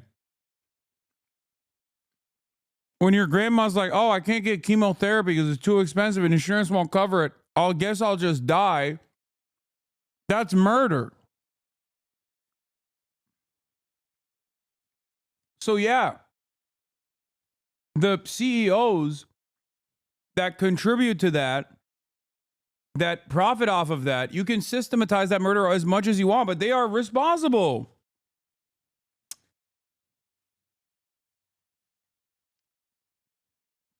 That's so crazy that these guys are like, but what do you mean? This is just a person that's behaving in the way that they're supposed to, that's behaving within the that's behaving under the capitalist constructs that we exist under. One is different than the other, don't you think? And it's like, to the average person who has experienced the death of a loved one because of this, they don't give a fuck. They still died. To the average person whose life was ruined because they had to go through medical bankruptcy, they don't give a fuck. Oh, that's just the way the system is? Okay, well, I guess we live in a cruel system, so there's nothing you can do about it. You know? Behaving in the way that has led to, you believe, the deaths of people as well. Are you concerned that that sort of equivalence is going to instigate further harm? Yeah, that's a good question. As a moral matter, it's horrible when anybody has their life cut short by another person, especially when it could have been prevented, right? But that same logic has to apply both ways. A CEO had his life short, a world-renowned CEO for being very effective in his field, mind you, but he was effective because he profited from denying people's claims, which cut their lives short. So we can't just apply a simple moral rule without acknowledging that we're in an immoral system that degrades the value of some lives while elevating the value of others. And I think what's sort of plain as day at this point is challenging that is, above all, a political act. This is a great take.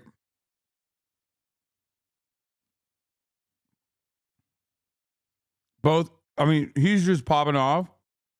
But yeah, it's the contract hitman defense. I had a fiduciary responsibility to carry out this assassination. Like, what do you mean? That wouldn't work in a court of law. You know what I mean? You can't just be like, sorry, I had to do this. I had to carry out a murder. I had to carry out tens of thousands of murders because, like, that was my job. You know? And when we treat it only as a moral act, I think we're plugging our ears to its political meaning. I certainly hear the political consequences and conversations that are going on. This will be dealt with in the criminal court system. So the idea of how it will be addressed will be quite distinct from the overall conversation. I'm learning, though, that one of Mangioni's lawyers told my network that he would not accept the money. So what will your group do with it? So I'm wondering if that's the conversation that happened about a week ago. I'm not sure. Mm-hmm. Has there been a recent development that you think he will take the money? No, but there's been a recent development in terms of sort of an expanded legal team. So I would imagine there's different decision makers in that process.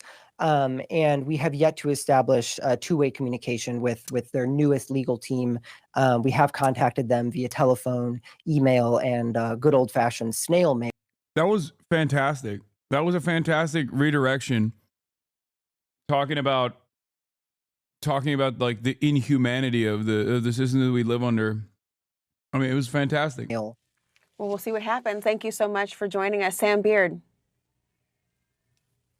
Thank you. Well, Mangioni is expected to be in court next week. We're not exactly sure how his lawyers plan on defending him specifically, but we are getting some clues.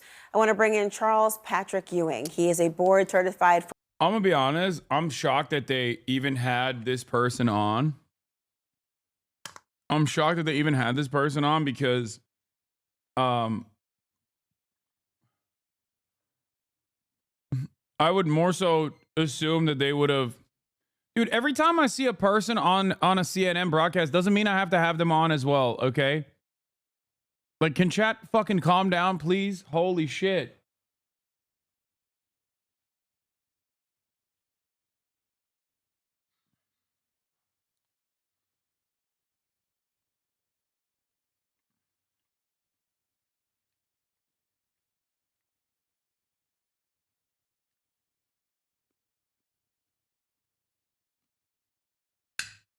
Calm down.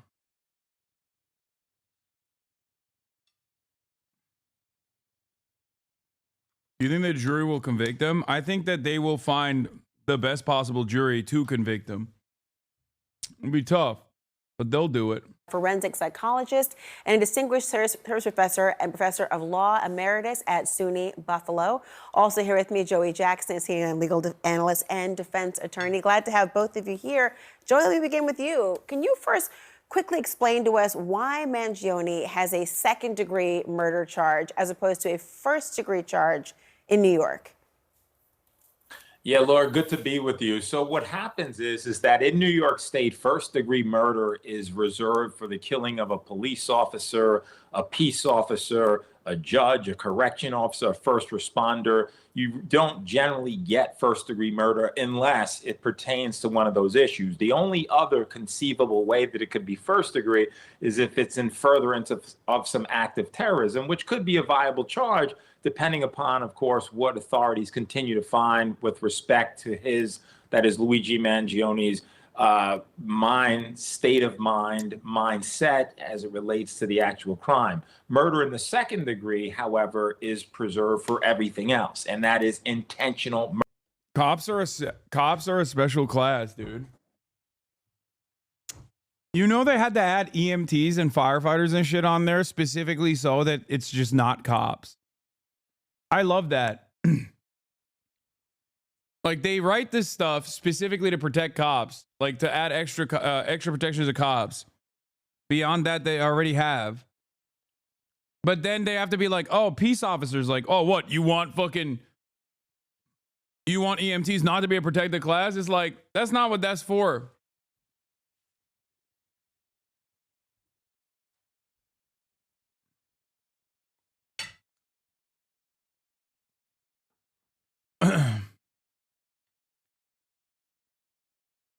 Murder. And so generally people who are charged in New York State with murder are charged with murder in the second degree, absent one of those delineated consequences or actions that I noted before. Really important to get that distinction. Thanks, Joey. Let me turn to you, Charles. We're getting some hints as to what Mangione's defense could possibly look like. A former CNN contributor, Karen Agnifilo, just signed on to represent him. A few days earlier, here's what she told CNN. And so it'll be interesting, it'll be interesting to see where the opportunities are for him to defend himself. And it's looking more and more like I think he could potentially mount a psychiatric defense.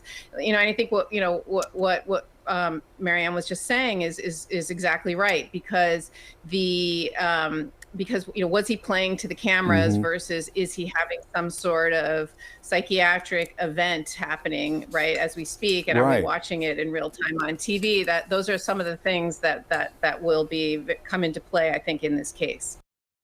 Charles, how hard is it to get this kind of insanity plea or an extreme emotional disturbance plea, if he gets offered a plea at all, to have this line of thinking?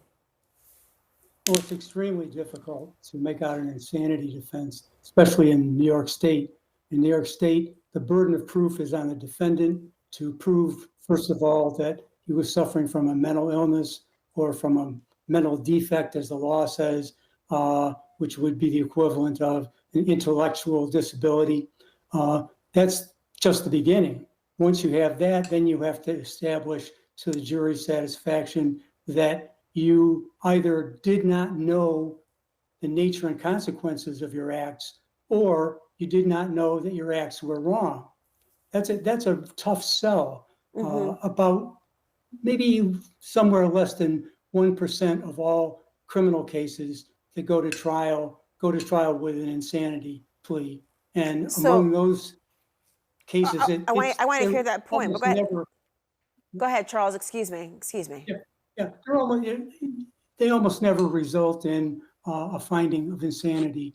It's so difficult to get that finding from a jury. And without speaking to the merits of this case in particular, because I don't want to do that, but I will say that it's a virtual certainty that his lawyer will consider an insanity defense and will have him examined by a forensic psychologist or psychiatrist, or maybe even more. But given what we know from what isn't currently in the public domain, it will be an extremely difficult case to.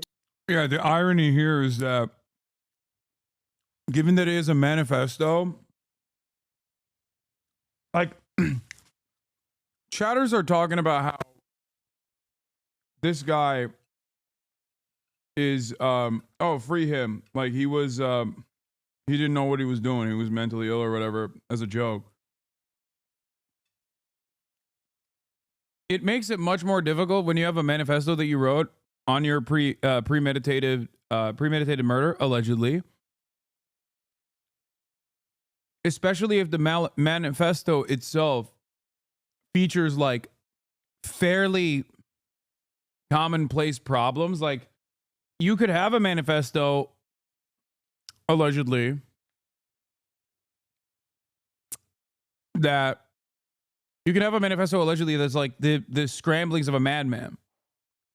Even that 15-year-old girl could probably, you could make a case that like, that further proves that this person was not mentally sane. Problem is his manifesto is too sane.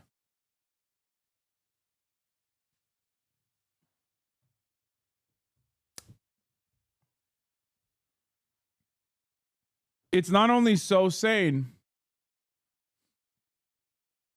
but also what was written in the manifesto has seemingly captured the attention of many Americans. I don't understand why people are celebrating him being killed, because at the end of the day, like I said yesterday, he's dead. His kids don't got no father. That 26-year-old Luigi or whatever his name is, he's gonna be in jail for the rest of his life. And the healthcare system is still the same today. Nothing changes. The healthcare company's still denying claims and everything today. So what did that accomplish? And why are you happy about him being gunned down like that? Good question. Charlemagne the God there ripping those seen as celebrating the suspect accused of murdering the United Healthcare CEO, Brian Thompson. Some people online casting Luigi Mangione in a positive light as they air their grievances with the industry. Barry Weiss, editor of the Free Press, is here now. Good morning to you. Oh, no. Barry Weiss? Free speech, Barry Weiss? Barry free speech, but not like that, Barry Weiss?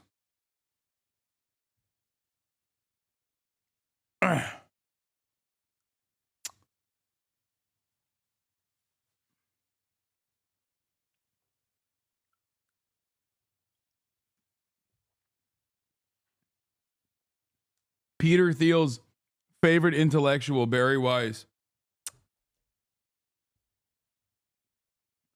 I'll tell you what it is. It's not that people celebrate the act of murder. They understand that it's instability.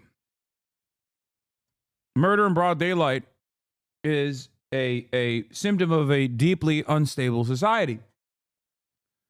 The problem is they also are living in a deeply unstable society where social murder is commonplace. So for them, this is just a pressure valve. For many people, they see this as a moment to be like, oh, well, I don't give a fuck. They fucked me over. So who cares? That's it. It's that simple.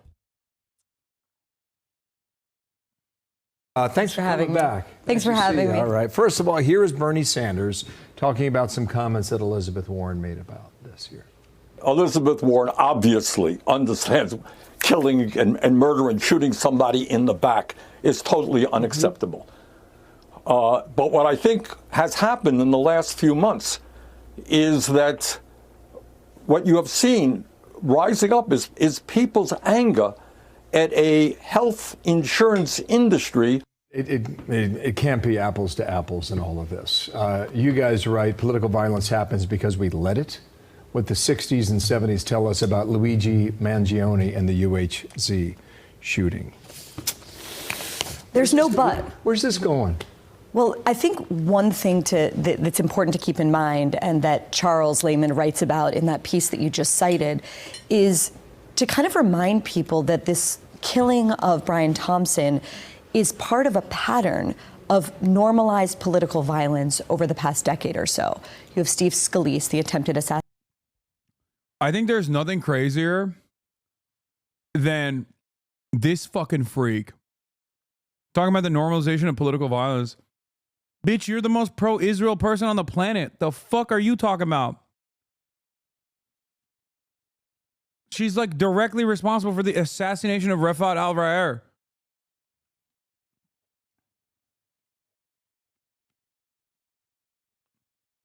That's crazy.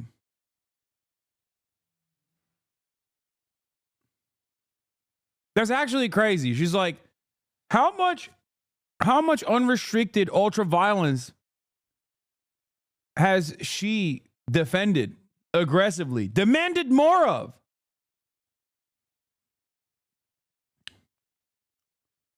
It's crazy. Assassination. You have Gabby Giffords. You have the violent rioting of the BLM summer that was normalized as fiery but mostly peaceful. Unforgettably by CNN. You have, of course, January 6th. You have the pro-Hamas riots. You have protests. Pro-Hamas riots? The fuck are you talking about? Bro, you can't compare January 6th to pro-Hamas protests. Like, you cannot. I mean, she can and she will. January 6th is like very clearly an insurrection against the federal government. You cannot turn around and be like the anti-Israel protests, the peaceful encampments are equivalent to January 6th.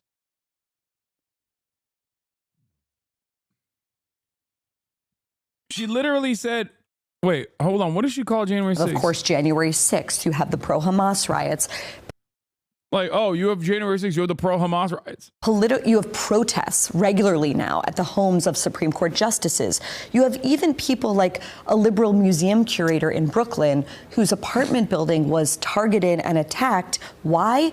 Because she's Jewish and therefore a Zionist and therefore... Yeah, okay, dude. To be honest, you can't even compare Palestine protests to BLM protests. Yeah, I know. Unacceptable. My point is that we have normalized an ideology that suggests... I like that she's saying, like, things are either objectively violent or I just disagree with the protests and therefore I will call them riots.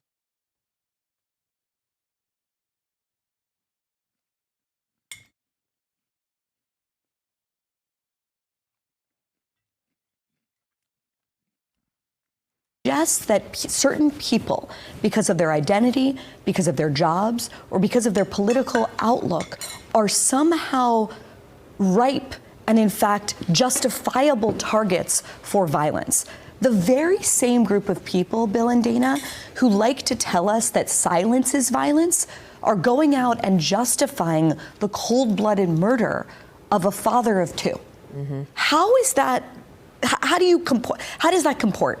How do you make sense of that? And the only way you make sense of it is if you understand that they are operating from a... Yeah, the only right-wing violence that she mentioned, none of the fucking mass shootings that have happened where the shooters are like, I love being a right-winger.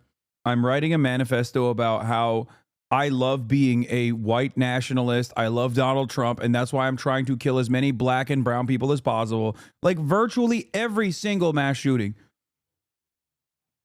Virtually every single mass shooting that has taken place in the United States of America is exactly like the way I'm describing it, where people should be like, I'm a right-winger. I love being a right-winger.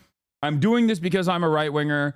Here are my favorite right-wing content creators, Ben Shapiro, Tim Pool, blah, blah, blah. Okay? And it's like, crazy that none of that is a prominent fixture in the way that Americans understand political violence. And it's actually one mention of January 6th, not even mentioning Pelosi's fucking husband, Paul Pelosi, getting hammered in the head by the PP. Like, god damn.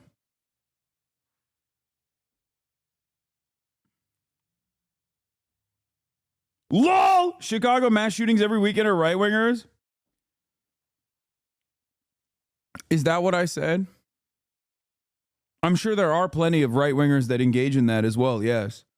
We're talking about instances of domestic terror, acts of political violence. Not all violence across the board, you fucking dumbass.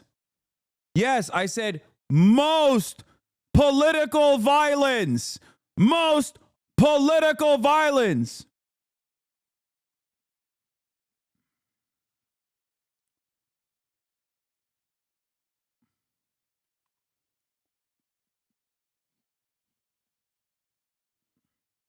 I love how fucking stupid racists are.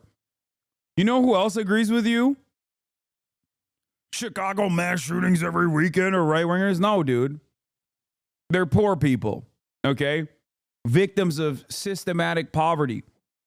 Victims of systematic racism, okay?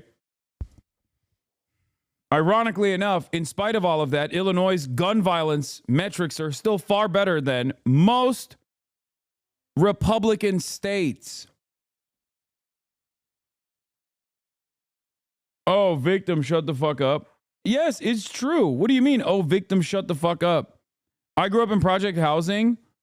I am what? Thoden Priol? I grew up in project housing. I don't care what you grew up in.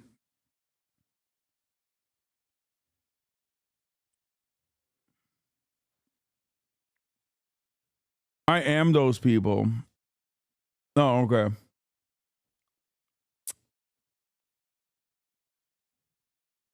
Yeah, Hogg's standpoint theory is always funny. It's like, excuse me, I'm doing a bodies in spaces in an effort to talk about, when I'm talking about fucking right-wing, when I'm talking about right-wing political violence, this dumb fuck literally was like, what about black people in Chicago? Excuse me. Excuse me, it's time for a little standpoint theory. What the fuck are you talking about? That's not the point.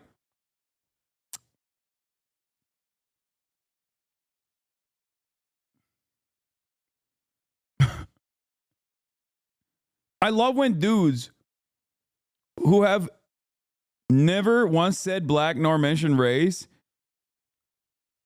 Why did you assume that all of the fucking gun violence in Chicago, all the mass shootings every weekend in Chicago are not right-wingers then? What were you using that as a catch-all term? My response to that was, maybe some of them are right-wingers, but that's not what we're talking about right now. We're talking about political violence. Why did you assume race? Come on, chatters. Please, we're not dense here, are we? I know a lot of you are purposely trying to fucking behave like you're a dense person.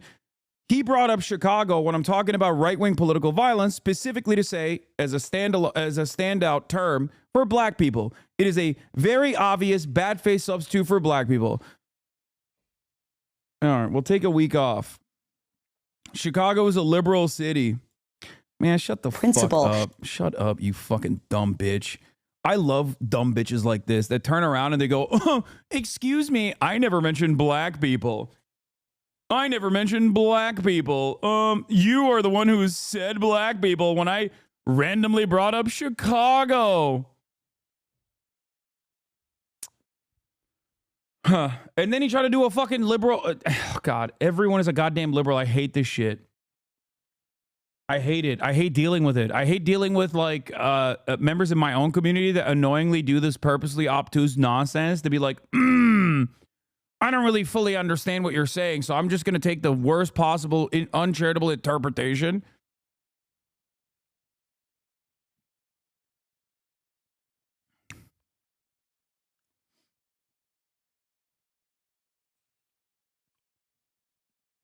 But it's fucking extra annoying when like a very obvious stop hiding, coward, just be racist, pussy. Well, I mean, I already banned him, so he can't get out of hiding.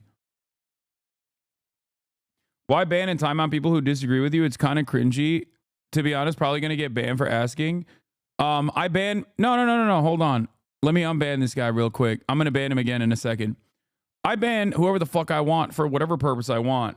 But the reason why I ban people like that usually is because they derail the conversation while we're having like this conversation is supposed to be centered around political violence. That's the conversation that we're having, right?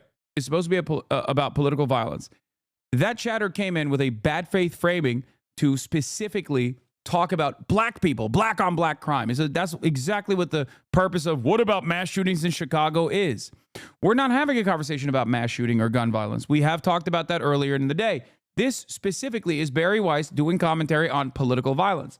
That person came in, used the only hurdle that many of you have, which is to follow for 10 minutes, used the principles that I apply in my day-to-day operations so that every single person, no matter where they're coming from, can have a say in this chat. He used it against all of you to shamelessly and selfishly derail the subject matter back to himself. Okay? Back to a completely irrelevant point. That's it. You can't, on the one hand, appreciate and enjoy the community that I have cultivated. So mad, your tears are delicious. Enjoy the next 4 years. Okay, I'm not going to ban this one. This one's just a hog. Never mind. I like this one. We'll keep this one. Why not just ignore? Okay, take a week off. I'm going to keep the conservative, and I'm going to ban the person for a week that said, why not just ignore? Because there will come a day when you want me to answer a question. Okay? There will come a day when you want me to answer a question, and you will hope that I see your question and I answer it. You know? That's it. I don't ignore commentary in the chat. Part of the reason why I don't ignore commentary in the chat is because there are a lot of people who are genuinely curious, who genuinely do want to learn, okay? Who might not see the world with your own eyes, okay? With the way that you see the world. I'm here to be as helpful as I possibly can. So if someone comes in and takes advantage of that to derail the conversation, they get banned. Like, this person quite literally did that. Why ban and time out people who disagree with you? Kind of cringy, to be honest. I'm probably going to get banned for asking lol. And immediately turned around and responded with, so mad, your tears are delicious. Enjoy the next 4 years. This, for everyone in the chat that's wondering, like, Hasan, why do you ban people? This is the reason why we ban people. He had originally gotten banned. I unbanned him, and he immediately showed his hand. Most people come in to do this. Not all of you. Many of you come in because you have genuine questions. You genuinely are trying to understand what the fuck is going on. And I want to be a resource for you. Okay? People like that are being selfish. They're being self-centered. They're fucking assholes. Okay? They're the weird kids that never got told no. They're the spoiled little children who never grew up. Do you understand? This chat's moderation is based off Blue Sky's mod framework. I bet you use Blue Sky as a framework for banning users in the chat. What? First of all, I'm not even on Blue Sky. I'm literally on Twitter. I don't even use Blue Sky. And secondly, I don't think many of my mods do either. What the fuck is Blue Sky's framework? How the fuck would we know what Blue Sky's framework is? Why are you even thinking about Blue Sky? Are you okay? Like, if you're a right-winger and you're mad that you're not allowed to be on a place where there's like a bunch of annoying rad libs, why the fuck are you in my chat complaining about it when I'm not even on it?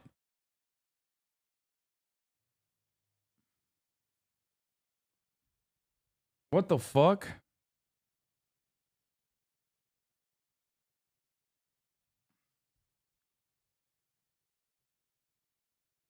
Anyway, this is the original purpose why I banned that person, and also usually will ban derailers in general.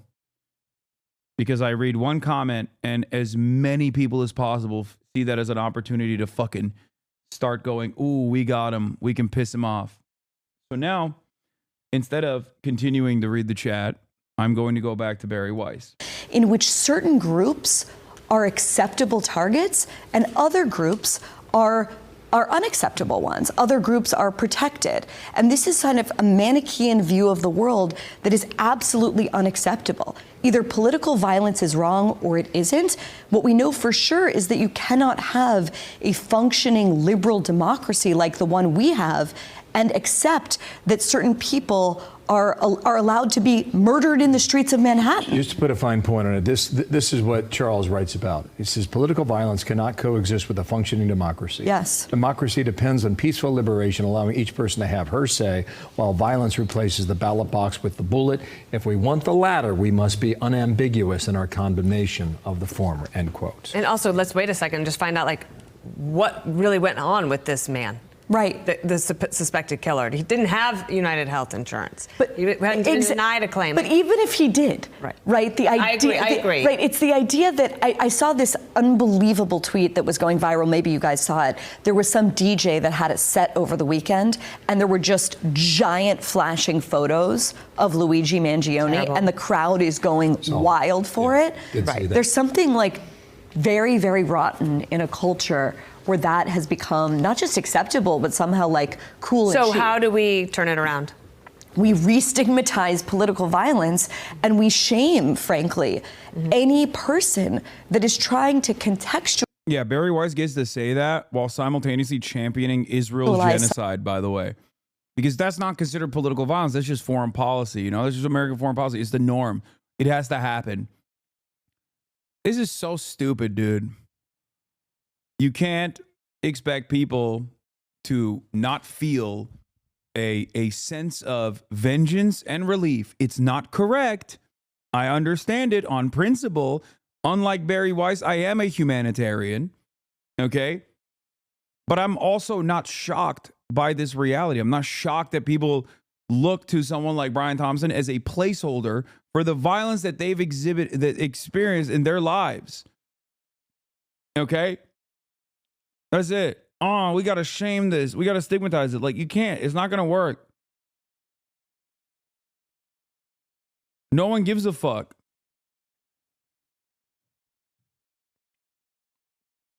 Something that there's no context that makes this acceptable. You murdered a person that is the father of two. People like you Full talk stop. about. That's Yeah. it. Yeah, Osama bin Laden had kids too, man. He was also a dad. You think I give a fuck what happens to him? Suck my dick. You also literally advocated for the death of Refat al-Ra'ar, who also had children. His entire family was wiped out by Israel, the country that you seemingly always defend and forget your free speech first principles for on a regular basis when it's about advocating to block, ban, and ruin the lives of fucking pro-Palestinian demonstrators. Wrote about, we had Terry Glavin. I read this over the weekend. The explosion of Jew hate in Trudeau's Canada. The subhead is that there's been a 670% increase in Okay, I don't care about it. Yeah, it's like then they go into anti-Semitism. They're just hitting like every fucking. They're hitting basically everything they can. All right. Okay, here's a very funny thing that happened. I never really covered this, but so CNN. I really want to. Wait, never mind. Okay, CNN actually has a new take on Luigi Mangione. Apparently, attorneys explaining terrorism might have overextended the prosecutor's office. So tell us more, Shimon, about what District Attorney Bragg had to say. Look, I mean, essentially what they're calling this by these charges, Jake, is this was an act of terrorism. They feel that they have enough evidence based on the writings that they were able to obtain from the defendant, Luigi Mangione, that indicates that this was all about fear, and fear to the point where to bring this kind of charge, it's kind of unprecedented here in New York City. You know, it's mostly reserved in cases where there's support of terrorism, things like that. But this is so significant that they went ahead, given the writings, given the reaction to what happened here, the praise for Luigi Mangione over what he did. I mean, that was a big part of this press conference. The idea that there is this lack of empathy for the. It is kind of wild to call this terrorism because he killed a CEO. Like, violence against CEOs is an act of terror now. CEO Brian Thompson, and just violence against the one visceral particular sort of violence against one particular CEO is an act of terror. The way people have reacted, and so all of that, the DA says, led them here. They believed that this was now an act of terrorism, that this murder was committed in the furtherance of terrorism as the statute calls for. And specifically, I asked the DA about that statute, and he said quite simply, when you look at what it says, it's intent to intimidate or coerce a civilian population, influence policy, or affect the conduct of a unit of government by murder or assassination. And that is exactly what the DA and the prosecutors here and investigators feel happened. I mean, when you look at the language that the DA used, saying, quote, this was a killing intended to invoke terror, talking about the way in which Mangione went about this murder, the planning, the calculated nature, the vicious nature of what they allege he did here. And the other thing really here, and I think the DA hit on this, and what's forgotten so much is the victim here, Brian Thompson. I mean, the police commissioner held up a New York Post cover here to show just how people have reacted to what has happened here, and so much hate towards CEOs and so much concern now over the threats that are facing CEOs. So all of that brought us here today, and I do think this is so unprecedented to see this kind of charge being brought here from the DA's office in Manhattan. But there's still a lot more work to do here, and the DA, of course, reminding folks not to forget about Brian Thompson and his family. And Shimon, we're also here. Bro, this is like, I know I was joking about people of means, like people of wealth, being like a subcategory, an additional protected class, but we kind of are getting there.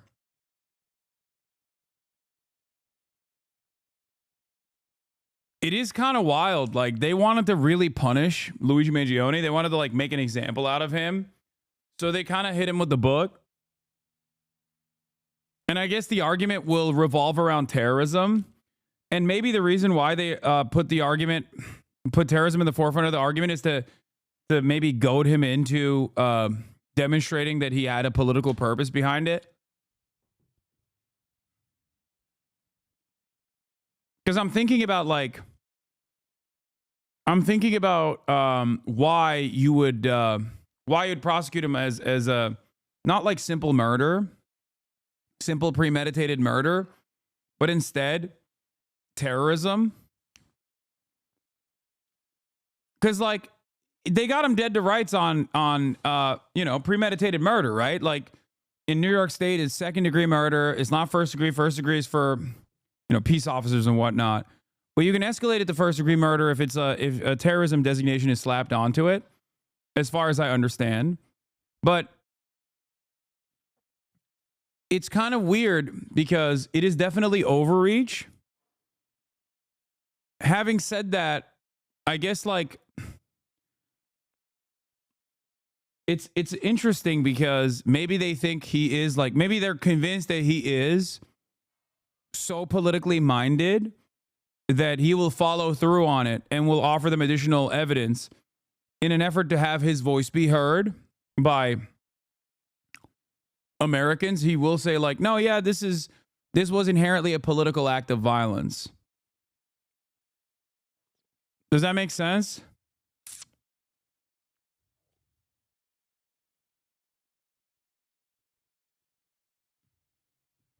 Terrorism charge is almost not at all about him as an attempt to deter possible future copycats. Yeah. Because in order to defeat the terrorism charge, he has to kind of destroy, he has to kind of just be like, I don't know why I was writing that fucking piece of paper, the manifesto or whatever. Right? Does that make sense? Because if he stands by the manifesto, then that gives him further that gives gives them the allowance to lean into the terrorism charge. Because like you wrote that because you wanted copycats. You wrote that because you wanted to terrify the public or whatever. But then again, I don't know how the prosecution of terrorism really works because, as I've said before, it is a political designation that has no legal standing, like no real, well-definable legal standing. That's why dumbasses like XUC will like write under my Twitter post about Luigi Mangione getting a slap with terrorism charges, a Google definition of it. You know what I mean? Because like, yeah, he said, after thorough research, I found this. Terrorism is a technically meaningless classification. There is no real, universally definable, applicable standard of terrorism.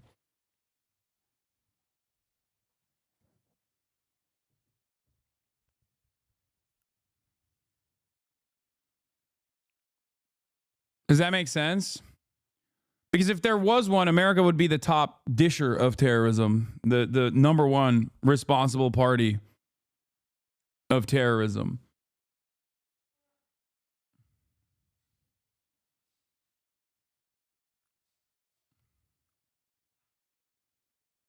Take the El Hasan law. What?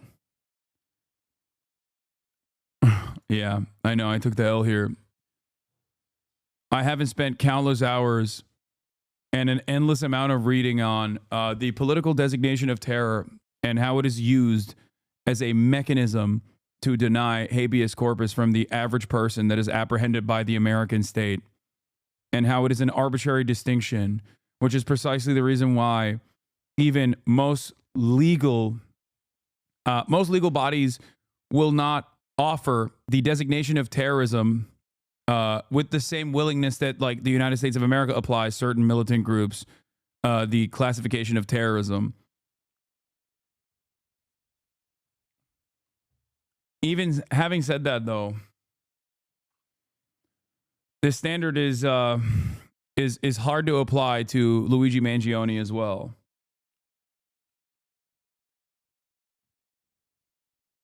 People that are pro-private healthcare would be labeled terrorists if the Google definition was a legal one? Yeah.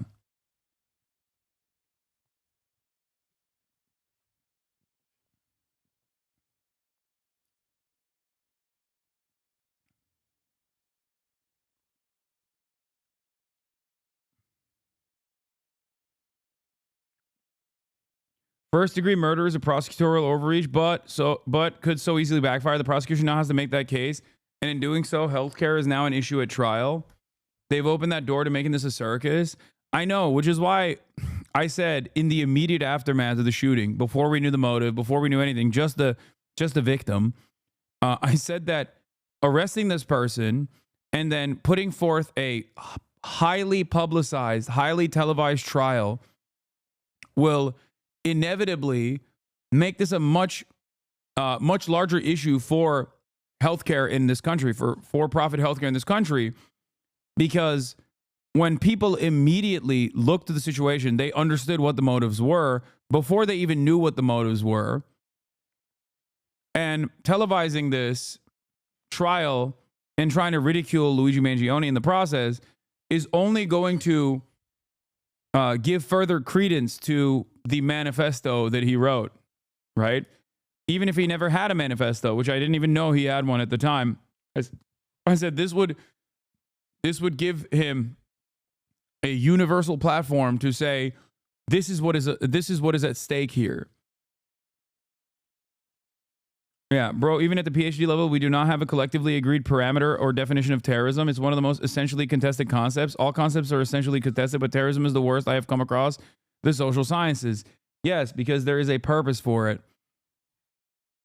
That is the reason why America's standards for what constitutes a terror organization is far different than even the global standards or any other international standard. That's it.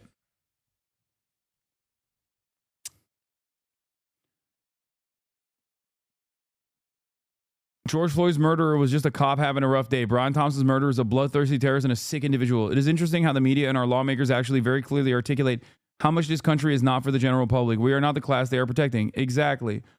Maybe they won't televise it. There's no way to not televise it. Like they won't actually allow cameras in the New York City courts, but it will still be televised because there will be journalists inside of that courtroom every day. Unless they issue like a gag order or something, which then would be a story in and of itself.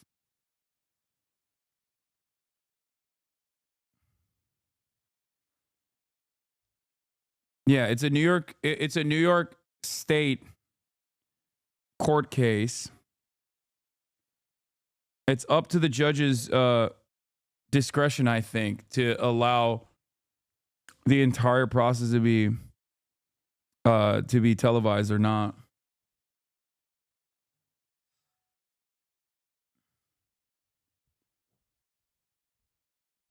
Hey, yo, gag order. Pause that, big bro. No. You're gagging on it. Let's continue. Hearing from the suspect's lawyer on the New York extradition.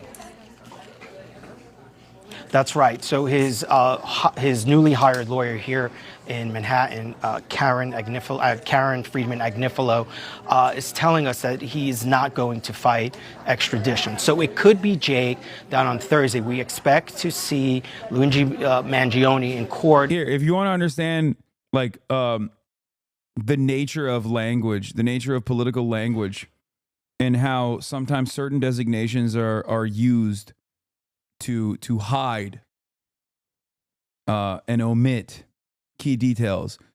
This photo in and of itself is a perfect definition or a perfect demonstration of what I'm talking about.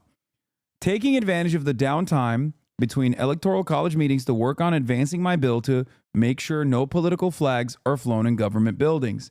If you know, you know. He's standing in front of an Israeli flag.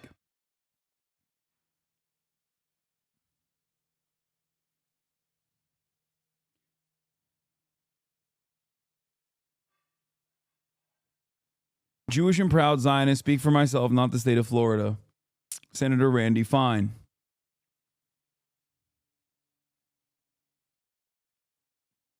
Do you understand? The Israeli flag is not a political one. Okay? But I suspect if someone had an Iranian flag, they would consider that to be a political one. The Cuban flag is a political one. The Venezuelan flag is a political one. The Israeli flag is not. Do you understand?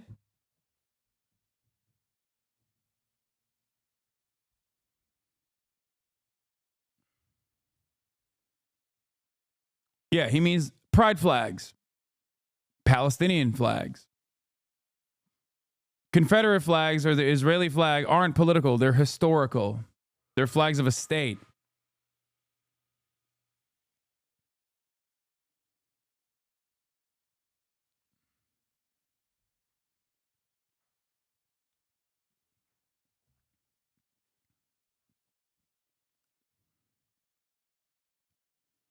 That's it.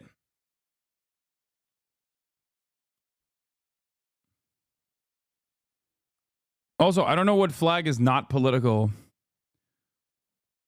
I guess the only flag I can think of that's not political is the one that what's her face?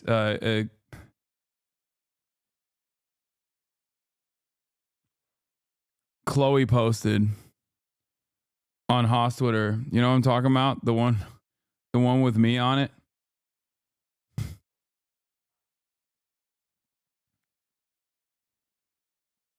Nautical flags.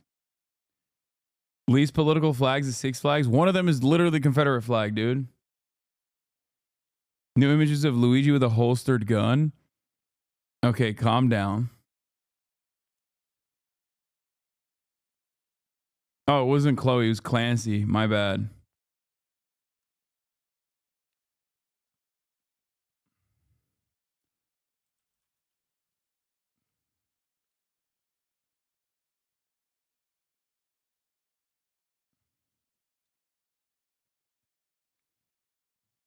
Anyway. Let's continue. in Pennsylvania on Thursday on the case in Pennsylvania and extradition hearing, that by Thursday night, he could be in the hands of NYPD detectives who would transport him back to Manhattan, where he would be processed and then likely spent some time at Rikers Island before he is arraigned by a judge here in Manhattan. And it's expected that he will be held awaiting trial. And also very significant that he is potentially now facing the rest of his life in prison once he's convicted. Obviously a lot more to do, and for the defense team and for prosecutors, but the process will get underway once he's here in Manhattan, and that can happen as soon as Thursday, Jake. And Stacey, your take on the extradition, do these new charges, first-degree murder and terrorism, does that change any of this? It really doesn't. What's going to happen when he appears in Pennsylvania, if he goes forward and waives or consents to extradition, I should say, then New York law enforcement will already likely be in the courtroom in Pennsylvania. He'll be processed out of the Pennsylvania system. He'll still have a hold from the pending charges in Pennsylvania, which will wait out indefinitely while New York addresses its case. And they'll transport him right back to New York and get him into an arraignment in front of the New York Supreme Court criminal, which is for felony indictments. The indictment is already handed up by the grand jury. They'll present him with that indictment and his attorney, and undoubtedly he'll enter a not guilty plea. But there's something I really want to point out here, which is highly unusual, and it's my opinion that the Manhattan District Attorney's Office has a bit overreached in this indictment. They were originally going to go forward with a murder 2 charge against Luigi Mangione, which is just having the defendant having the intent to cause death of another human being and the defendant being the cause of that death. They've now gone forward and enlisted this terrorism component. Yeah, tell me more. They overcharged, to a murder baby. Let's 1 go. indictment, which means they presented evidence in front of the grand jury, which is a group of 24 people from the community, without a judge in place, just a district attorney and a group of 24 grand jurors who hear evidence. It is undoubted, or I believe that the DA presented that alleged manifesto to try to get this terrorism charge added on as murder 1, but they're going to have a harder time proving that in court for one reason, and I'll make it fast. This victim was shot in the back of the head, not in the front of the head, on a quiet sidewalk early in the morning in the dark, and it doesn't appear from a defense attorney's perspective that this was intended to be a terroristic type of murder. So one other thing I want to ask is just I want you to take a listen from moments ago. The Manhattan District Attorney Alvin Bragg. Let's roll that tape. 1 count of murder in the first degree is a killing in furtherance of terrorism. 2 counts of murder in the second degree. 1 charging that the killing was done as an act of terrorism, and the second pertaining to the fact that the killing was intentional.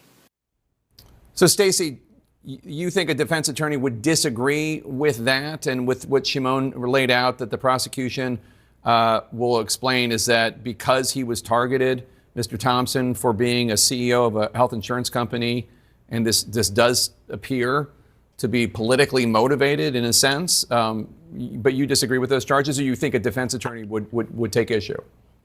I think his defense attorney is going to. How is killing a CEO supposed to cause fear in the minds of the public? Maybe I'm fucking brain broken. Yeah, I ain't fearful. I don't know. I'm the public. I'm not afraid. I know what his fucking intentions were. I don't know.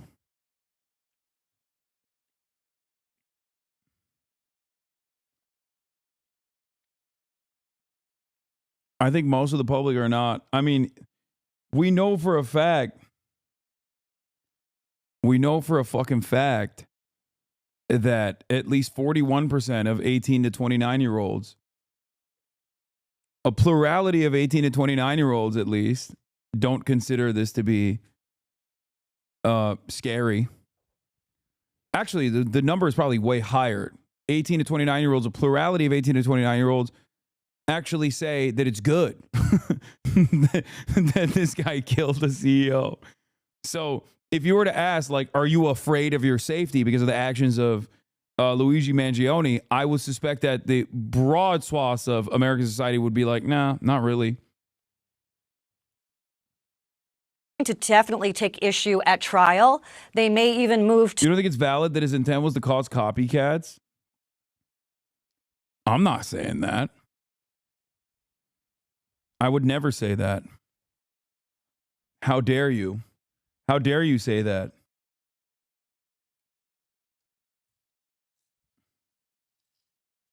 It's crazy, chatter. Good luck proving that in a court of law to a jury of Luigi Mangione's peers.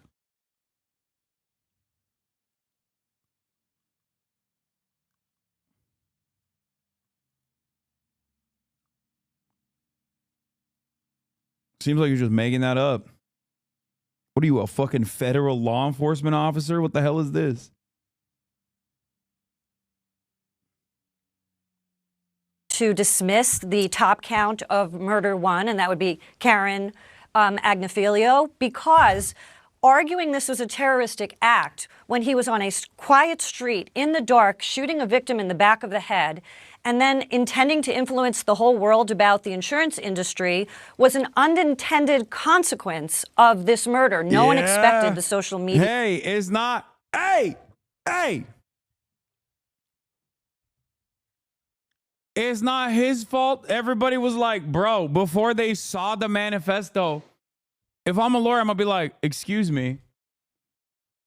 People immediately assume that this was a hurting victim of the for-profit healthcare insurance before they even heard of a manifesto, before they even knew who the shooter was. All they needed to know was the victim. It ain't his fault. Cooking. The outpouring, the disturbing social media outpouring from this act, and to have the district attorney and law enforcement from New York mention that there was a social media outcry in relation to a terroristic act is putting the cart before the horse. I mean, the murder happened first, the outcry was second, and totally unpredictable. So I think this might be a case of overreaching on a murder one. I could see why they have enough evidence, or they believe, law enforcement, that they have enough evidence for murder to. Didn't his manifesto literally state he chose to shoot because he was concerned about bystanders? That would be premeditation to not do terrorism. Yeah, basically, they're trying to say that, like, this person wanted other people to be copycats and go out and shoot other for-profit healthcare CEOs, and therefore creating an unstable environment. That's what the argument is from the prosecution. But like, it is a bit of an overreach in my opinion. So it's win-win regardless, because if they hit it on that angle, which they obviously are, then all of a sudden, the party that's supposed to represent the quote-unquote people, right, the prosecutors, are going to have to defend the healthcare industry and for-profit healthcare CEOs. Okay, so that already causes, in my opinion, a big divergence between the actual people and what their opinions are. So it ends up amplifying this message further.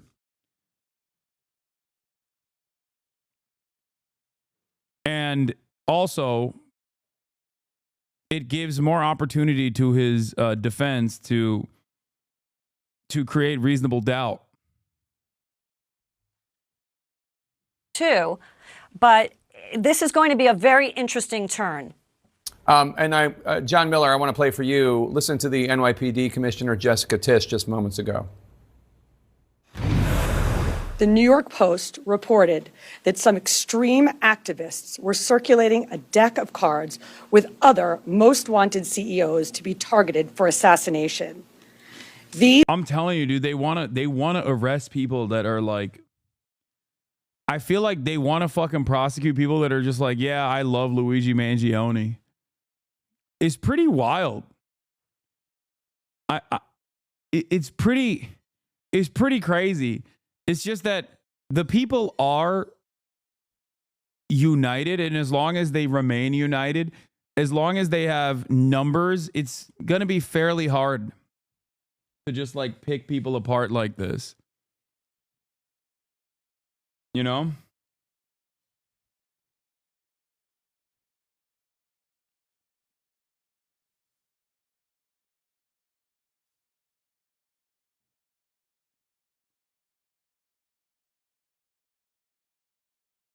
Thought crimes are making a comeback. Thought crimes have never gone away. What are you talking about? Look at the last year. If you hurt the feelings of the state of Israel, you deserve the death penalty. These are the threats of a lawless, violent mob who would trade in their own vigilantism for the rule of law. John Miller, what do you... Why is this woman lying in a press conference? That deck of cards isn't in circulation. I should know. I pre-ordered it.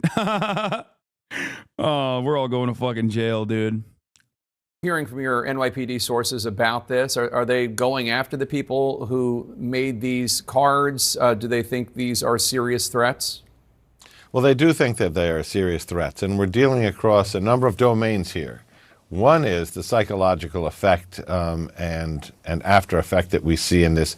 Compare something like this, which is a relatively unique murder of the CEO of an industry because he was the CEO of the biggest company in that industry, in this case, healthcare. In school shootings, we see what they call the contagion effect, which is one of these things happens, it gets a great deal of attention, and the next person who was already thinking of something like that then may accelerate their plans.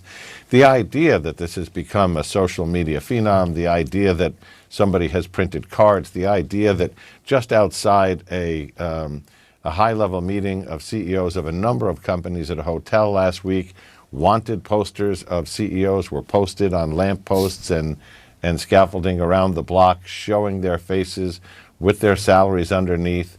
Brian Thompson's was among them with an X across his face.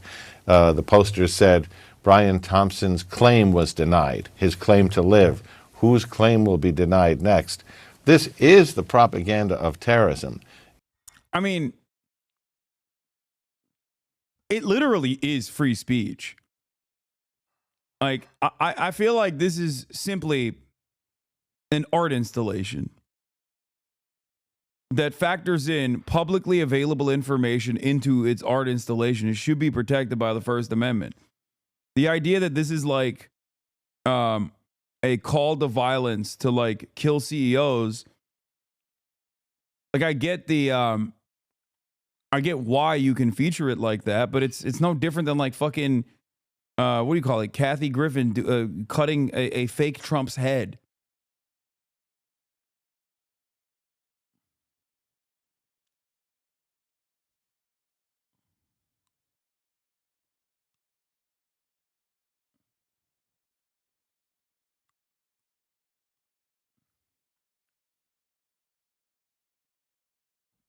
Are you being serious? Yeah, I am. I think that this is totally defensible in a from a First Amendment standard. How is this not a call to violence? Omega Law. I mean, all matter of art has a call to violence featuring in it. It's not, now you are declaring that a piece of art or any kind of propaganda is inherently violent. Like, I think that this is still subjective. It's up to the interpretation. It's social commentary. I understand why people see this and go, "Oh, dude, this is like completely unacceptable." It's a direct call to like kill other CEOs. But it's like fucking tagging, eat the rich on a wall. You know what I mean?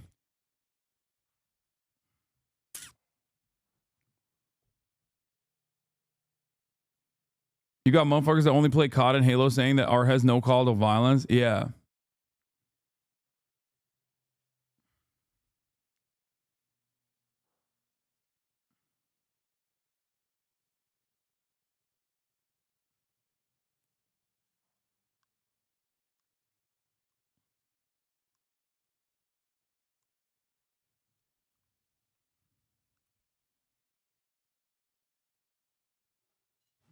Someone said, and if it was streamers, brother, do you think I don't get death threats on a daily fucking basis? Do you think as a streamer I am responsible for the deaths of people? Do you guys have no fucking understanding? Like, if people posted posters of streamers and how much money they make all around New York, okay? Not like where they live or their homes or whatever. Did I say that? No, you implied it. Why are you trying to be sneaky? Which is fine. I get death threats on a daily fucking basis regardless. Okay? What are you talking about? Twitch streamers, in comparison to for-profit healthcare CEOs, are one, infinitely closer to the general public, regardless of how much money they may make or may not make. And two, Twitch streamers are not making money off of, you know, denying people's healthcare claims, dude. Please.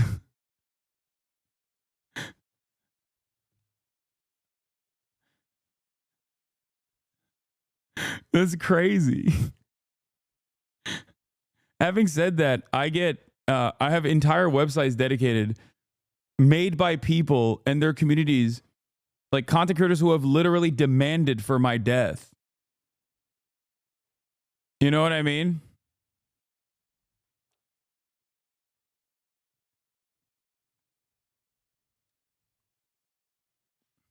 You were responsible for the death of our mom's innocence.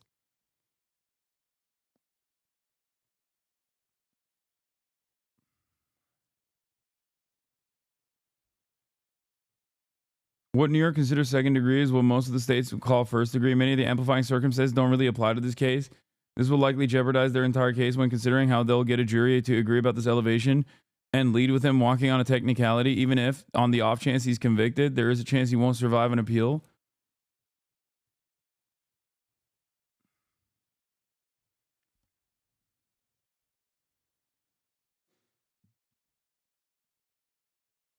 I couldn't get healthcare because Hasan has a house. A wild statement I expect to hear from now on. I know.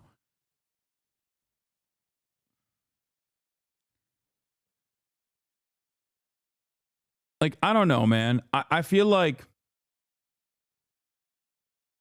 D literally said in so many words that he hopes you die. Yeah, he has, time and time again.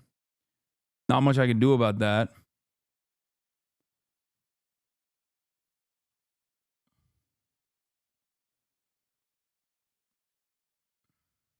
And this is, in part, why the Manhattan District Attorney charges the case this way. Now, we know what they know, which is he had, allegedly, a manifesto on his person referring to these parasites in the plural, not the singular. Did you respond to H3's podcast yesterday about you? No. Why the fuck would I do that, dude? What we don't know was, did Luigi Mangione have plans to kill more?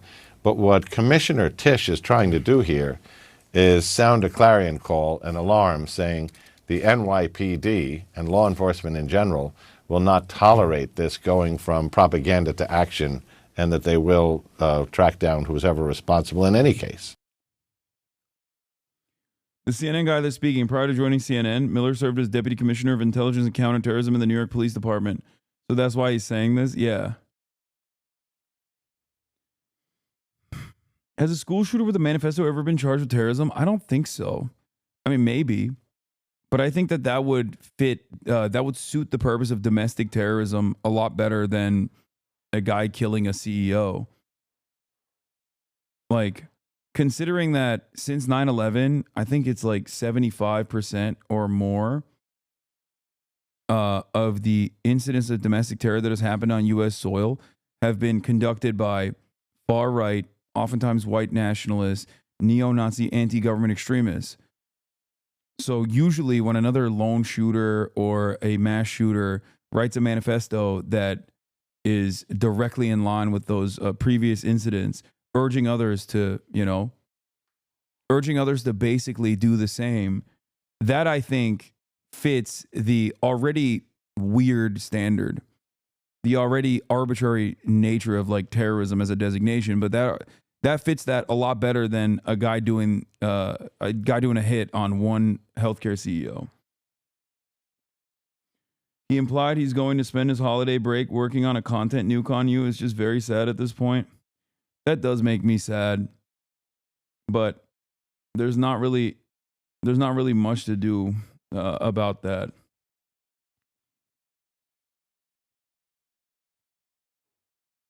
Why are y'all bringing this up? Holy hell. I'm timing out anyone that's talking about it still? Okay.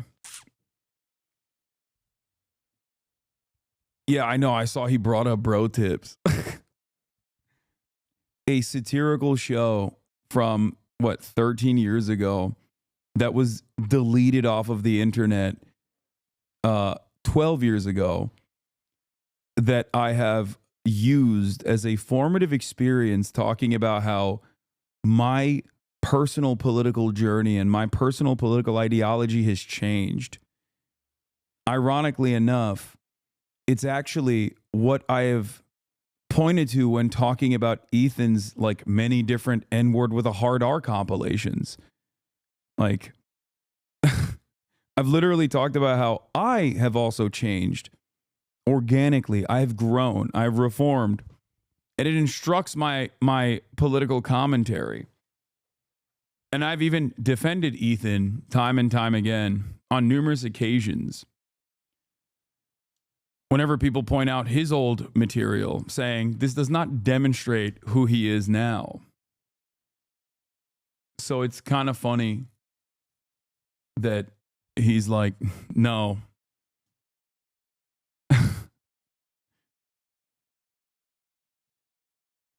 Look at his older clips from a time where like it looks like it was like Vaseline on the lens.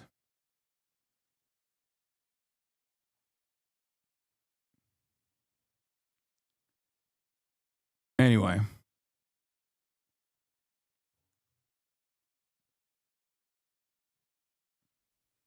Don't let the drama perverts win. Yeah, I know.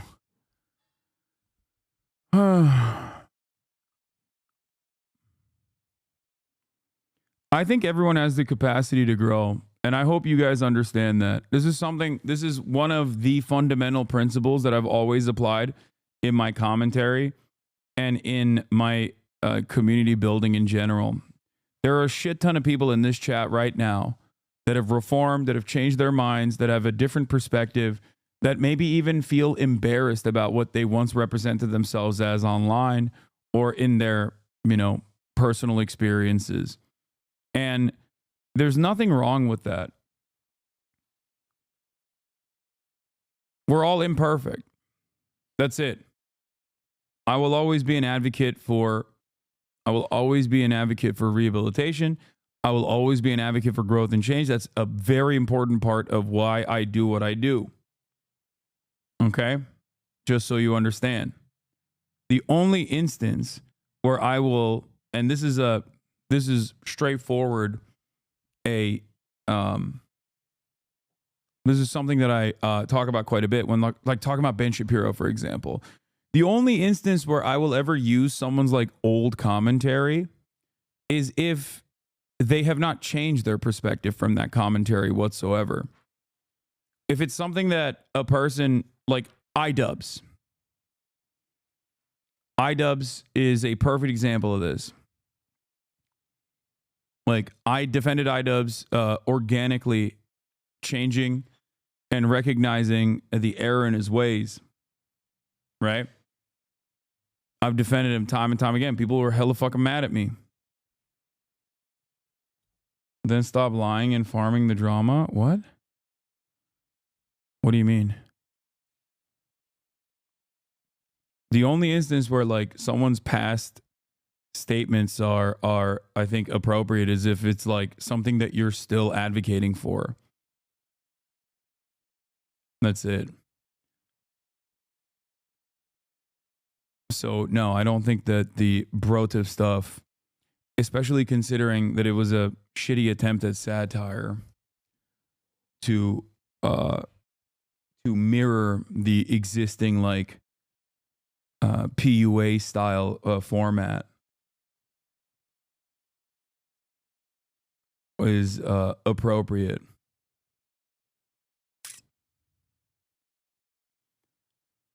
Anyway, I saw this. This is pretty crazy.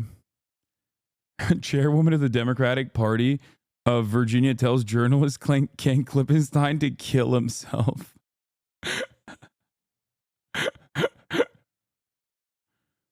Delete your account, and Jerry Connolly's going to kick cancer's ass. That's pretty crazy. I wish the Democrats had like a fraction of the smoke against the Republicans. Like, really, I am not against a chairwoman of the Democratic Party of Virginia saying this. It's just weird to say this to Ken Klippenstein when he's like criticizing the Democratic Party for not making the best choices. Like, this objectively is in the interests of the Democrats as a political movement. When he says it's ridiculous that you guys didn't choose AOC to lead the oversight committee, a person who is vibrant, charismatic, younger, and instead chose 74-year-old congressperson who has throat cancer. Like, that's insane. Dave Weigel, community note, we are all going to die eventually.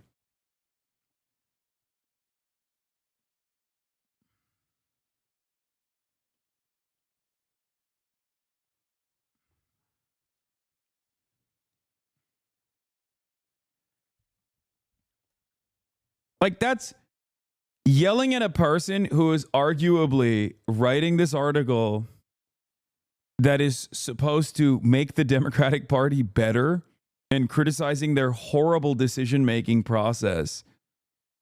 Like, telling that person to kill themselves is so funny to me. Especially as someone who's advocated to have kill yourself tokens online. As you guys know, I'm a big advocate. I am a big advocate for kill yourself tokens. If you get if someone calls for you to kill yourself, that means you have one token that's transferable. You can now use that against someone else. And then when you actually use that against someone else, now they have the kill yourself token.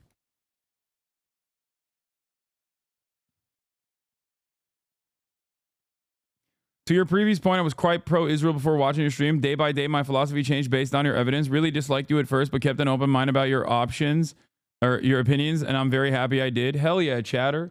We love growth here. We celebrate it, okay? This is not like one of those other fucking communities where I believe that, like, human beings are intrinsically evil and have, like, unchangeable convictions, and that those convictions are coming from a place of being evil in general. I am very understanding of growth. Not only have I demonstrated in my own life, but I also hope that others can in this community every single day. And not only that, but also I understand where that starts, where the starting point is.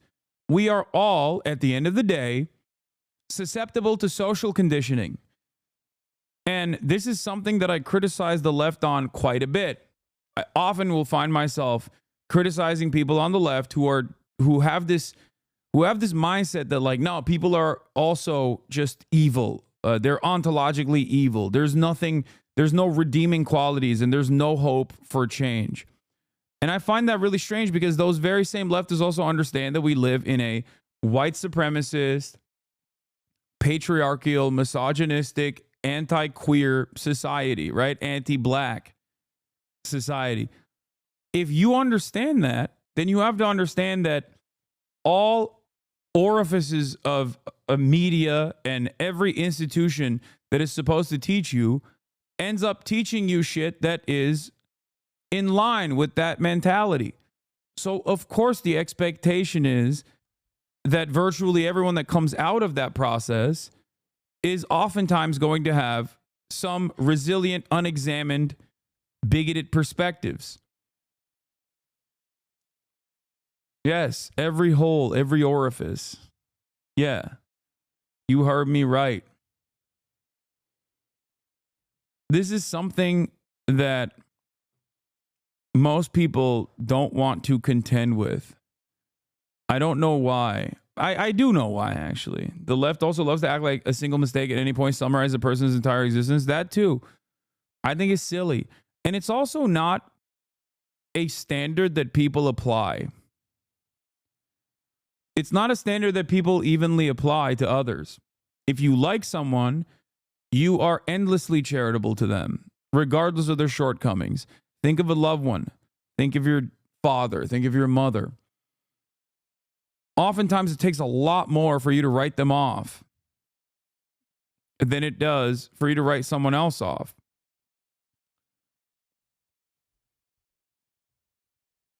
You have to always demonstrate charitability and forgiveness and be understanding of where people's starting point is. That's it. And I do that all the time, especially to content creators. And people get very mad at me in the process where they're like, no, you don't understand. Like, there's a point of no return. And I agree, there is a point of no return, right? There certainly is. I guess my point is much higher than the average person. And there's a tactical reason for it as well. I think part of that is because I understand that as long as they are charitable back to me, I can get across to them. I can cut across the noise and potentially get them to understand the world from my framework. And also, if these conversations are being held in public, or even if they change their attitude to a certain degree, then they will be able to change the opinions of their own of their own fan bases.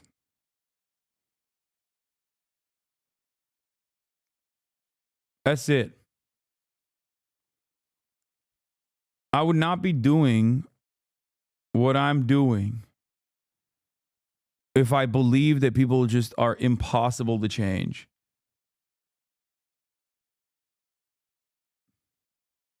That's it. When I recommend your content to people, a point that I always make is that what makes your approach to commentary special, especially in the current political climate, is that you meet people where they are and make it okay to be learning. There's not a lot of space on the left that do that. Then how do we expect people to change? I think it's the most important part of what you're doing. Yes.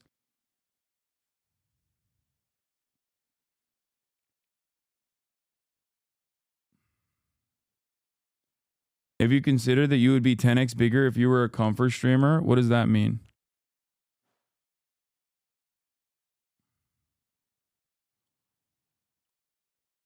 A comfort streamer?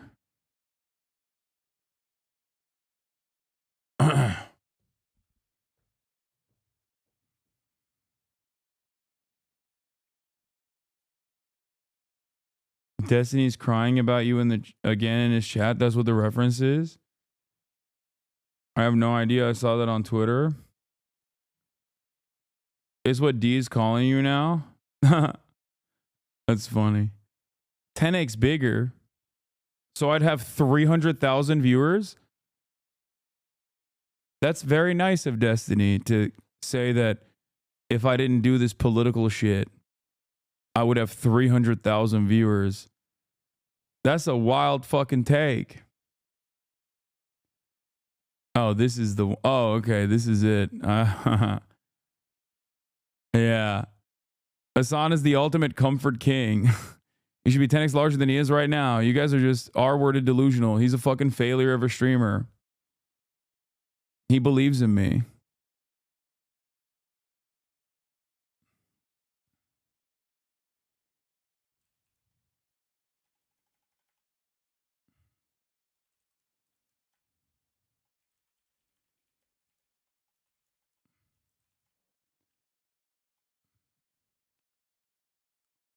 Top 10 streamer for the past 5 years. Wish I was that level of failure. I know. What a failure I've been.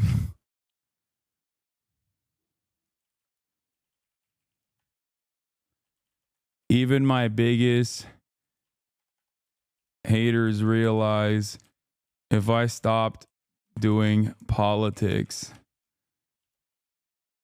I'd be a 300K Andy.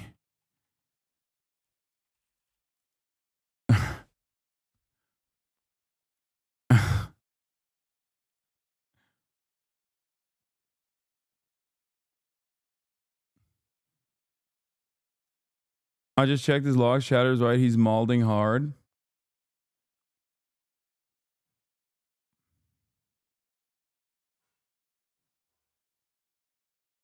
Top 10. With some effort, he could be easily top 100.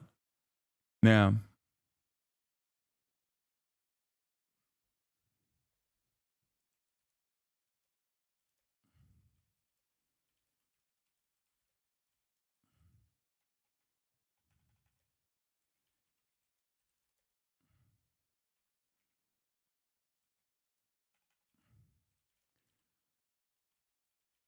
Live concurrent streamer. You ate the drama bait? Oh, come on. I'm gonna be fucking posting that. You gotta. Nice of my biggest hater to imagine my potential as a 350K live concurrent streamer. Come on.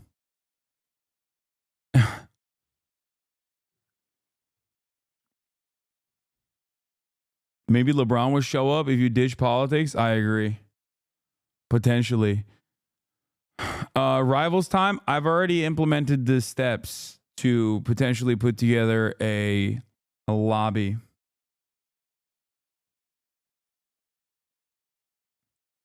He was brainstorming with Boner Box on their 10 viewer podcast on how to oust you and place themselves within the DNC sphere. Nice. I think they would probably have to. He means you're not doing enough things outside of streaming. He's making the argument that he's bigger than you. I have been on 10x more big podcasts. I have so much more widespread internet presence.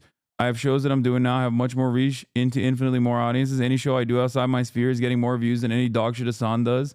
You realize he peaked like years ago when he's playing Among Us with AOC? I mean, I think numbers on the board, I'm doing pretty fine.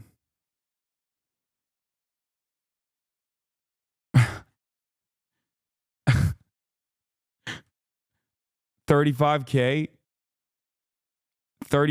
live concurrence is pretty good. Had the current Federal Trade Commission's commissioner on stream immediately after a very well celebrated, well decorated journalist and academic, Ta-Nehisi Coates. I feel like I'm doing all right, you know? It's not just like that I went to the DNC or get positive coverage from CNN, NPR, and numerous other outlets.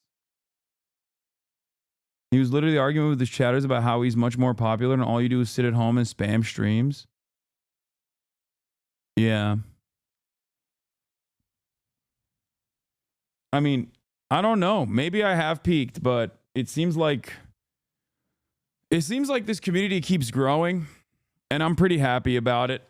And I think at the end of the day, career highs or career lows are nowhere near as important or as consequential as simply being happy and being honest with yourself and being able to sleep comfortably at night. I could say that about myself. I don't think a lot of my online adversaries that I never would have wanted to have as adversaries to begin with. I don't think that they can say that themselves.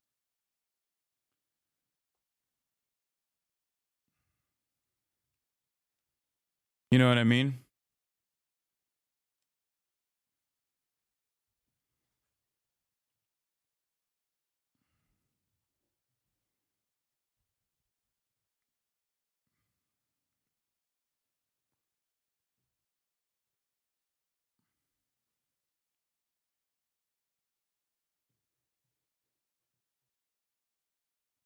Jubilee should have won the election. Look at the views of those vids. I thought that's how that worked. Yeah.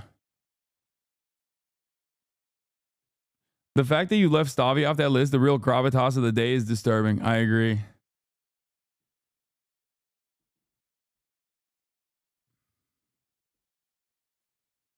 It also shows for how months after October 7, you were almost sub 20K and now you're back to consistent 30K. I think you know what you're doing. Yeah, I mean, history does have a tendency to vindicate me and my position. Anyway, the craziest thing about Luigi Mangione getting charged with terrorism for allegedly killing a single rich dickhead who nobody liked is that they didn't charge a single fucking January 6th freak with terrorism, and they ransacked the Capitol and killed multiple people.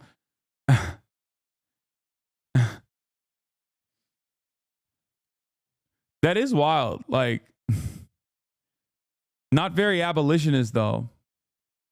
Not very abolitionist of Lolo to hit that line. R.I.P. Ashley Babbitt. Gone too soon. A political hero. Miss Paris is our daily segment, Truth or Fake, and I'm joined in the studio by Catalina Marchand de Abreu. Good to see you, Catalina. So in today's edition... This story is wild. Okay? This story is wild. Clarissa Ward goes into a Syrian prison. Okay? And the situation is odd because I never really covered this, but it was like weird because the prisoner that was supposedly in prison had like clothing that wasn't tattered. He didn't look like he was actually in these horrifying conditions that we've seen Syrian prisoners in. Okay? Normally, people are just like taking Syrian prisoners out of prison and like these guys haven't seen fucking daylight for like 10 years. Okay? It's crazy. This one, on the other hand, she's walking into the jail and the dude's got like a groomed beard. Okay? He looked fresh and everyone was like, this is fucking fake. Like, what the hell's going on? And I thought it was suspicious. I didn't really have time to cover it. I thought it was odd though, because there are a million, like there are thousands, not a million, but there are tens of thousands of real stories of people who have been falsely imprisoned in Syrian prisons for fucking years, right? And I kind of want to show you the OG coverage. I don't think they're going to show the OG coverage, but it was weird. It was like a very weird situation because like she walks up, the guy that she's with is like, oh, this door is locked. And then the camera pans away and then the guard shoots the soldier shoots the door. Okay. Oh, here it is. Let's watch. Finally see the sky. After 3 months in a windowless cell, he can finally see the sky. My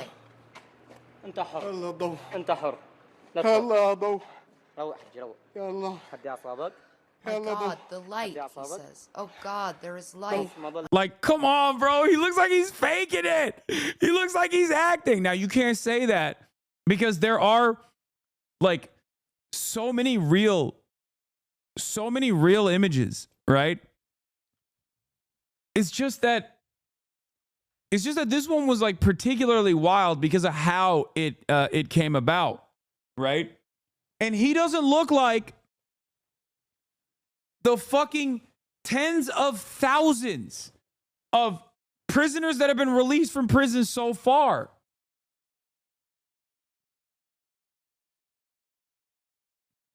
It's just crazy that he did not like fit that mold at all. He looked far too clean. He looked far too hydrated. He's too hydrated and mentally clear for this to have been even 5% likelihood of being true. He said he was housed for months and weeks without food. Yeah, he said he didn't have water for like days, right? And it just didn't make any sense. I promise you, okay? I'm so glad that I didn't say shit though at the time because people would have fucking yelled at me nonstop, endlessly, even if I was right in the end. I just didn't have time. I just did not have time to cover it, but I did think it was like wild.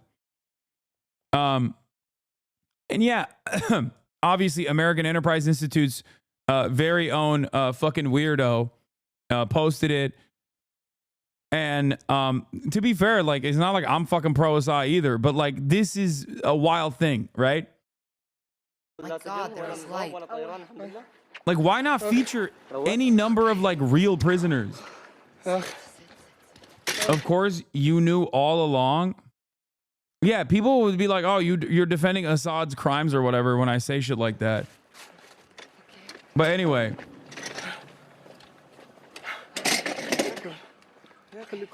Stay with me. Stay with me. He repeats again and again.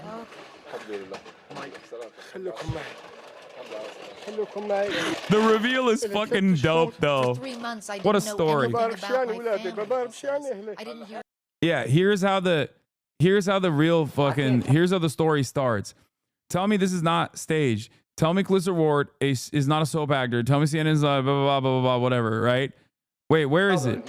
Where's the original? Oh, here is the scene. Here's how it starts. Okay, I wanted to show this. But it's the only cell that's locked. Is he gonna shoot it? The guard makes us turn the camera off while he shoots the lock off the cell door. We go in to get a closer look. It's still not clear if there is something under the blanket. Oh, it moved. Is there someone there? I thought I saw it move. Is someone there? Or is it just a blanket? I don't know. I think it's someone. Hello? Okay, it's just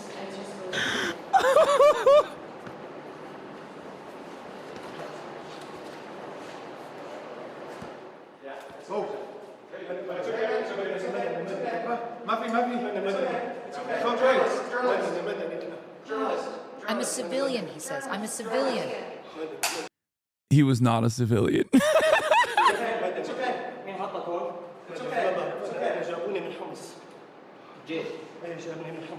He tells the fighter he's from the city of Homs and has been in the cell for 3 months. Okay, you're okay. You're okay. You're okay. You're okay. He clutches my arm tightly with both hands. Okay. Does anyone have any water? Water. My. Okay, it's water. It's water. Okay. Okay. Okay, you're okay.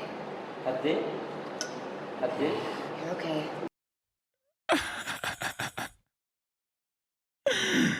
Oh, I Chatter said, what if he was a pro-Assad guy in hiding, lol? What if, Chatter? What if that was the case? Because something about this is a little fishy. My man's far too clean cut. What if, Chatter? Anything about my children.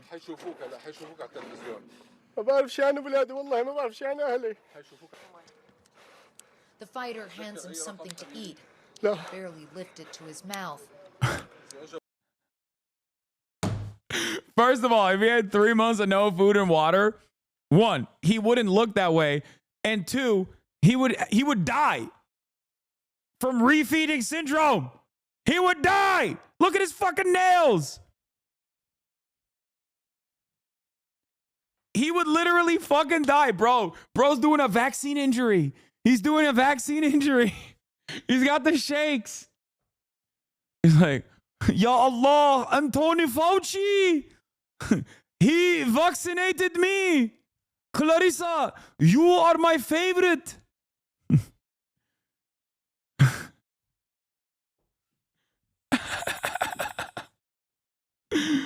I did the vaccine.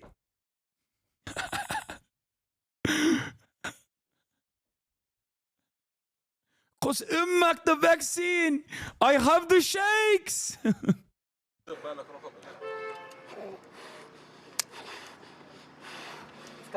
Okay. But his body can't handle it. Okay, you're okay.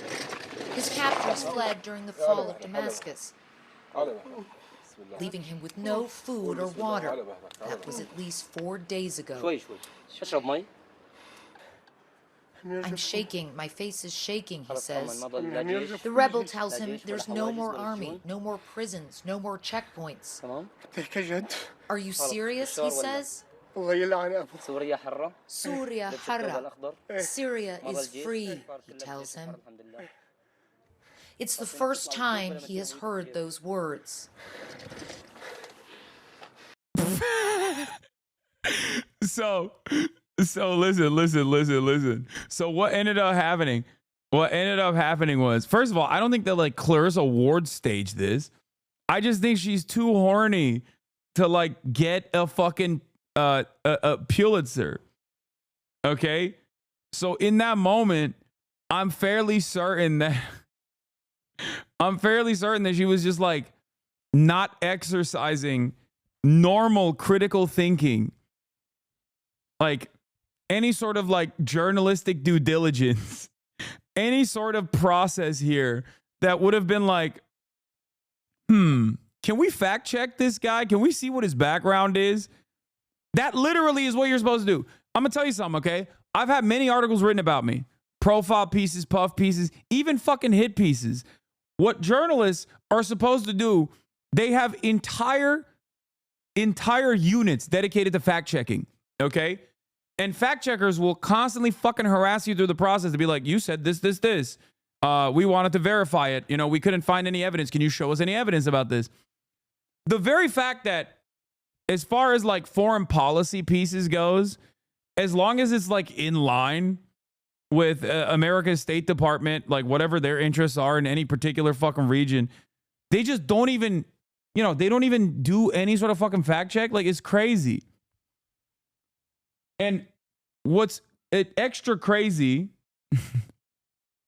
is that this person who didn't pass the smell test for many other people, this person that didn't pass the smell test for many other people for obvious reasons, like he looks in far too good of a shape, especially when there are literally tens of thousands of people that you could have interviewed after they got released from prison. I've seen hundreds of videos where people are being broken out of prison.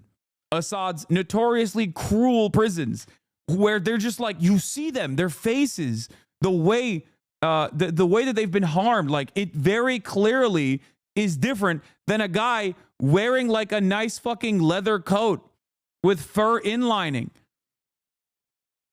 And when I say the smell test, I mean literally the smell test as well, not figuratively. Like, this dude doesn't look like he hasn't showered in fucking 3 months. He does not look like he hasn't had a haircut in 3 months. He does not look like he hasn't eaten in 3 months. You would straight up be victim to severe malnutrition if his story was correct. Yeah, not one speck of fucking dirt under his manicured nails, man. And a lot of people were yelling about the story because a lot of people hate CNN. So a lot of people were shitting on Clarissa Ward, being like, you staged this, you staged this, you staged this. The fuck's wrong with you? You staged this. And all of those people, all of the people that are not necessarily just like anti-Assad, but also pro-America State Department people. And there's many of them because there's so many anti-Assad people. But then there are a lot of people who are not only anti-Assad, but pro-American empire. Okay.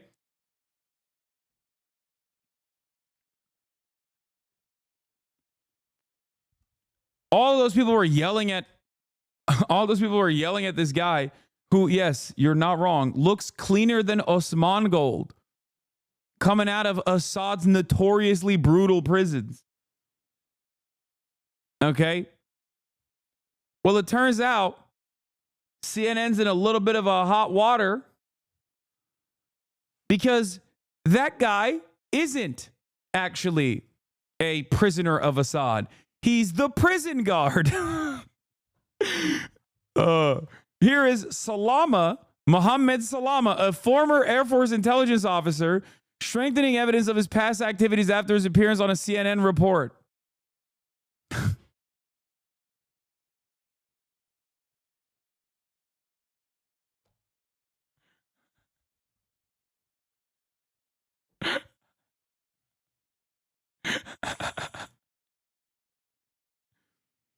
CNN confirmed the identity of freed Syrian prisoner Assad intelligence officer Salama Mohammed Salama, with local residents saying he operated checkpoints in Homs notorious for their abuses. What's crazy is like, first of all, Osama bin Laden, 6'7", he should have balled. Okay, he was worried about the wrong towers. Okay.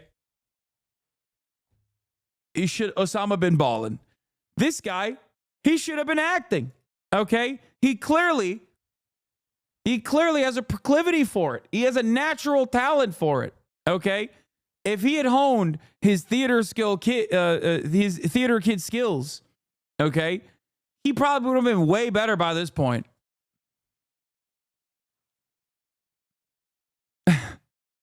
He looks like the TikTok dad, the TikTok actor. What's more crazy is she hasn't even acknowledged it yet. We confirmed the real identity of the man from our story last Wednesday is Salama Muhammad Salama. Wait.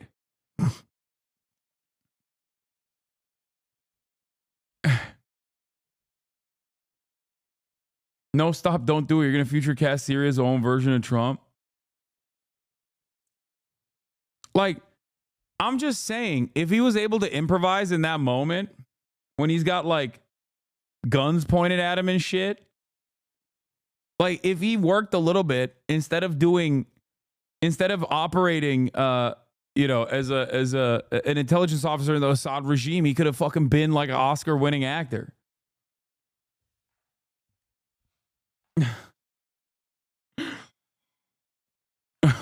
Bro came out of the prison. Looking like the British dad who always ends up killing his son. You know what I'm talking about? What's his name? I have to play a video from him. You know what I'm talking about. The British guy who's always crying. Please give me... No, it's not this. I mean, that is funny too, but you know what I'm looking for. Infamous torturer, theater kid. Yep. Bro came out of the prison looking like this. I joined the Cameo app. Praise God!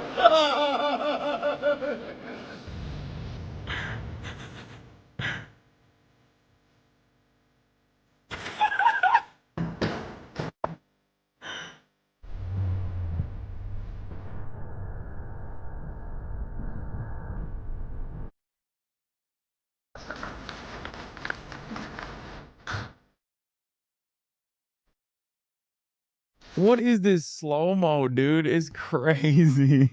God, Lewis Anderson never ceases to amaze, dude. He is God. He's got a face made for silver screen.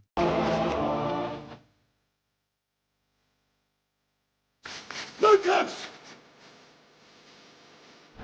Wait, there ain't no way that the Spider-Man toy still has the tag on it because he wants to return it. Oh my God!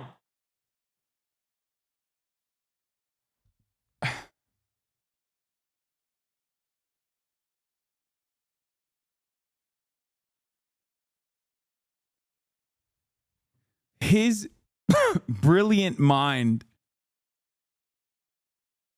Sorry for your upcoming loss.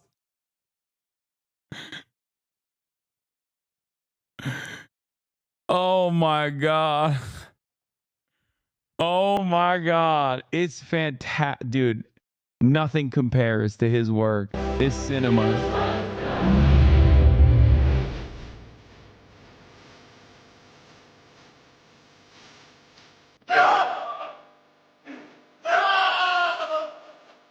Yeah, that's how my man came out of that prison, bro. Look at him. Oh, finally the light. You guys don't understand. I fucking hate that Assad guy, man. I hate that guy. He's a real piece of shit.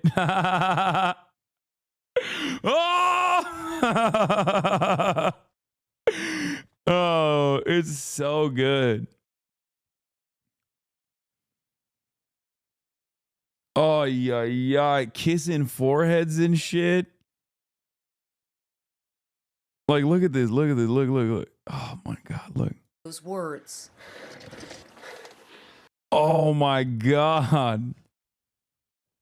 Anyway. Well, turns out all the people that were saying, this shit looks fake as fuck, dog. What do you mean? Well, they were right. CNN journalist Clarissa Ward is being accused of staging her most recent reports on Syria. Tell us more. That's right, Yinka. On December 12th, CNN published this report on its platforms. CNN's cameras, they say, caught... Bro, this is literally Tyler Oliveira shit, okay? I'm sorry. But this is straight up like, this is some shit that you do not expect from an award-winning journalist. This is some shit you expect from a fucking YouTuber, man. Like, this is like FaZe Ronaldo. She's clip farming. Like she's part of the new FaZe clan. That's insane to me. What has happened? What the fuck has happened to mainstream media? What is going on? She threw up the FaZe after. She's like, Muhammad, can you throw this up for me, please? Yeah, FaZe up. This is worse than claiming your helicopter was shot at, which is why what's his face got fired. He reportedly was involved in theft, extortion, and coercing residents into becoming informants. According to locals, his recent incarceration lasting less than a month was due to a dispute over profit sharing from extorted funds with a higher ranking officer. This led to his detention in one of the Damascus cells. Oh my God. And you know they did not treat his ass in the same way that they treated regular old fucking people. Look at the way he looks. Like,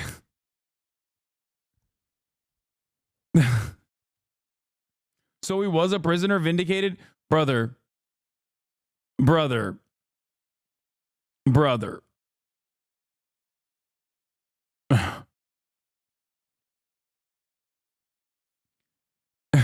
Since returning to Holmes, he was attempting to gain local sympathies, trying to convince them he was forced to do everything. He has also deactivated social media in an attempt to hide any documentation. He carried weapons and was involved in war crimes. Brother.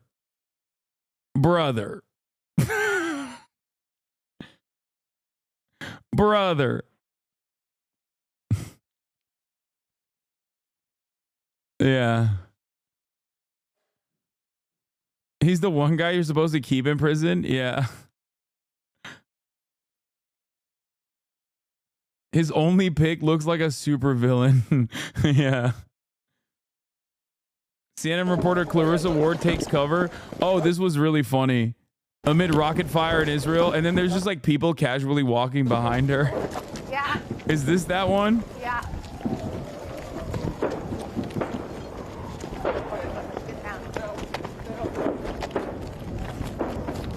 Closer. Down. Down. Close. Isn't this the one where they're walking in the background? Am I crazy? This might not be that one. You're fine. You're okay. You're all right. Okay. That's the Iron Dome. Okay. That's the Iron Dome. Yeah. You're fine. That's why we want to pull back short the gun. Yep. Move. Guys. Are you seeing our situation, guys? Yes. Okay. Right, still going. Can you hear the show? Stay down. Stay down. Like, Israelis were clowning on her, dude. Like, oh, God. We have to stay here. We have to stay here. Guys, come to us.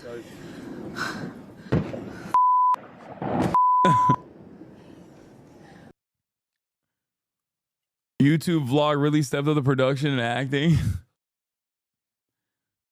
So did like CNN know, or did they get fucking played by dudes method acting? No, I think CNN is supposed to do due diligence. Okay? They're supposed to do their due diligence. How are you gonna fucking release a Assad torturer and be like, oh, he's a victim too? Like, you can't do that. You can't fucking do that. That's crazy. Like, look at his outfit. Like, even if he spent any time in that prison, look at his fucking outfit. Look at the way he looks versus the tens of thousands of prisoners that were released in the fucking days prior. Like, those dudes were actually fucking malnourished. This dude is in his own prison cell in a clean fit.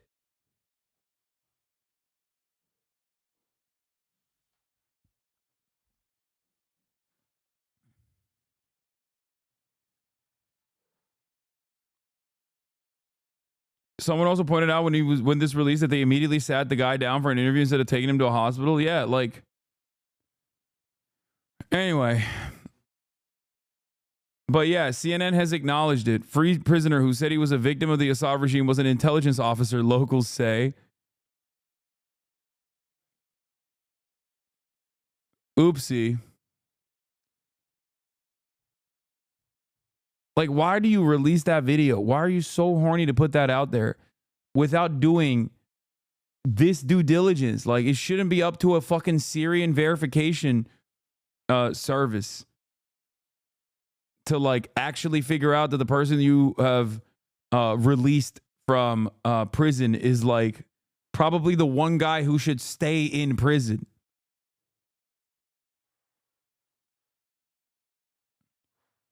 This is like, you know, pretty clear-cut clickbait shit. You know what I mean? You clip it, you ship it, and then you deal with it afterwards.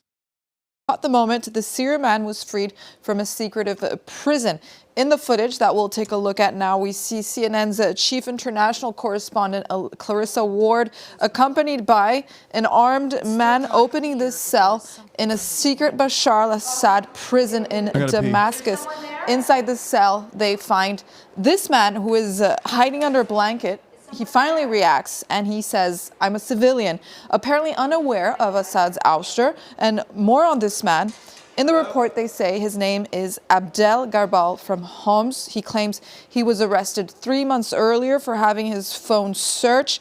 The man is finally released by Clarissa Ward and her team, where he says he sees the first rays of sunshine in months before being finally being taken to the Syrian Red Crescent. Since this video has been published, many have doubted its authenticity, claiming it to be staged, including Syrian reporter Hussam Hamoud on X. He's worked for France 24, Mediapart, Arte. He strongly criticized the CNN report, saying that amid thousands of real vivid stories from Syria, we certainly don't need fictionalized scenes to convey the truth, while also reporting on these Syrian women who are protesting and protested against this CNN report by Clarissa Ward, saying it's staged and offensive to the plight of detainee families. Catalina, tell us what we know about the man in that video.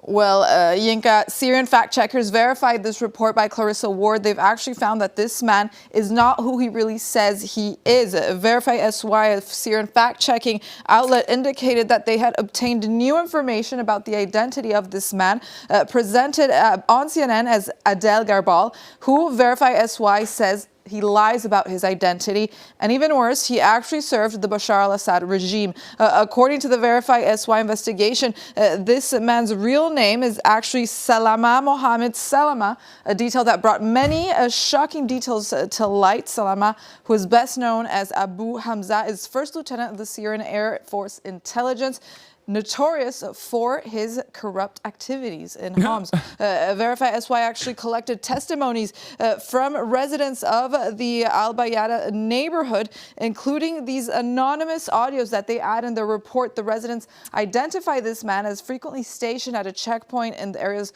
western entrance of Homs, infamous for their abuses on civilians. Abu Hamza reportedly managed several of these checkpoints in Homs and was involved in crimes including theft, extortion, and coercing residents into becoming informants. According to locals, his recent incarceration was actually due to a dispute over the sharing of profits of extorted funds with a higher ranking officer, which finally led to his detention in one of these Damascus prison cells, as per the neighborhood sources. So despite his... Is it a career ender for her? No, absolutely not. Not even a little bit. Not even a little bit. His seemingly innocent demeanor in the CNN report, Salama actually has a grim history of corruption, abuse of authority. Is it a career ender for him, you think? I think he might be cooked.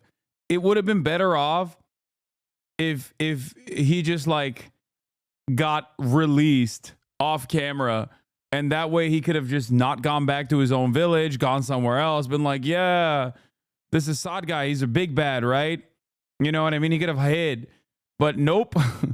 He had to get freed in front of Clarissa Ward and the entire Western audience. And even the killing and torture of civilians during several military operations in Homs in 2014.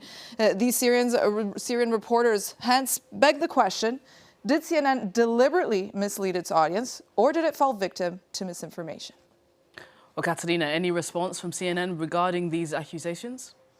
Well, after the Syrian fact-checking organization reported that this Syrian man gave CNN a false identity, CNN said that it subsequently launched an investigation into this report by their chief international correspondent, while Clarissa Ward has not given a comment yet following this backlash on her report. Libération contacted CNN, who denies any type of state. Bro, this... like France 24 busting out the touchscreen for this is crazy work. They're having a fucking victory lap over there. They're like, yeah, okay, CNN. Like, god damn, dude, the fucking production value with the touchscreen. That's crazy. Here we are zooming into Clarissa Ward's face as she believes the very stupid lies that this Assad torturer is telling her. Aging, saying that the events took place as they appear on the report, and they reported the scene as it happened, including what the prisoner told them.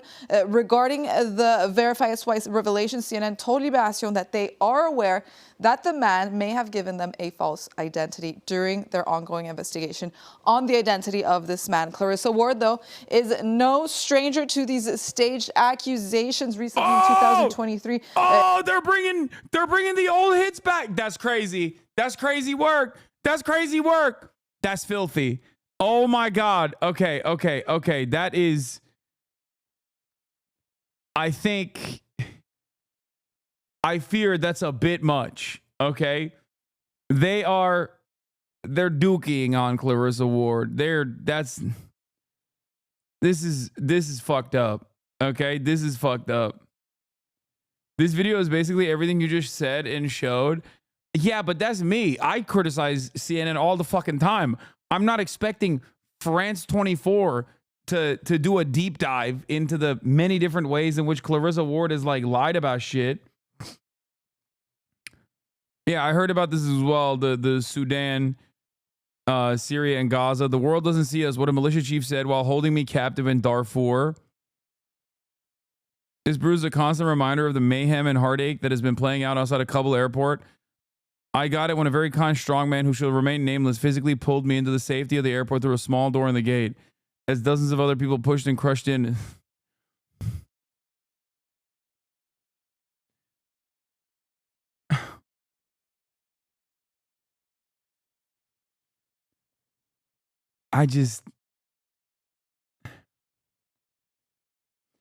It's crazy because Clarissa Ward also is that bitch. And I mean that in a positive way. She literally snuck in with I believe it was a Qatari medical team, and got like the first ever Western press from inside of the makeshift Palestinian hospitals.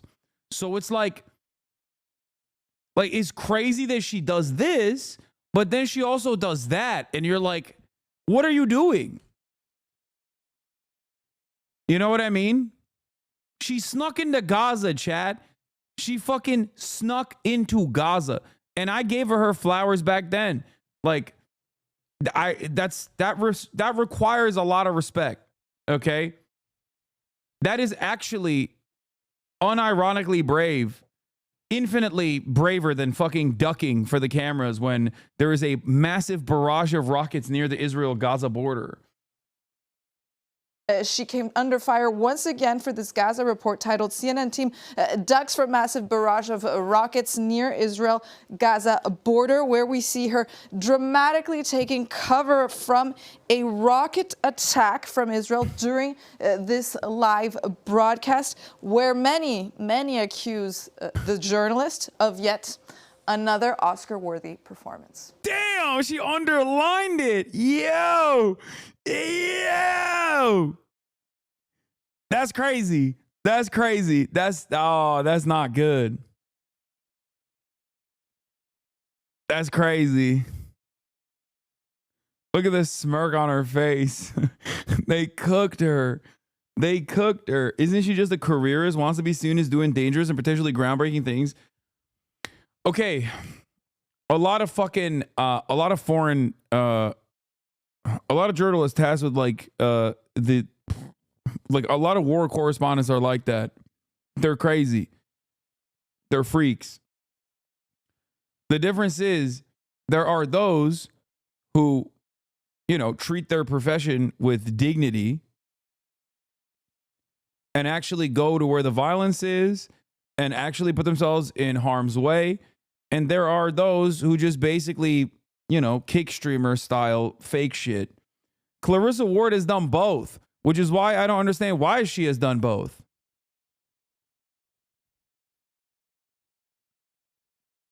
Does that not make sense?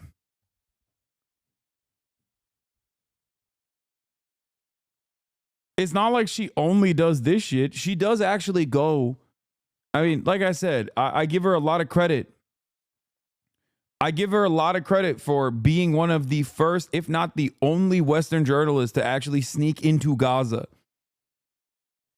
to get direct footage. To get direct footage from inside of the hospital tents inside of Gaza. That's when you were actually under fire. Like, that's not a joke. That's like when you are directly under fire. You have all of a sudden put yourself in the crosshairs of a nation state that will kill you and not even think twice about it. Sneak in. She was let in by Israel. It was all scripted. I don't think Israel would allow her to go into the fucking field hospitals. That did not look good for Israel at all. If anything, Israel's more likely to kill her when they find out that she's in the field hospitals. They'll be like, oops, I can't believe that happened. Oh, fuck. Oh, well, it was Hamas. We thought she was Hamas. Yeah. I don't think it's in Israel's favor for her to interview 5-year-olds who have been fucking amputated, okay?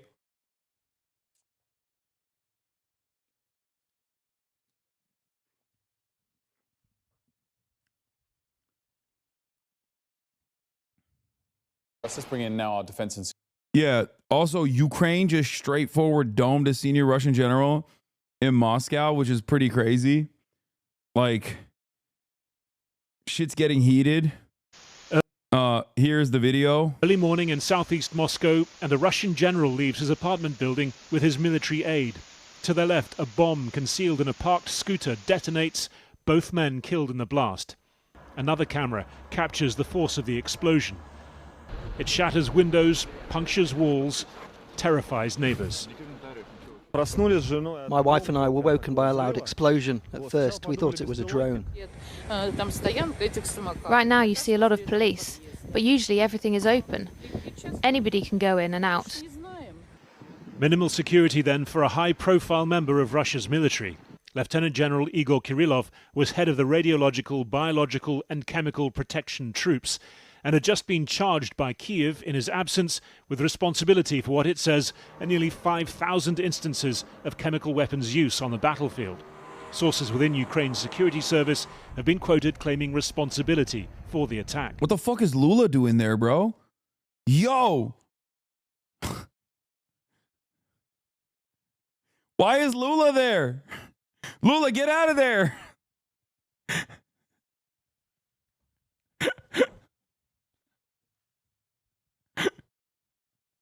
I mean, come on, Chad. Does he not look champion of the people?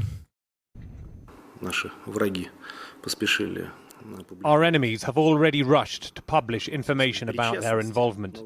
The investigators must find the killers in Russia, and we must do everything to destroy the patrons who are in Kyiv. Lula's bricked up for bricks, baby. He was like, I'll take the fight to Ukraine. I'm bricks. The military political leadership of Ukraine. Kirillov was a familiar figure on Russian media, where he'd frequently accused Ukraine and the Anglo-Saxon West of illegal chemical, nuclear and biological activity. I think what's interesting... Hey, Chad. I know that he was, this guy that got killed was in charge of chemical and biological warfare for Russia. But have you stopped to consider that he had a family? Yeah. This act must not go on. Ukraine is the greatest enemy of mankind. America must apologize to Ukraine. I mean, to Russia. I couldn't even say it wrong. Yeah.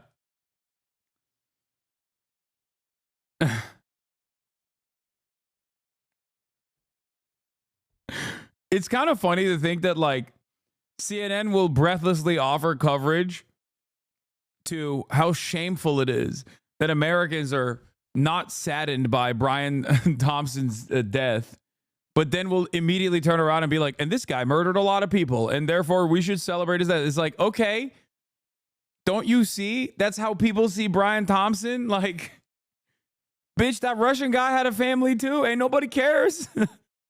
What happened?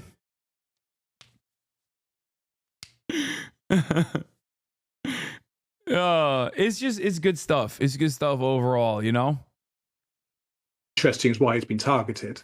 It's not just by the Ukrainians, if we assume the Ukrainians, to take action against the man who's being responsible for use of chemical weapons against their troops in Ukraine, but I think also as a figurehead for the sort of lies being pushed out, and also to send a message to the wider Russian state that no one is beyond reach of the Ukrainian special forces. On the battlefield, Russia has been assaulting Ukrainian positions occupying Russian territory in the Kursk region. Ukrainian units posting these images say they show North Korean troops being targeted, as many as 50 men killed over the course of 3 days. For the third day, the enemy is conducting... I saw that. I saw only like the snapshot where I saw his face. I don't know why they're blurring his face. He's not dead. I mean, they might have killed him afterwards. But the problem is, you can't tell if that's like a North Korean guy or just like an Asian dude that also is Russian. You know what I mean? There's hella Asian dudes. There's hella Asian dudes in Russia. Like, I feel like they just keep pointing to Russian, to Asian dudes and being like, that's the Korean. Now, I don't know. I'm not saying that like that there aren't North Korean troops deployed at all. But it is funny when they're just like, they're doing this thing where they're trying to do race science. Is this guy Siberian? Is this guy Turkic? Or is he North Korean? The other thing that I did see was that he was, he looked real fucking young. Intensive assaults in the Kursk region. North Korean army units are being actively engaged. Their mercenaries have already suffered big losses. But this is a war being fought on other fronts. With Russia's economy under growing stress, it's ever more reliant on its shadow fleet of sanctions-busting oil tankers. 2 broke up in the Black Sea over the weekend. Today, a third issued a distress signal. The environmental costs are mounting. There are reports that shortened riverine vessels, unsuitable for heavy seas, are being used. The Prime Minister in Estonia promising to sanction 2 Russian maritime companies and 20 ghost tankers, less forthcoming on this morning's attack in Moscow. I think that's a developing situation, but this morning's discussion was very clear about the strategic need for NATO to stand as we do with Ukraine in this critical period. Critical as both sides seek advantage, take risks, with just over a month before the return of Donald Trump to the White House and his pledge to impose a swift end on this war. And after months of deadlock, Israel and... I think it's kind of wild that, like, they're presenting this as, like, Donald Trump wants to seek an end to the war. Like, I think people don't understand that the broad reception of this for most people in public is not going to make Trump look bad. It's going to make him look good. Maybe I'm crazy, but like most people don't have the same, most people, like normal people, don't look at this in the same vein. Maybe in Estonia or, you know, Lithuania, maybe in the Baltics, like people are very aggro and understandably fearful of Russian incursion or whatever. But like, I think if you're in the fucking UK and you have your deeply unfavorable prime minister running around, going to Cyprus and being like, we are defending our Air Force, our Royal Air Force is doing a fantastic job. What they're doing, I cannot say because it is a war crime. What they're doing are war crimes, aiding and abetting in the crime of genocide. And then flying to fucking, flying wherever the fuck he flew to be like, yes, we're going to continue the war effort. Like, I understand the morality of the situation in terms of, you know, Ukraine's righteous emancipatory interests. But I don't think people are looking at this and thinking, like people in the UK are looking at this and thinking like, oh, Trump's going to end the war. Like that's automatically a good thing. Okay. For many people, they automatically go end of war. That's good. That's not bad. That's not a bad thing. So you're ascribing a positive thing to Donald Trump.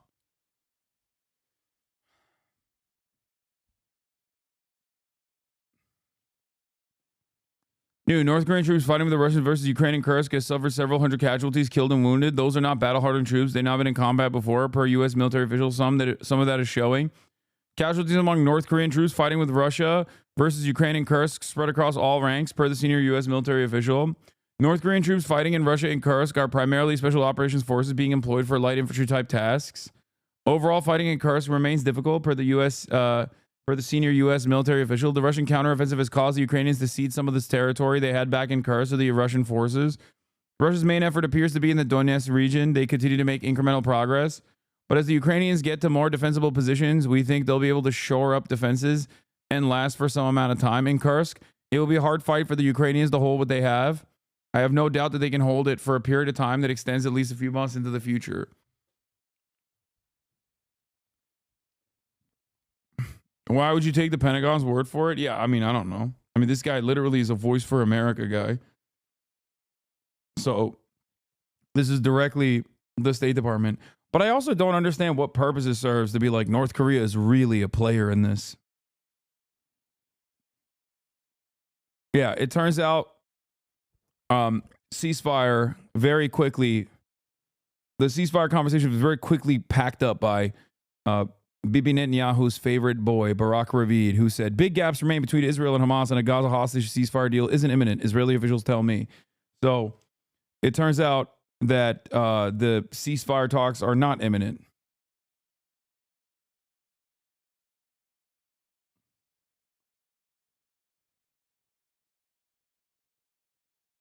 Moldova Mama Liga is back.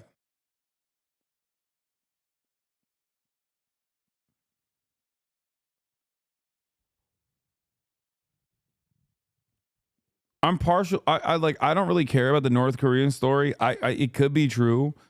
I have yet to see, aside from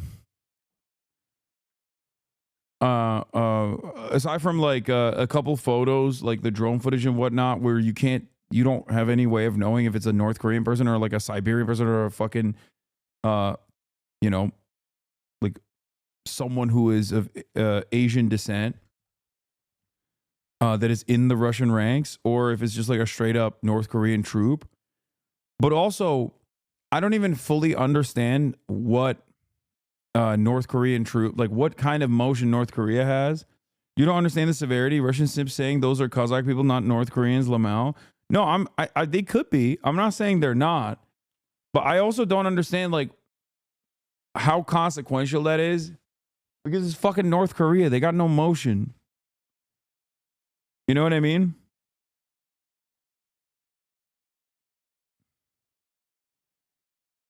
No, you can see right away they wear mittens.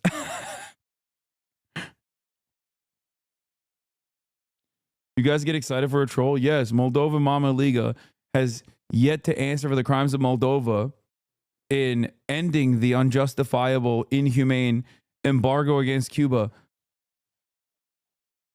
Because of sore wrists? Why? Because they're jerking it too much? Is that what you're going to say next? I saw that video too. I saw that article. North Koreans find porn for the first time. They lose their minds. They're just fucking tugging it. Mama Liga, answer for your crimes of Moldova. Moldova abstained from ending the inhumane, unjustifiable blockade against Cuba. Why have your people done this? Last year it was Ukraine.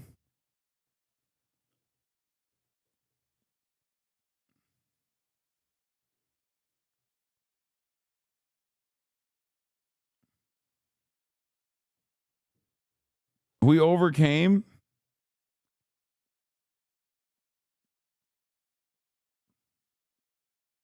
Son of a bitch, you did this. You're 1/10 responsible considering the population size of Moldova.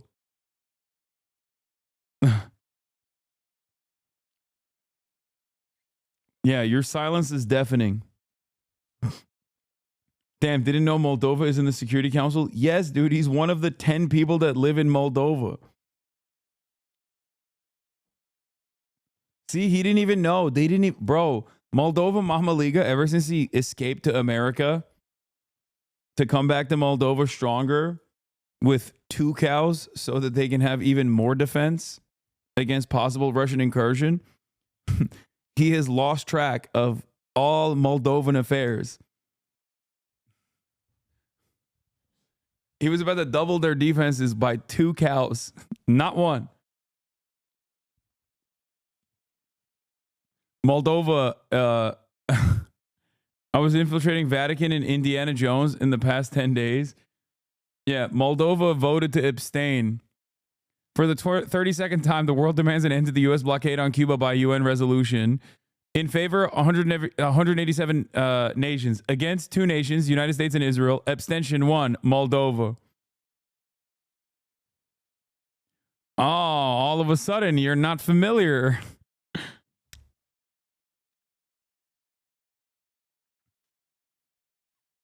Answer for the crimes of Moldova right now.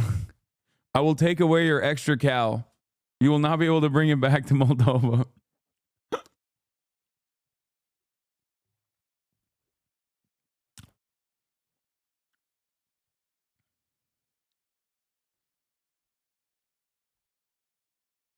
Abstaining is not that bad. Shut the fuck up. Yeah, that's why only 1 country did it, and it was Moldova.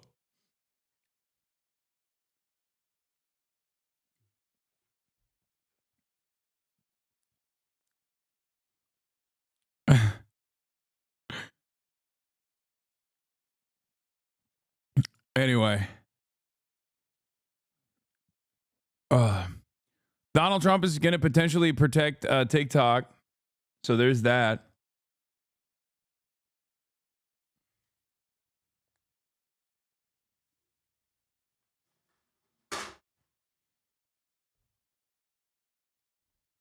Moldova, you keep this energy up, we will recognize Transnistria, okay? You understand me? I will get into Trump's ear. I got my ways. I'll pull a Miriam Adelson. He already loves Putin. I'll pull a Miriam Adelson and give him all of my ill-gotten gains to recognize Transnistria and be like, oh, Russia's got security concerns. Russia's got some real. It's Pridnestrovia. Okay, that's even harder to say.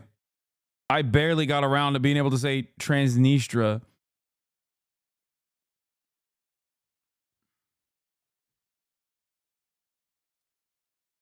And now you're telling me it's Prigozhin or whatever? What the fuck?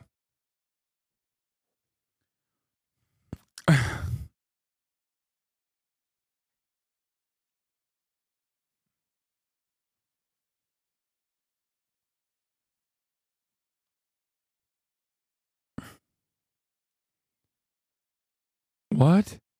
North Korean soldiers react to grand best moments? Shut the fuck up. Why a North Korean woman was shocked for the first time? America? North Korean female officers react to loving America. Loving American dads the first time. What are these fucking videos, man? What the hell is this fucking slop?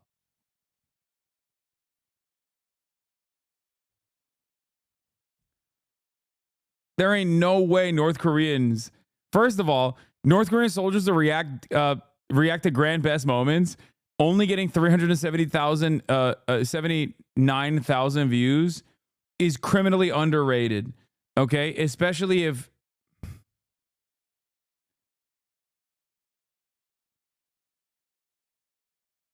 this other video got 3 million views. You're a beautiful brother, but your glasses remind me of Jeff Dahmer. Okay, good.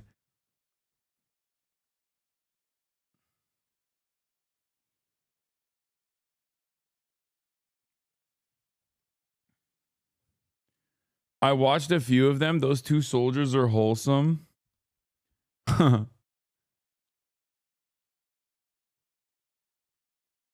There ain't no way that's real, man. Okay, let's see.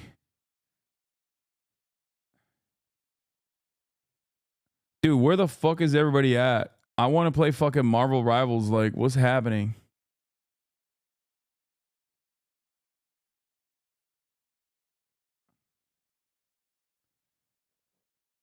It's madness. Check the comments. There's a North Korean archive page that will react negatively to anything that paints North Korea in a bad way.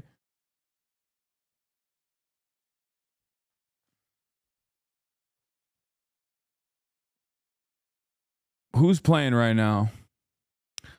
I want to play as well. But I don't know who's still up.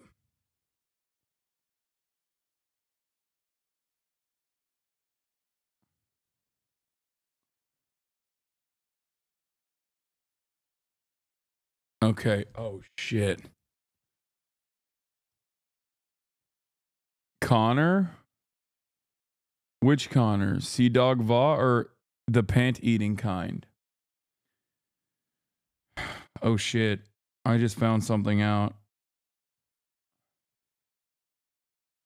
I got wild chips because you and Austin said they were good. They're so ass and so expensive. Wait, hold on.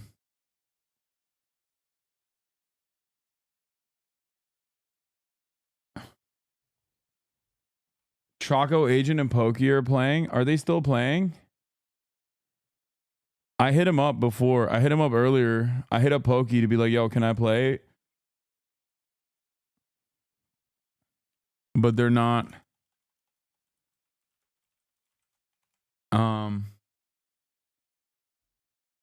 Thoughts on Dubai chocolate? It's great.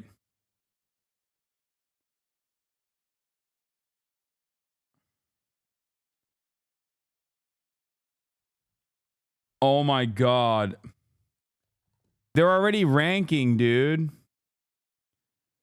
They're already fucking ranking. Venom advanced tips timestamp.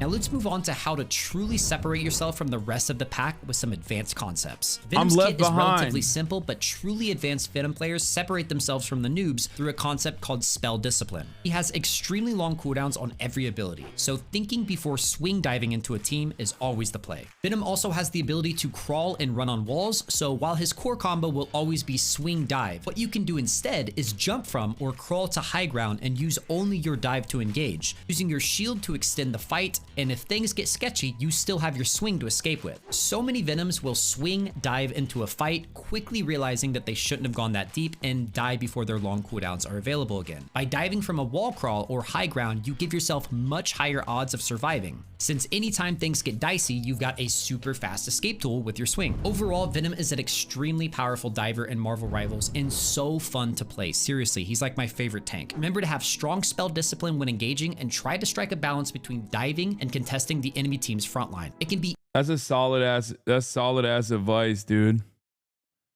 That's fucking solid ass advice. Bro's locked in. I am locked in. Connor eats pants. Do you want to play Marvel? I'll play right now. Let's fucking go, Connor.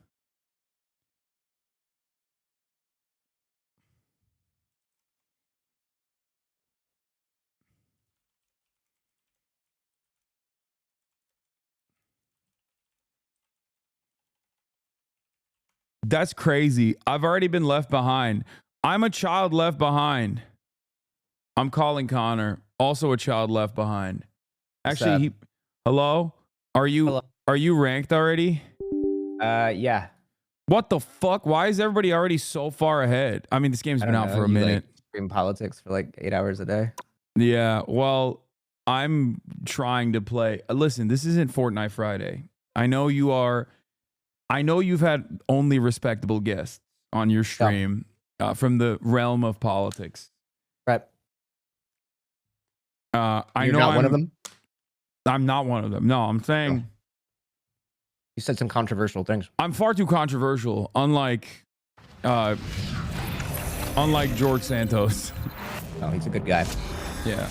Also, I am worried because it's like your guests sometimes get like milkshaked and stuff in public. Like, and I'm almost, and I fear that is because of their.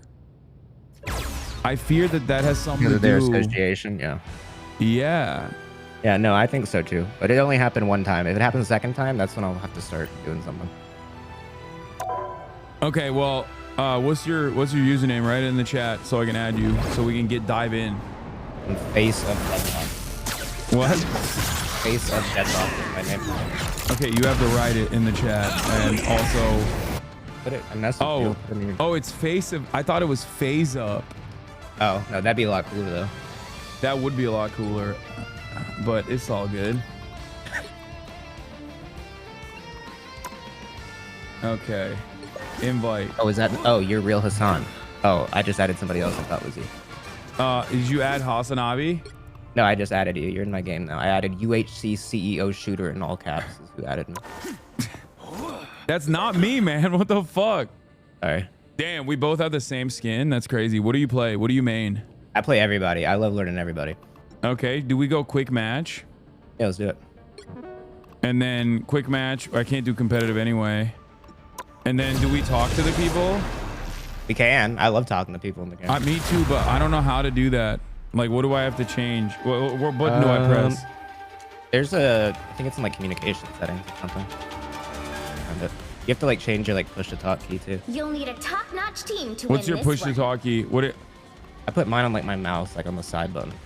That's cool. Yeah, you think so? Yeah, I do. Should I go with Iron Fist again? I like Iron Fist, but he might be difficult to start with. Punisher. I've been playing with him. I've been playing with him. I feel like Punisher would be good to start with because it's just. I've been playing with Iron Fist. I've been cooking with Iron Fist. Try Punisher or something. Okay, you want me to do Punisher? Fuck it. I'll do Punisher. Wait, half the team is not even in yet. Anybody got a mic in here? Anybody got a microphone? Message from Spider Zero. Get ready. No one's talking. Magic, please.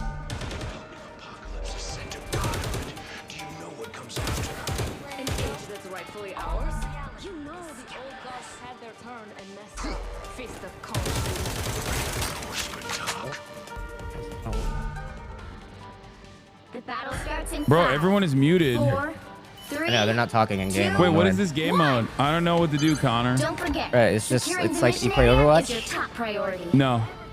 Okay, so we have to capture the point over there, and then we get to push the little robot. You just stand there, but we have to capture the point first. I'll patch you up. Eat unlimited ammo. Someone scratch my back. Got him, bitch. It's like the first game you've been trying to play in a minute. No, I just thought I just asked, and immediately you hit me up, so it was Yeah, perfect. someone told me. I messaged everybody earlier. I was like, guys, I'm ready for Marvel, and everybody had a group already. I like solo queuing anyways. I feel like it's the most honest way to play.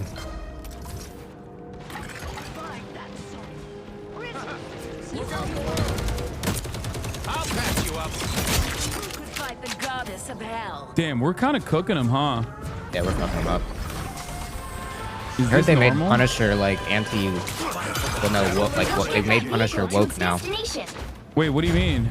Like he does, like because his like logo is like being used by like cops and stuff. Like he had like I know like a recent story apparently they like made him like disavow his like symbol or something. Oh, what the fuck? They closed the door on me.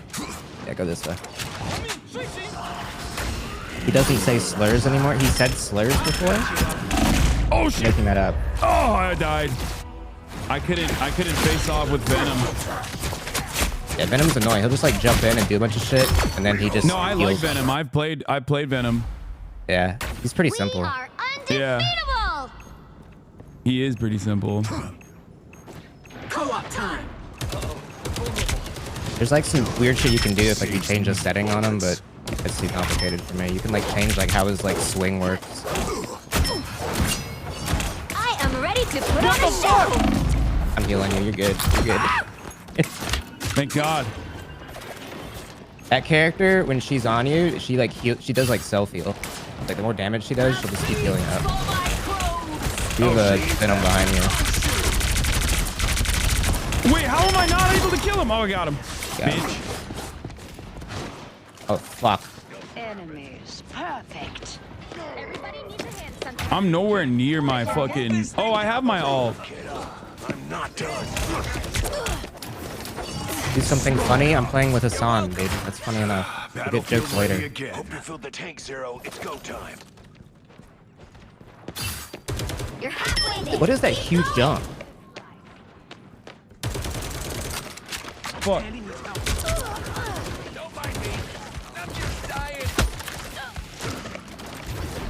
Can I cook him? Up here? If you jump in this thing I throw, you get unlimited ammo. What? This little like glowy thing I throw. I think I need to use my ult. I haven't used it at all. Judge, jury, executioner. You sound like George Santos. Can moderators ban that guy? I'm good to go. Double kill. You owe me one. I only got a double kill. That's lame. Like you stole it, Spider Zero. Let's roll. On your toes. Connor, are you proud of me? I'm kind of cooking a little bit. Dude, I am proud of you. You're killing it. But if 11 if I place this thing down, if I'm Rocket and you're Punisher, turn around. Come over here. All right, I'll go up there. I throw this thing on the ground and you're in that. Wait, what the fuck? Oh, I got. You have unlimited. You have unlimited ammo in this thing. If you're standing in that radius. All right, I tried. What the fuck? You'll figure it out. Out of sight. No! No! No! Oh, he was so low. I almost got the Black Panther, but he cooked me with one. You're doing great. The vehicle reached a checkpoint. I get unlimited ammo when I stand in that thing. That's nice. Scarlet Witch might be more your speed too. Or Squirrel Girl. I am ready to put on a show.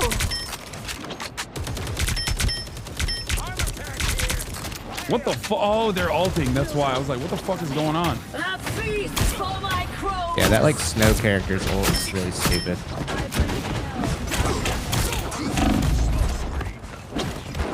Oh, fuck! Jump! I'm healing you. I'm healing you. Oh no. Wait, I got revived? Yeah, I can place on a revive. Right. Look, if you stand in this gold circle right here, son, you have unlimited ammo. Yeah, you have unlimited ammo in that. Nice. Problem is, yeah, I mean, it's over anyway. All right. Rich just keep getting richer. See the teammate that gave up. What are these bouncy balls? That's my healing. So I shoot those around, and if you're near him, you heal. Oh, nice. Dude, I am melting! There ahead. Battlefield ready again. Someone scratch me. So weak. Pretty much always want to target the healers first because they're pretty fast.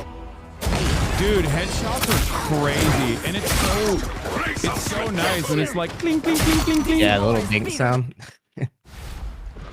I'll patch you up. You should try this game Overwatch sometime. It's really popular. No, I think this game is more fun than Overwatch, honestly. I think they're all fun. Overwatch is too confusing for me. Yeah. They just need players, so I'm trying to do some work for them. Wait, what? Who killed me? How did they? Oh, I got revived. Nice, but still.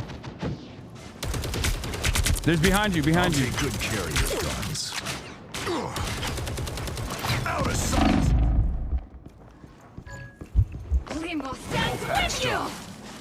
Leave them to Khonshu.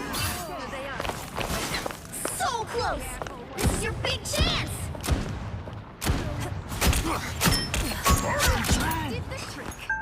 Bitch. You would love Scarlet Witch. Really? Yeah, she doesn't even have to aim. Nice little boost. Is that a diss? Is that what it is? No, I mean, I love this character. I can just brainlessly hold the button and I win. We are undefeatable.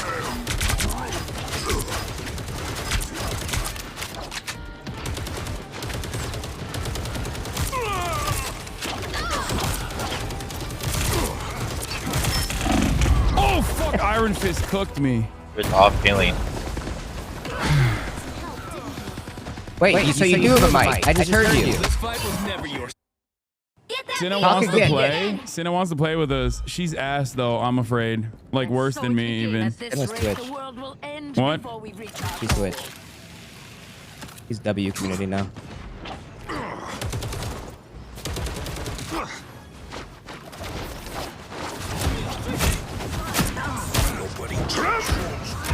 Oh shit. This guy's mad that I switched off healer. I want to have fun.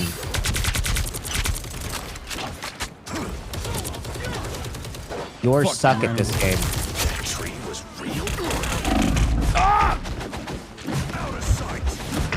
Oh my god, I can never do this.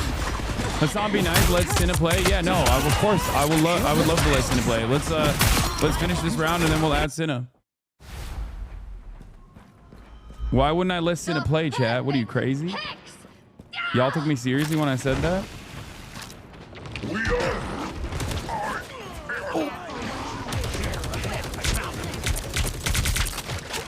Fuck! Fine, I'll be a healer. Bitch. Wait, somebody else switched. Okay.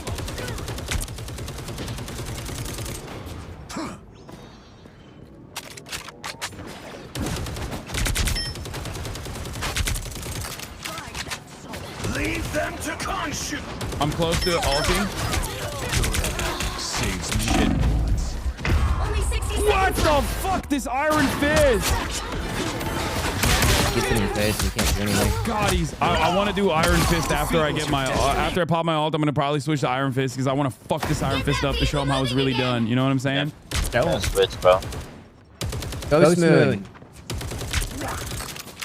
No one asked. I am ready to put on a show. I'm ulting. Jury. Are you employed? What? Oh my god. All right, I'm doing Iron Fist. Just lose this game. Huh? What? What'd you say? You all throwing this game, you dumb fuck. You are bad at this game. You're worse, bro. Connor, don't. You're gonna make him mad. Oh, you don't want him to have a little moment? Oh no, I want to fucking win the game. And we're gonna lose this game, I think. Yeah, it's kind of my fault. Well, you can't expect to win them all. People get toxic in quick play. That's crazy. So that's why I say solo queue is the best way to play this game, because it's just part of the challenge going up against your own team. You could argue that your own teammates in a game like this is worse than the red team. All right, I'm only level 6. Let's get Senna in. What's Senna's? Oh, Nandre wants to play as well.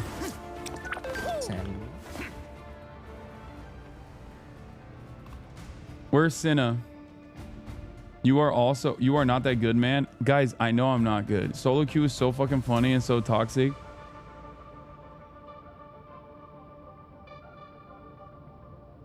Okay, what's Senna's username? Shut the fuck up. Nandre's username. No. Actually,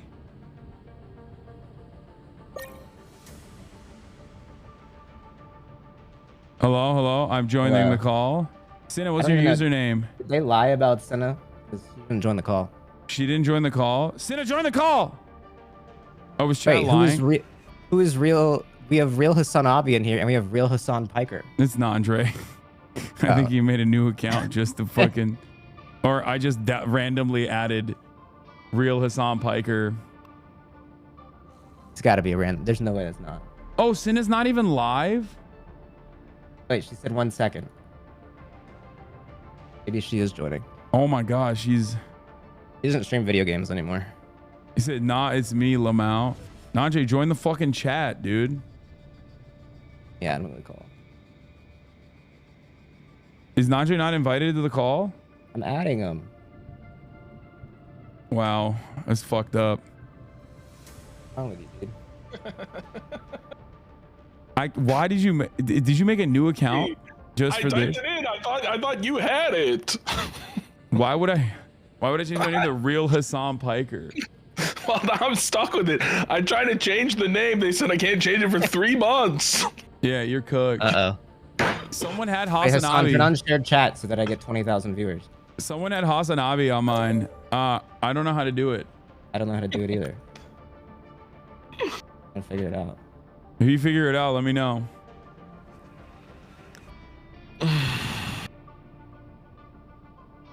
Is it squad stream or stream together? Oh, do I have to knock? Oh, true. Okay, but I don't get like a notification or anything, so I don't know how that works. I don't know either. Click not. Wait, it worked? Join. Holy shit. It worked, but you also have to share chat, I think. Okay, I'm down. But I don't know how to do that. So it won't even group as like, oh, share chat is on. Okay, there you go. I think it automatically does it. There we go. Nice. Look at us. My chat's not unionized, so. Y'all are not winning without Meinhardt either. I'm a union buster. Oh. I cook them when they try to fucking talk about unionization in the chat. You know, I took a flight yesterday, and it's been like 10 years since I've been selected for a random security screening, and I just so happened to be wearing the John Brown Hunting Club sweatshirt, and I got the full pat down. Yeah, they touch your little butthole?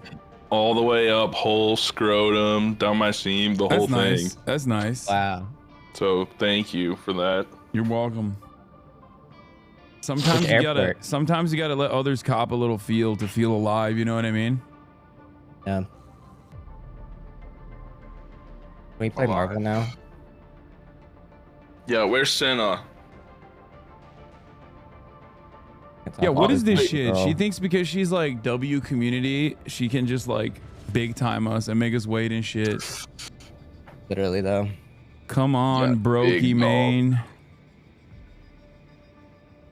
You can't say that, dude. Pick up the pace. Am I gonna play Jeff or Squirrel Girl? Yo, Sapphire Award changed her. You're right, chat. It did. It fucking did. Doesn't even speedrun anymore.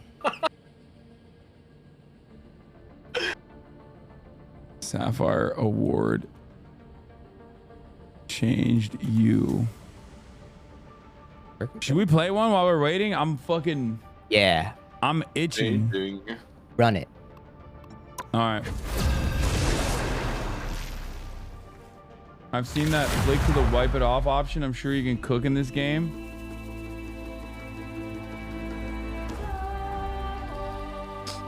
Hall of Jalia. The right heroes could make all right. the difference. Najo, have you played this game? You're a fucking real ass gamer, so. I have not played this game yet, but I've watched enough. We're fucking cooked. It's like Overwatch, but Bro, we're Marvel. cooked. You're about to get carried by Connor and I, all right? So All right, I'll do fucking Venom. I'll play tank. Venom. Hey, anybody here got a mic? Who hears on comms, guys? What's my default push to talk here? Yeah, what is the default push to talk? I'm gonna change it quick. Go Squirrel Girl, go. No, dude, I'm not doing it for the Coomers. They'll be coming in 30 seconds. Oh yeah, Squirrel Girl, you'll be good at her. Push to talk default is comma. Comma? Hello? Can you guys hear me? Or apostrophe. Wait, apostrophe? Top left on your keyboard. What? Hello? Yeah, there you go. Wait, can you guys hear me? There she is. Look who it is, dude. Hi. Oh, you're too late. We just started. Alright, she'll get a next one. Wait, where are the enemies coming from? Yeah, we literally just started the round. Dude, you couldn't wait 2 seconds? We We waited a couple of minutes. Bro, you spontaneously added me into a group. You're surprised it took me like 2 minutes. I thought you were waiting. I was told you were waiting. No, I'm offline. I just entered. Let me let your Oh game my god, I got destroyed. Wait, do we not have healers? I will switch to Jeff. Medicine. Jeff's Wait, we can drop. I mean, we just started, but wait, do we get punished? No, for no, that? finish this one. Finish this one.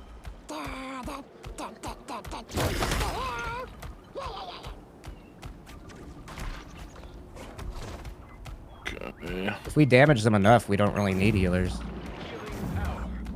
Wait, do we actually not have healers? No, we do. We have one. Actually, two. Oh, this Venom is just standing in our team.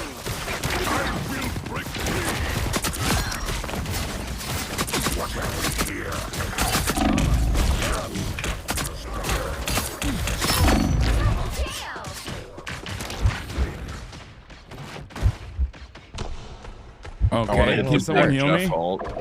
You're the wait. Oh, I got confused. Can someone heal me? I thought real Hasan Piker was you. Thank you.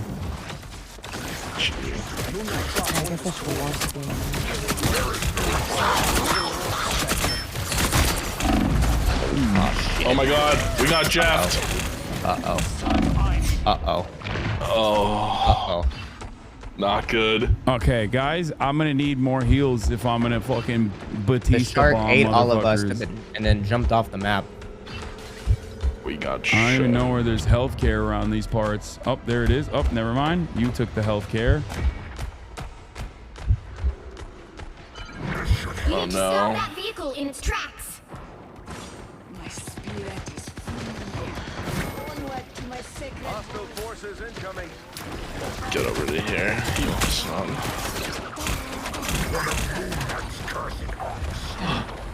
Jeff on Jeff violence over here.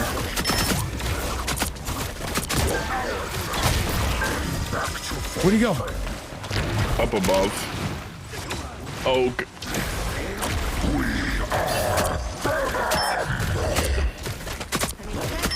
Venom is one shot.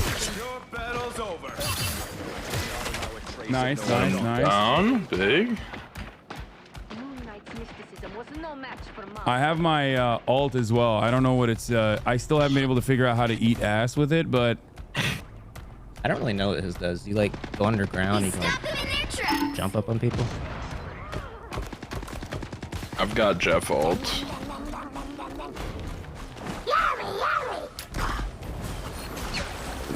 What the fuck? Wakanda must be cleansed of this corruption. Oh shit.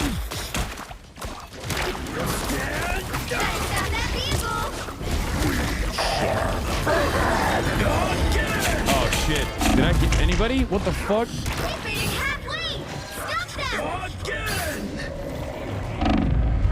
Wait, how do I? Stupid shark. I can feel the cosmic energy coursing through. Okay, let's go. Wait, where is he? Sorry, I could Oh, Damn, she sucks. Big turnaround. Oh, I just got destroyed by the turret. Thank you.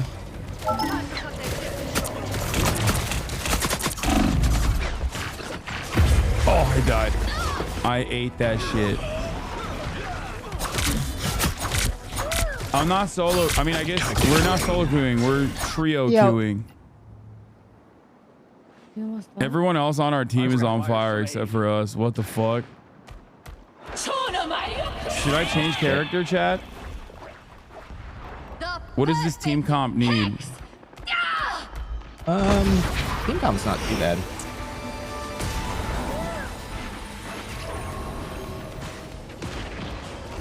Together to victory. Don't worry, guys. My shaders are at 30%.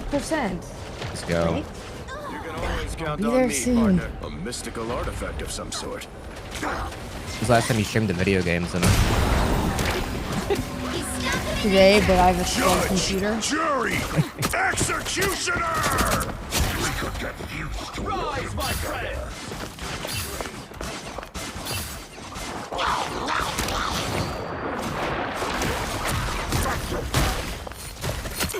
Second chances. Enemy ahead. Prepare to engage. Oh, Hasan behind us. I'm too busy. It's okay. I got away.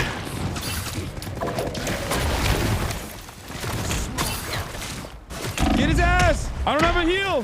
Ah! Oh, we traded. Oh no. Press V for melee attack. Oh really? the shark's on the point. I think I'm doing fairly well, all things considered, as a tank. Yeah. Chat. All right. Yeah, we were just in there. We were in deep. We need Brokimane Sinna to carry. Yeah, we do. Wait, Sen, have you played yet at all? I played yesterday. Squirrel Girl. Dude, she's the best. Yeah, she's cool. Go ahead, Hasan. Say what you want to say about her. Oh my god. Okay, that guy knows how to use the turret a lot better than me when I'm using it fucking. It's a hard one to use because if you take a crappy angle, it's trash. Ah, fuck. Big heals, big heals. Oh, my game launched. Let's go. Don't worry, guys. Daddy's here to carry. Yeah, I could not play it the other day. I had to like go in the config and switch stuff around to get it to launch. Let me get some subs in the chat. Hi, what the fuck? Where's my heals at, Jen? Oh my god. Only 60 seconds Send a shot of laser in her eye. Damn. Oh, yeah, I did that yesterday. Why'd you do that? That's old news. I did it because Miz did it, and I thought, why not? Did it blind you? No. But then I was going to go longer until it got confiscated. Nice. Wait, that was a huge ult by that guy. Yeah. Chat is I can just America. spin away. Point though. Do I have to add? I think I have to add one of you. Add Oh, face you to can add deadlock. the real Hasan Piker. Well, who's next? No surrender. He stopped them in their tracks. First time chatter. Imagine playing with Hasan. Are you down bad? Yes, bro. I need gaming viewers. Yeah, I'm known for that. Oh. Judge, jury, executioner. Oh, if we get this venom down, I think we just win. Never miss. I am ready to put on a show. Uh-oh. So close to ult. Bitch. They made it. Now might be a good time to stop them. Yeah, what the fuck does the whale ult do? The whale jumps in and does nothing. No, it bites you. What is happening? Why am I 1v5ing? I just pulled 2 off the board. If the little shark jumps in, then it swallows it. That's not the shark, the Namor ult. Oh, I'm wrong. Did I have an E there, chat? I don't think I did. Are we gonna lose? We're good.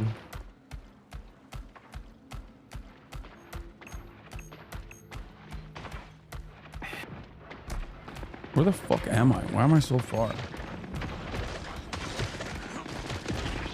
Well. Oh no, I'm purchasing skins. It's over for me. Oh no. Slippery slope. I'm going down a rabbit hole I shouldn't do. There's some good skins. Yeah, some of the leak skins are really close. Shooter. On to XD everything out. What? Bot?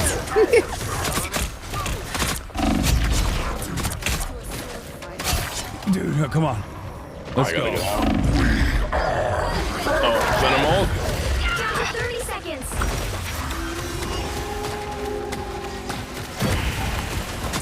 I mean, we're holding right now. Fucking shark. Where'd he go? Moon haunts you. He's stuck Right here. in their tracks.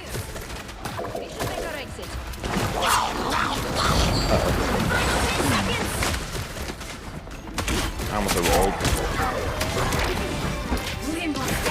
I am ready to put on a show. You'll have to keep fighting until we have a winner. Oh fuck! God damn it! Together to victory.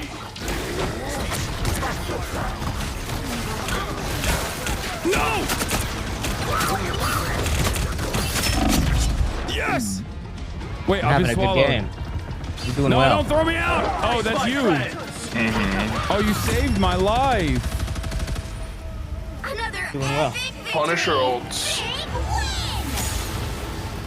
That was a sick hold at the end.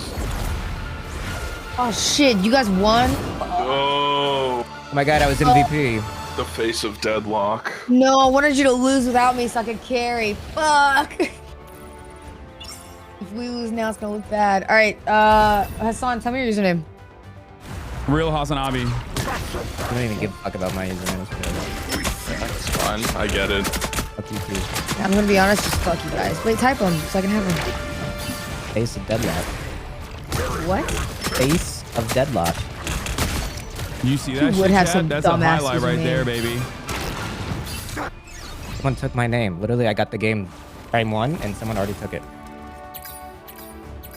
Someone was took like, Connor eats pants? Yeah, someone's in the chat like, I have your name. I was like, can you give it back? And they go, no, I want it. I was like, okay, well, guess I won't be me. Make a wish highlight. Oh, shut up. Wait, we're not starting yet, right? Okay, Senna. I added you. No, you didn't. Yes, I did. I didn't get it. Guys, my dog is watching us play right now. I'll add you again. It's oh, you have friend request turned off. Yeah, because everyone kept fucking doing that. So what's yours? Oh, you. Cinna alt. Hold on, wait. Let me turn my shit on. You can add real Hasan Piker. Why is your like tag always Senna alt when you're on your main account? Because everybody takes Cinna. Okay. Alright, I'm in. Okay. I need to do something real quick. I'm sorry. Is there news? No, I'm looking at Venom skins. Oh my god. But they don't have it. Wait, oh, they're the Space Knight? That's kind of ass though. Wait, so who's real HasanAbi and who's real Hasan Piker? I'm real HasanAbi. I'm real Hasan Piker. Oh, okay. That's sick as fuck. That's so. Did you steal his name? I'm trying to up his gaming rep. I'm doing Lord's work. Yeah. Is this good? Venom Space Knight? Is this a cool skin, chat? I don't think Venom so. is cool for sure. All right, fuck it. I'll buy it. I don't give a shit. Come on, it's astronaut Venom. Doesn't even look like Venom. He looks like Hulk. SpaceX Venom. It's good. We'll feed people out. SpaceX. People will think that it's not. It's really that SpaceX has X in it. Like X everything out. Like his son. It's my favorite. Wait, was that actually a skin or just a fucking tag? I should have made my username Elon's son's name. Oh, let's go. That's smart. That would have been so good. Mine was Luigi Mangione, and then I changed it. Ooh. Wait, Luigi Mangione, the people's hero? Yeah, I had it as that, and I changed it. Insta-lock, Venom. You already know this guy's a fucking noob. Am I still healing? Venom, bro. I'm fucking ready. Oh, hey, does anyone? Wait, which one is the mic again? Can you guys hear me? Hello? Yeah, you're working. Hello? Hello? Can anybody hear me? Hello? Yo, I can hear. Are we talking in game? No, we're saying if anybody in game will talk to us, and they never do. Follow us on Twitch. Follow us on Twitch. Yo, pin that. Watch me. Please watch me at twitch.tv/Nandre. I can. Twitch. How do you make a reticle without the dot? Twitch.tv/Sina. Chaos magic. How do I turn off the dot? I don't know. Wait, you can do custom reticles? Yeah. Oh, I Wait, what the fuck is that? Did you see that green thing circling around me? What the fuck was that? This? That's me. Are there bots in your chat, Connor? I'm People a are being shark. like, yo, 10 viewers free for you if you activate the bots. Yeah, I need those. Yeah. Oh, fuck, they're already here. They are running 3. Wait, look at their team. I got him. What is What the this? fuck is this? Wait, what is it? I got heal on you, Hasan. You can go hog wild.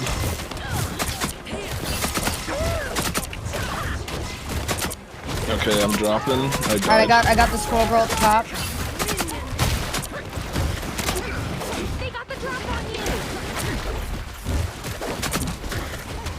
We gotta try Scarlet Witch There's one, later.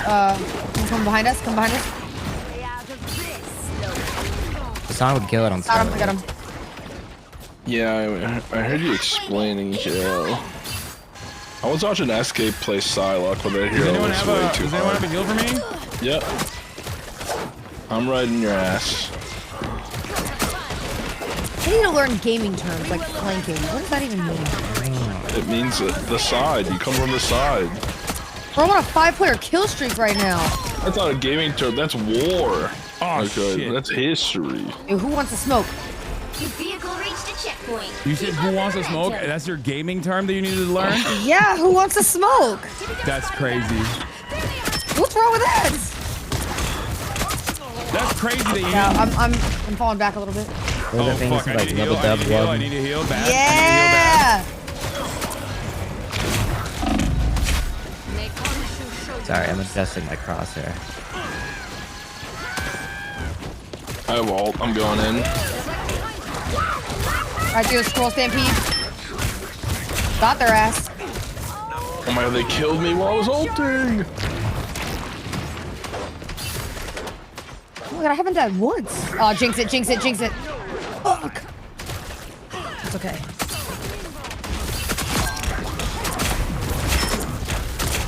I got heal on you, Connor. Was it the squid stun is so annoying. I need to heal. I'm trying to get to you. Thank you. Yeah, we good.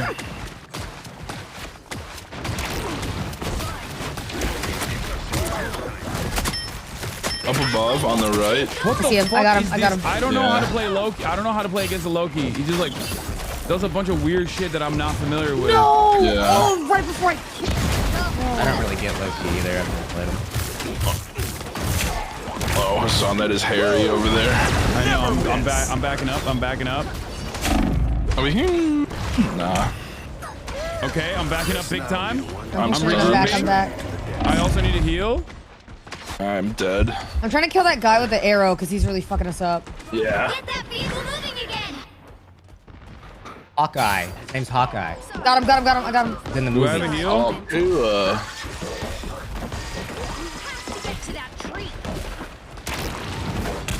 Oh my god, there's a girl above us. She's gonna slash down. She's waiting for you guys to peek out of there. Right now, behind us. There you go.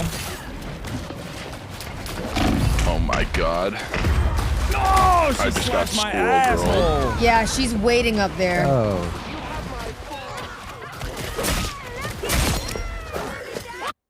Get that vehicle moving What again. the fuck? Team game, by the way. What do you fuck. mean? Are we not playing a team game? Where is this guy going? Wait, we have a teammate that's just doing, like, browsing the map. He's taking in the scenery. Look at this guy Holy with this guy. fuck! They are pushing into our Oh my god. Spawn. They're dominating us. Holy fucking moly! I'll get him out of here, guys. I do have ult in a Squirrel second. stampede. I squirrel stampeded. Dude, they are dominating us. What happened? We had such a good push. I think one of our players literally got lost. Like, this guy is... I need another heal, confused. if possible. A little bit, just a crumb of heals, please. A crumb. They're all waiting right there. They're all waiting right there. The slasher girl, she's waiting right here. Oh shit. Fuck. I'm here. You need to kill her, the little beacon. She's waiting above to drop down to be 50. What she's the like fuck? right up here.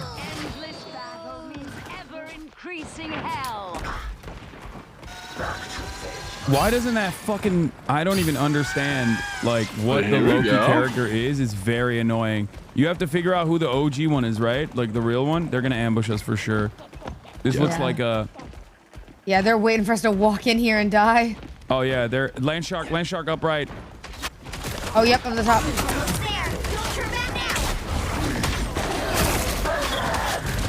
I mean, they don't have ults because we just wiped them. There's two on point. Oh, fuck, I'm too deep in. Sorry. I'm dying! Oh. Remember what that one dude said? Walls and ceilings? I know, dude. I'm trying my fucking best. Did you watch a YouTube guide? I did, and it was ass because this map is not very conducive for me to run up walls like that. Connor, there's heals behind you on the gun. All right, I'm coming back in. We have to get to that tree. Get that squirrel girl. The tree we seek is not far from here. Oh, shit.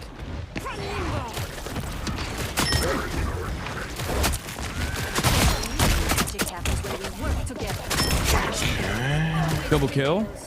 Nice. Let's push this through this door. Can we get some subs in the chat? I got it right here, right here. Yeah, through that Got him, load. I got him. Nice, checkpoint. Oh, this Hawkeye is way overextended. He's nice.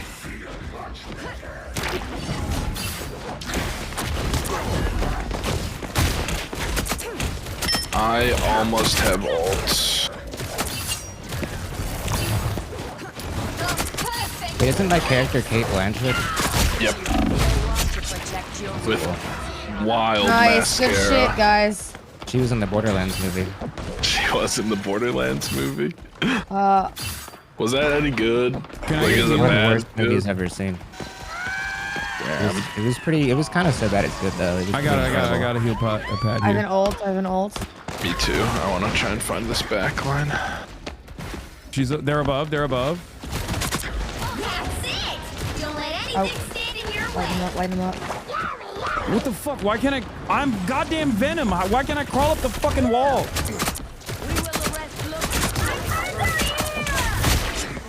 Got him. Bitch. I threw two behind us, behind the point. They're away from their team. Oh, I got you, son. I got you. You're good. fuck that shark. Light work. Light work. Yeah, honestly, this push has been Oh, really this shit is good. easy. Easy. Thank you for the heals. That was fantastic. Oh, they're coming out. Turn. From where? Oh shit, I died. Oh, he's dead. Instantly, I died. Yeah, he landed it right on you. Big win. Bitch. Wow, Let's go. Oh. We did it. Damn. GG free Luigi.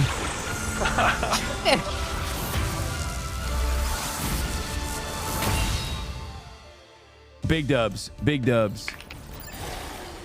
Oh my god, I'm level 7. Oh my god, only 3 levels until I'm a pro gamer. League, bro. Everybody, don't forget the thumbs up, everybody.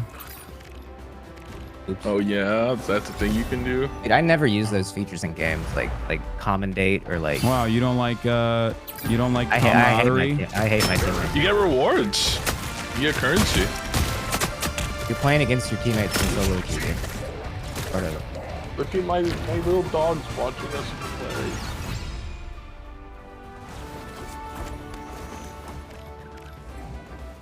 We just dogs. Iron Man is sick as fuck. I don't believe that. I literally have only heard negative things about Iron Man. I don't like Iron Man either.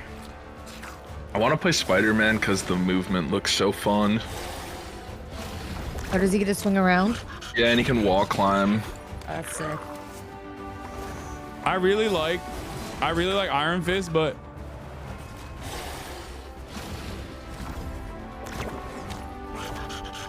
someone in your chat, I think, said I used to only watch small streamers.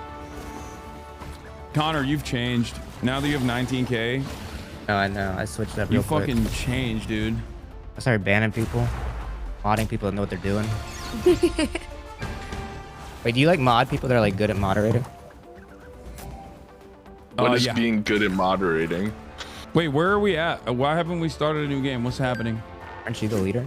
Is it back? Oh, where's the one? Oh, I should have hit the one more round button. That was my bad. Sorry, guys. No, I just moderate people that don't want it. Like if someone in chat like does something bad, I moderate them, and then I'm like, "You're a mod now," and then they can't do Inverse anything about it. moderator property. Oh, You're you make bad chatters mods, so yes, that they feel like a sense of, they have this like elevated sense of importance. All of a sudden, they're like, "Oh shit, like I gotta be they good start now." sticking around. They start sticking around, and then also like you don't get the people that are like get really excited about being a moderator, which is like the worst kind of guy. Like, oh, I'm an internet janitor now. Okay, don't shit on my mods. Yeah, it was, you just. God forbid they're excited about something. It's like, fuck them. I run a whole different ship over on my channel. Yeah. I've actually had Hasan banned for months. He Wait, do we have a noticed. tank? I didn't see our comp. Do we have a tank? Oh shit, I don't know. I used to be a sword master. We do not have a tank. But now, that's crazy. I'm we have so 2 much healers and no tank. Okay, I'll be. 30 seconds. Fuck it. I can tank. Should I switch? I'll be tank. I'll be tank. No, we need healers. When I see someone with powers These like 2 yours, healers. I think, wow, We have 2 healers. I mean, how do Unless they compare? that character doesn't play healer. Yeah, Venom Tank. Anybody on comms? Anybody got a mic in here? Send us an agent stream is here. Fuck you, bitch. Agent's playing with Pokemon. We're playing with Brokey Man. Stop them from security. You know what? I'm happy you lost to Aiden Ross, Connor. Okay, fuck you. Oh, shit. I'm happy. Uncalled for. Uncalled for. Flag on the play. Always Come on. knew you were a Trump He's coming supporter. on me. He's coming I've on seen me. the videos. I know the old lore. Ooh, first blood.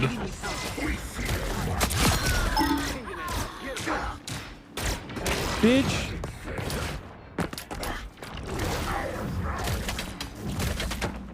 I'm coming back. The Sapphire Award path to conservatism continues. They need to make the Sapphire word apply to men under 5'7" next year. Sapphire, right hey, next to a fuck heel. you. I'm just as marginalized as Wait, some was of you. that photo of you on Chuckle? Yeah, was that real? Dude, well, yeah, it is, but like, it looked bad until Hasan's episode came out and people saw dude, that the camera. Was like a...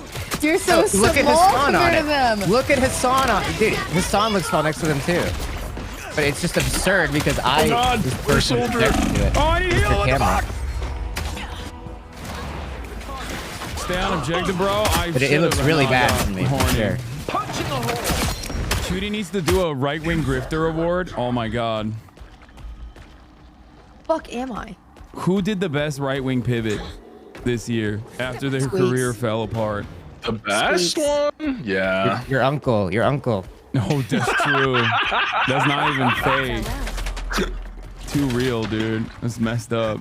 Jesus. Bro, I'm so fucking... Oh my god, I was so far. Maybe Mo 9 times. What the fuck? What are these little shits? I'm in such a bad position. Oh, this map is terrible. Yeah, it's hard to tell what the fuck is going on here. I don't even know where the fuck I am on this map. I hate this planet. I would never be on the Venom planet. Oh, my homies Honestly, hate the fuck Venom the Venom. planet. Oh, I'm trying to heal you, Hasan. It's deep. I'm deep. I'm deep. Venom. Went the wrong way. Please keep healing. I'm trying. I almost had the. Yeah, I almost you had the did. shield back, but. I almost have ult. Bro, I get so turned around on this map. I have no idea what's going on. I don't know where the fuck I am. This map is terrible. Spotted bad guys. Oh my god, I'm dying. No! I think I figured it out. No, this is terrible performance. There's still a chance to stop them. There's no carrying going on for me. I'm getting fucking dragged.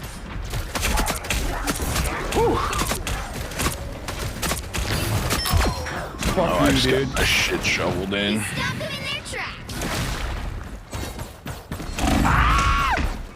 They're flanking me.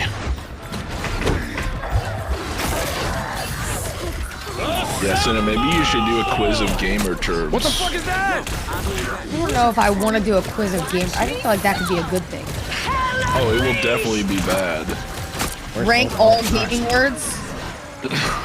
What the hell is Robovolver? What? Oh shit, I shouldn't have dived in. Oh, you are in the thick of it. Everybody knows. It was the worst ult of all time. At least they're archers, ass. Bro, missed play every Fist shot in he this shot map? on me. What is Fist? I'm gonna play Groot. Oh, someone else playing Groot. No. I'm falling back. No. Oh, I can do combo stuff with Groot. I'm gonna do Punisher. I'm Punisher now. Fuck this. Going for that right-wing drift award, huh? Oh, he's woke now, actually. They changed him.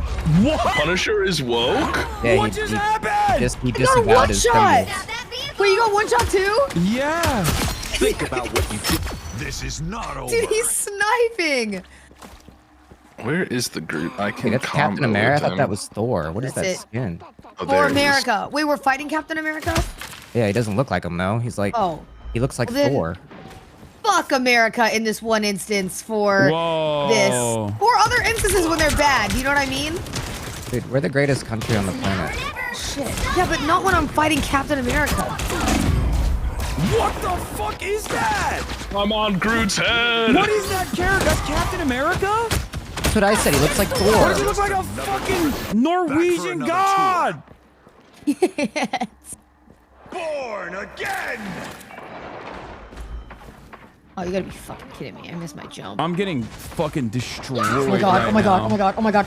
Huge ult. Huge No, I'm kidding. ult. We should just DQ, guys. I'm gonna be real. This one is not it. I'm hunkering down. Hey, speak for yourself. One kill, dude. No, this is. Get on the I've board. been- I know. That's why I said I'm getting dragged this round. I've done nothing. Every time I go out there, I'm getting He's one back shot there. by this freaking idiot. What? I got heals for you, Punisher, man. Oh I hate this game. my god, I hate Hawkeye. this game. I hate Hawkeyes. domed I hate us. Hawkeyes. I hate them. I hate them so much. They're so fucking cheese. Oh, look at me. I'm fucking dialing it back. Oh, look at me. I need Iron Fist. I need Iron Fist. Immortality comes with a price, but I You was can have a glad healer. to pay it. Yeah, me. Can you do your job? I'm trying. I keep dying. This Hawkeye's all over my grill. I do want to ride on this Groot more though. That shit is fun. No, Captain America, Captain America. No. What? I'm gonna. Oh, Oh my fuck. god. He's looping. I'm having an existential crisis. Oh my god, I hate this fucking Hawkeye. You'll fall long before I'm about to crash out. I'm dying. Yep, it's over. Stand on it. Oh, huge Groot ult. Too late. Hard to tell when you're standing on the point in this compared to Overwatch. That wasn't even Hawkeye. Fuck this game. Fuck this guy. Actually, really fuck this Hawkeye. guy. Cheating. He was cheating. How could they kill Jeff? I'm just a cute little I did shark. nothing during that.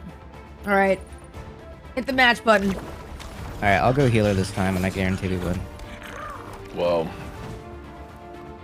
I'm gonna give you the guarantee. We can't play. Wait, when I say one round, does it mean like we have to play with the same team? Because our team is ass. We need No, carries. we get different randoms. I think they can DQ too if they don't like the team. Everyone better than me at this game is cheating and also Hitler. I agree. Are you calling me Hitler? Typical leftist. No, you're not better than me at this game. You have nothing to worry about. No, I'm definitely better than you at this game. I saw your aim yesterday. Yeah, I don't Dude, feel your that chat way. was cheering for you when you figured out how to shoot. Like, what do you mean? Yeah, well, You like know, I shot like a gun to- for the first time, and they're like, Hasan, finally! You really should try Scarlet Witch. Y'all both give the energy of somebody who types with just their index fingers. Okay, first of all, we don't have type any. like we don't that. have any fucking. We don't have any tanks. That's why I'm playing as a tank. Wait, I type like that. I can't type. These two. Wait, we don't even need me on healer. You can switch off healer if you want, Don. Stay strong. These No, two no, we- arguing two over healers is Pony good. Express Yeah, we right have now. three is How what do you I'm play saying. To Scarlet not Witch? switch, I'll Fuck switch, it. I'll What does switch. Scarlet Witch Like, do? She's like, you click and it'll be like an auto aim. It'll just like drain their life. And then her right click is like you can shoot like these like balls that explode. I'm gonna play Punisher. Ask Cinna why she hates women. We know why she hates women. I love women. The battle starts in 5. Women are great. 4, 3. That is just not convincing sounding. It really did sound like I fucking hate women, didn't it? Didn't she win the Sapphire Award? Yeah, no, women are great. Seriously. Women? I love them. Yeah, no, I can name a bunch. So it begins.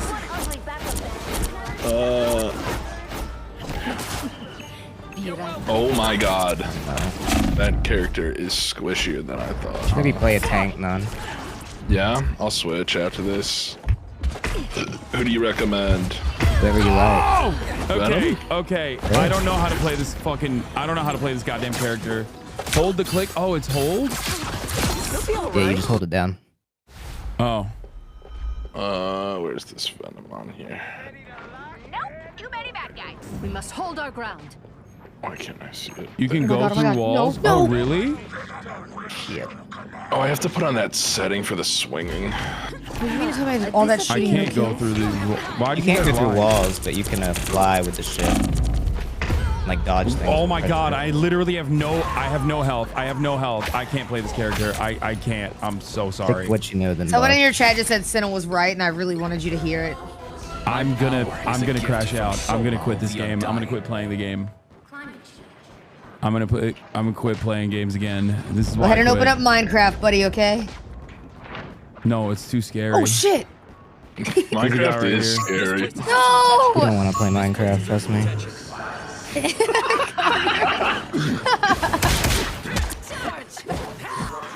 What's so funny, guys? Nothing. Oh my god! Hasan, why are you back here as a tank?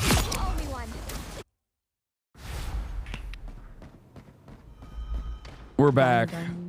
I'm back to raging. Oh, I'm Stop dead. running from my heels. The yellow balls are good. Clogs to clogs in 3 generations. That's the thing. Oh shit, Spider-Man's on me. No! I'm healing you. Look who just showed up. What the fuck is any of this shit? Fuck. Right. No! They're in our base right now. There's no cohesion here. There's no teamwork. Go over to the point. I have a damage boost on the point. Fuck you! Getting that fucking help! Oh my god. I'm too old. I'm too old. I hit him with a for scroll playing video games. stampede. I'm too old. I'm too feeble-minded. I'm too weak-minded. I'll admit. I know when my time is past. You know what I mean? So. Okay. Dude, how do they have 9 and 8 kills over there? I have 2. I have 0 and 4. So. Okay. You're welcome. Like I said, maybe y'all are typing with Show your them how it's done, thumbs. Unc. Show them how it's done. Yeah, I'm fighting so hard for this. Yeah, I'm on this point heavy right now. Oh? I just killed 2 of them. I got one in the back. Alright, we got some space. Try and shoot the squids when you see them too. Squid games. Squid games. The Spider-Man is asking for it. Ooh, now I have 5 kills. Let's fucking go. What the fuck is this thing? What the fuck is that thing? What are all these things? Why are there like 11 characters on the map? I don't even know who to hit.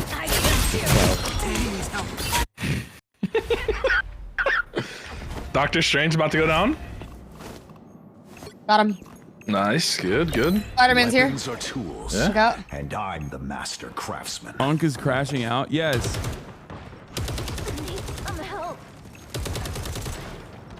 See, I'm flocking help. I'm on a 5-kill streak. Battlefield ready again. Good shit. I'm hunkering down.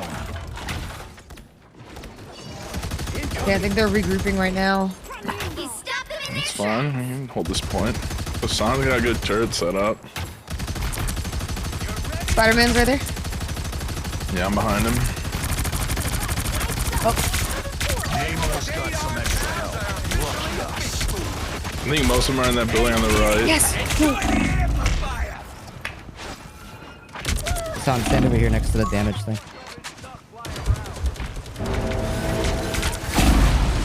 Oh wait, I didn't. Scroll stampede. Spider-Man's on you. Oh my god, he stunned me out of my ult. Come on. Alt, almost ready. You got it. Doctor Strange is a tank, right? Jury. Yeah. Executioner. What? No, we're chilling. This point is being held hard right now. Aquaman is a ridiculous character, dude. What the fuck is Aquaman? If you put the crosshair on the enemy while you're shooting, it takes damage. Wait, really? They're up top. Good job, guys. You're doing great. Really good hold. A nice deep freeze. Oh my god, we're cooking. Good shit. I just got the fat ult Not in the done back yet. line. Again. They're all low if we want to push into them. Yeah, that's one down. They're up top. They're coming to the point. One's on me. KO for one. One shot him. There's a Hawkeye behind us. Spider-Man, you don't want this work. No, he killed me. I'm not kidding. I genuinely feel like they all collapse I on hit me the tree. every time I rear my head. But I also do overextend a bit. I think the turret kind of sucks. It's too easy to jump Let's see. it. Maybe play a better healer.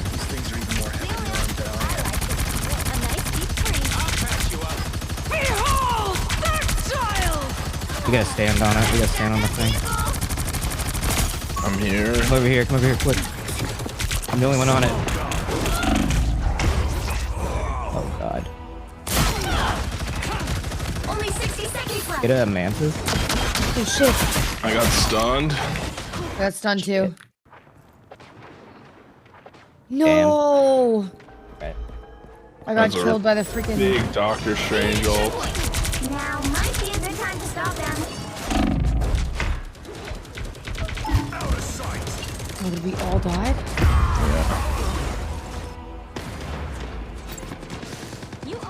We're on the second spawn. Oh my gosh, I should run so far. Yeah, they just pushed it through the halfway. Ugh.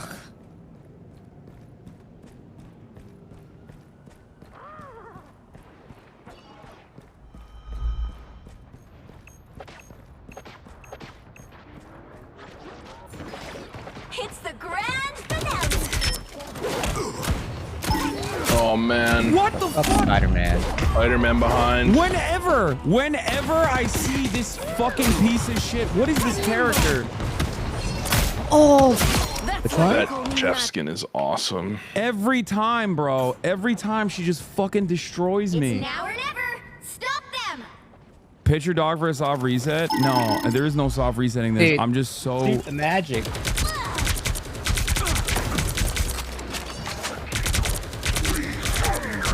Judge, No way, jury, they killed me in my ult. Executioner!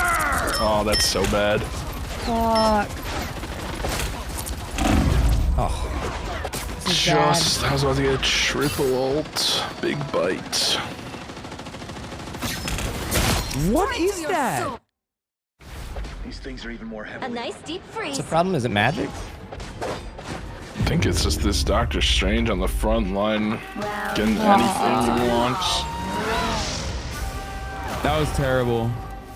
Yeah, that was rough. That was, we just got We fucking held for a little destroyed. bit, but We held it. Once they got that push through the halfway, it was really Dude, hard. Like sometimes playing Punisher feels like I'm playing Overwatch and the other team's characters are one-tapping me, so they're playing Marvel Rivals. Like I'm playing Bullet Sponge Simulator where there's like so many fucking dings and it's not doing anything, and then the character will be like, oh, he's right there, let me one-tap him, and I don't know what to do about that. wait, somebody did say invite Super. He's a really good tank and he plays Overwatch all the time. Just load up the article.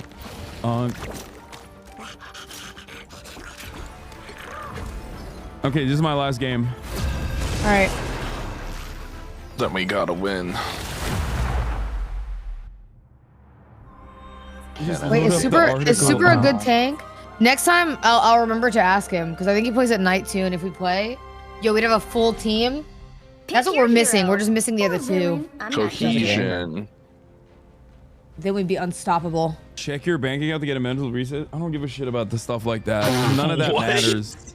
Literally none of that matters. What matters is like dominating in video games. That's so much more important than how much money you have, I promise.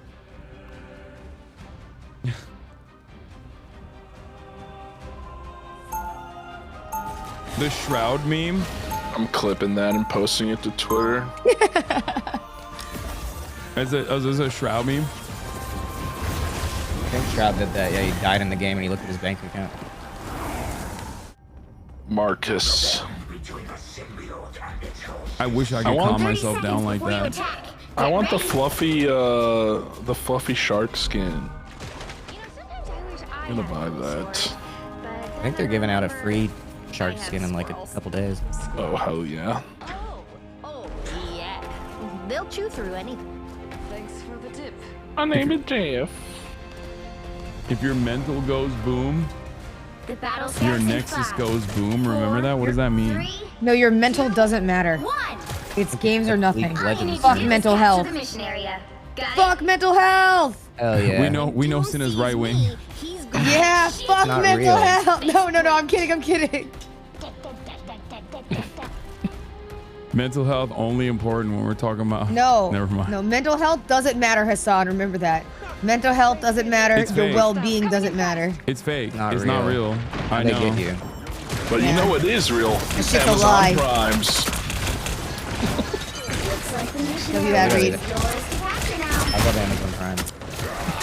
What is this guy's fucking adamantium ass shield? What is that? That's crazy. They're Oh my God. all on the second level, by the Connor, way. your skin. My skin? Yeah, I just saw it. Oh my god. I didn't use the default. Oh, I'm gonna die. I'm up here by myself. I'm getting fucking destroyed. You don't make a hero shooter with ugly characters. That's the recipe for disaster for conflict. What is that? A raccoon? What the fuck is that? Rocket raccoon. Anyone want to get this venom off my tush? I'm coming, but I'm That's literally okay. I'm healing in the 700 middle. I miles got away because our spawn point is seemingly on a different map. Winter Soldier seems strong. He's Maybe so I'm fun. just ass. He is strong. It's awesome. I took out the venom. Does he have a grappling hook? He does. He has Roadhog hook. Hasan, I'm shooting in there for you because they're about to shit. push on me. I like Roadhog. Roadhog. Is there anybody that has like a hook, like Pudge or Blitzcrank, or I don't remember what the character in Overwatch was that had a hook? Roadhog. Was he Roadhog?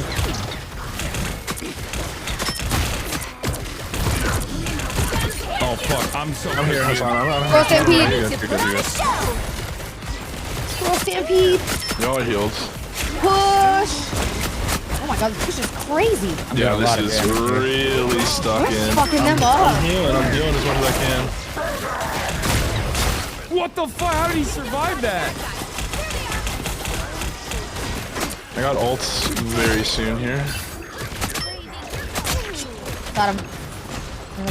Yeah, these fights in these hallways are really good for me. I'm having fun. Having a lot of fun. Oh, dude. Oh, I got a 5-player kill streak too. Let's fucking go. Uh-oh, they're on the point. Oh, there's one pushing. Shark or Venom snuck back here. Poor guy. No! Oh god, I got out of there. I'm falling back. I'm falling back. I'm falling back. I did the Jeff combo. He fucking domed me. I killed their Winter Soldier. No. Oh god. Not my kill streak, please. Oh my god, I'm so far. Oh, We're frick. so close though. 80%. I'm running. No, get away from me. Venom ult. Oh, frick. This fucking stupid ass way to do. I got hunted down. There's Look at God. the dog. Look at the dog. Get tough. This is real fire. Bitch. Oh, that was clean. I had a good round there. I kind of went crazy. We all did. Holy crap. Look at their Venom versus mine, chat. 8 and 2. 2 and 3. Have a fun game. They did not have a fun game. Sorry, Kevin, man.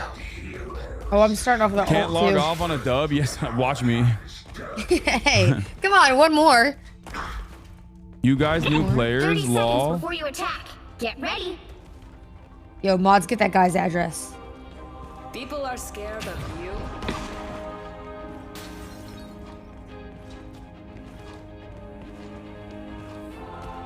When doom has been brought to heel, I Talking will shit in the choose match Asgard's chat. Speak to politics? I said to stick to Splatoon. The battle starts in 5. Damn it. 4, You said it in team. 2, I did shift enter, I thought. I thought shift enter. I thought shift enter was all chat. To rule the afterlife is to rule everyone. The worst this I got so far in my chat was load up the article, big bro. That's so... It's fucked up. Just load up the article, man. They're kind of right, though. They're kind of right. It's over for you. Ulting. You already have ults? What the heck? I started with one because I had it from the last game. It carries over. I didn't know that. That's awesome. That would be good to know. I popped mine at the end just to get it out. Wolverine in the back line here. Never mind. I need a heal, please. I'm I would healing like you. one. Come on. This area is yours. No, I lost you though. I'm Oh, you're way up there. Oh shit, oh shit. You're good, you're good. Behind us. You want her on the corner. I'm trying. Oh shit! I got him. Just put the political punditry in the bag, bro. I'm so mad that Trump tweeted out that Chris Christie, McDonald's, drone. Yeah, that was a choice because from that him. was all time. That made me laugh out loud. I know. He still got us Hasan, sometimes. have you covered the drones, or are you typically, as usual, doing alien erasure on your stream? Yes, I got alien erasure guy. Yes, 100%. You're always like, it's not alien. People get very mad at me for that. They like alien lovers are so serious about it. Like they go crazy over it. Because you need to do your research. I need healing. I need healing. Are you gonna cover the guys who went to Antarctica to prove that the Earth is I got a flat? triple kill. That's crazy. The Earth's not flat. That's stupid. That is true. There is no what?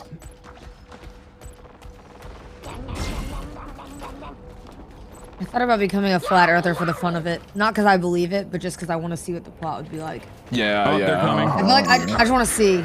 Right there. Big Jeff kill. I just took out 3. What was he trying even? Yeah, like he's been trying to take. He's hard targeting me the whole time. This is an OP He's Jeff. probably map. a fan. Glory is almost yours. He was like chasing me down on the hallway earlier. He watched the zombie stream. He did. Back there.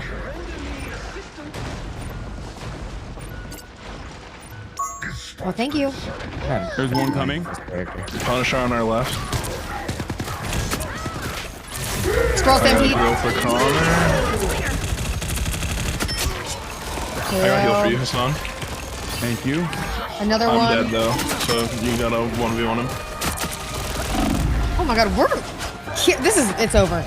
Oh, yeah, they're done. Win. There's no point in even trying. I tried to get it one extra kill there. 18 kills, not bad. Yo, good shit. For a tank. Good one to end it on. They don't get it. They don't get it. Good job, guys. So different. GG's. Took him out the geriatric ass retirement home and took him to the top. All right, GG's. Good games, guys. All right, games, everybody. dude. Thank you for all of that. That was Goodbye. fantastic. Hey, thanks for playing, dude. Hey, go open that article. All right. Up to today's advertisement. All right, everybody. That's it for me. I just found out that I'm gonna take Kaya to get her spayed tomorrow morning. While all of this was happening, I'm gonna go hang out with my mom. She just got done with her surgery. Oh fuck! Why does YouTube never load correctly? I'm gonna go hang out with my mom a little bit, and then I'm gonna take this baby girl tomorrow morning. Okay. God damn, she was ready. She was ready. She heard the song and was like, "It's my turn now." But yeah, I'm gonna be live at the same time though. Don't worry, fear not. Good recovery when you down earlier in a nice ass lobby. Yeah. Yeah. There he is again, Hasan is streaming, Hasan is streaming.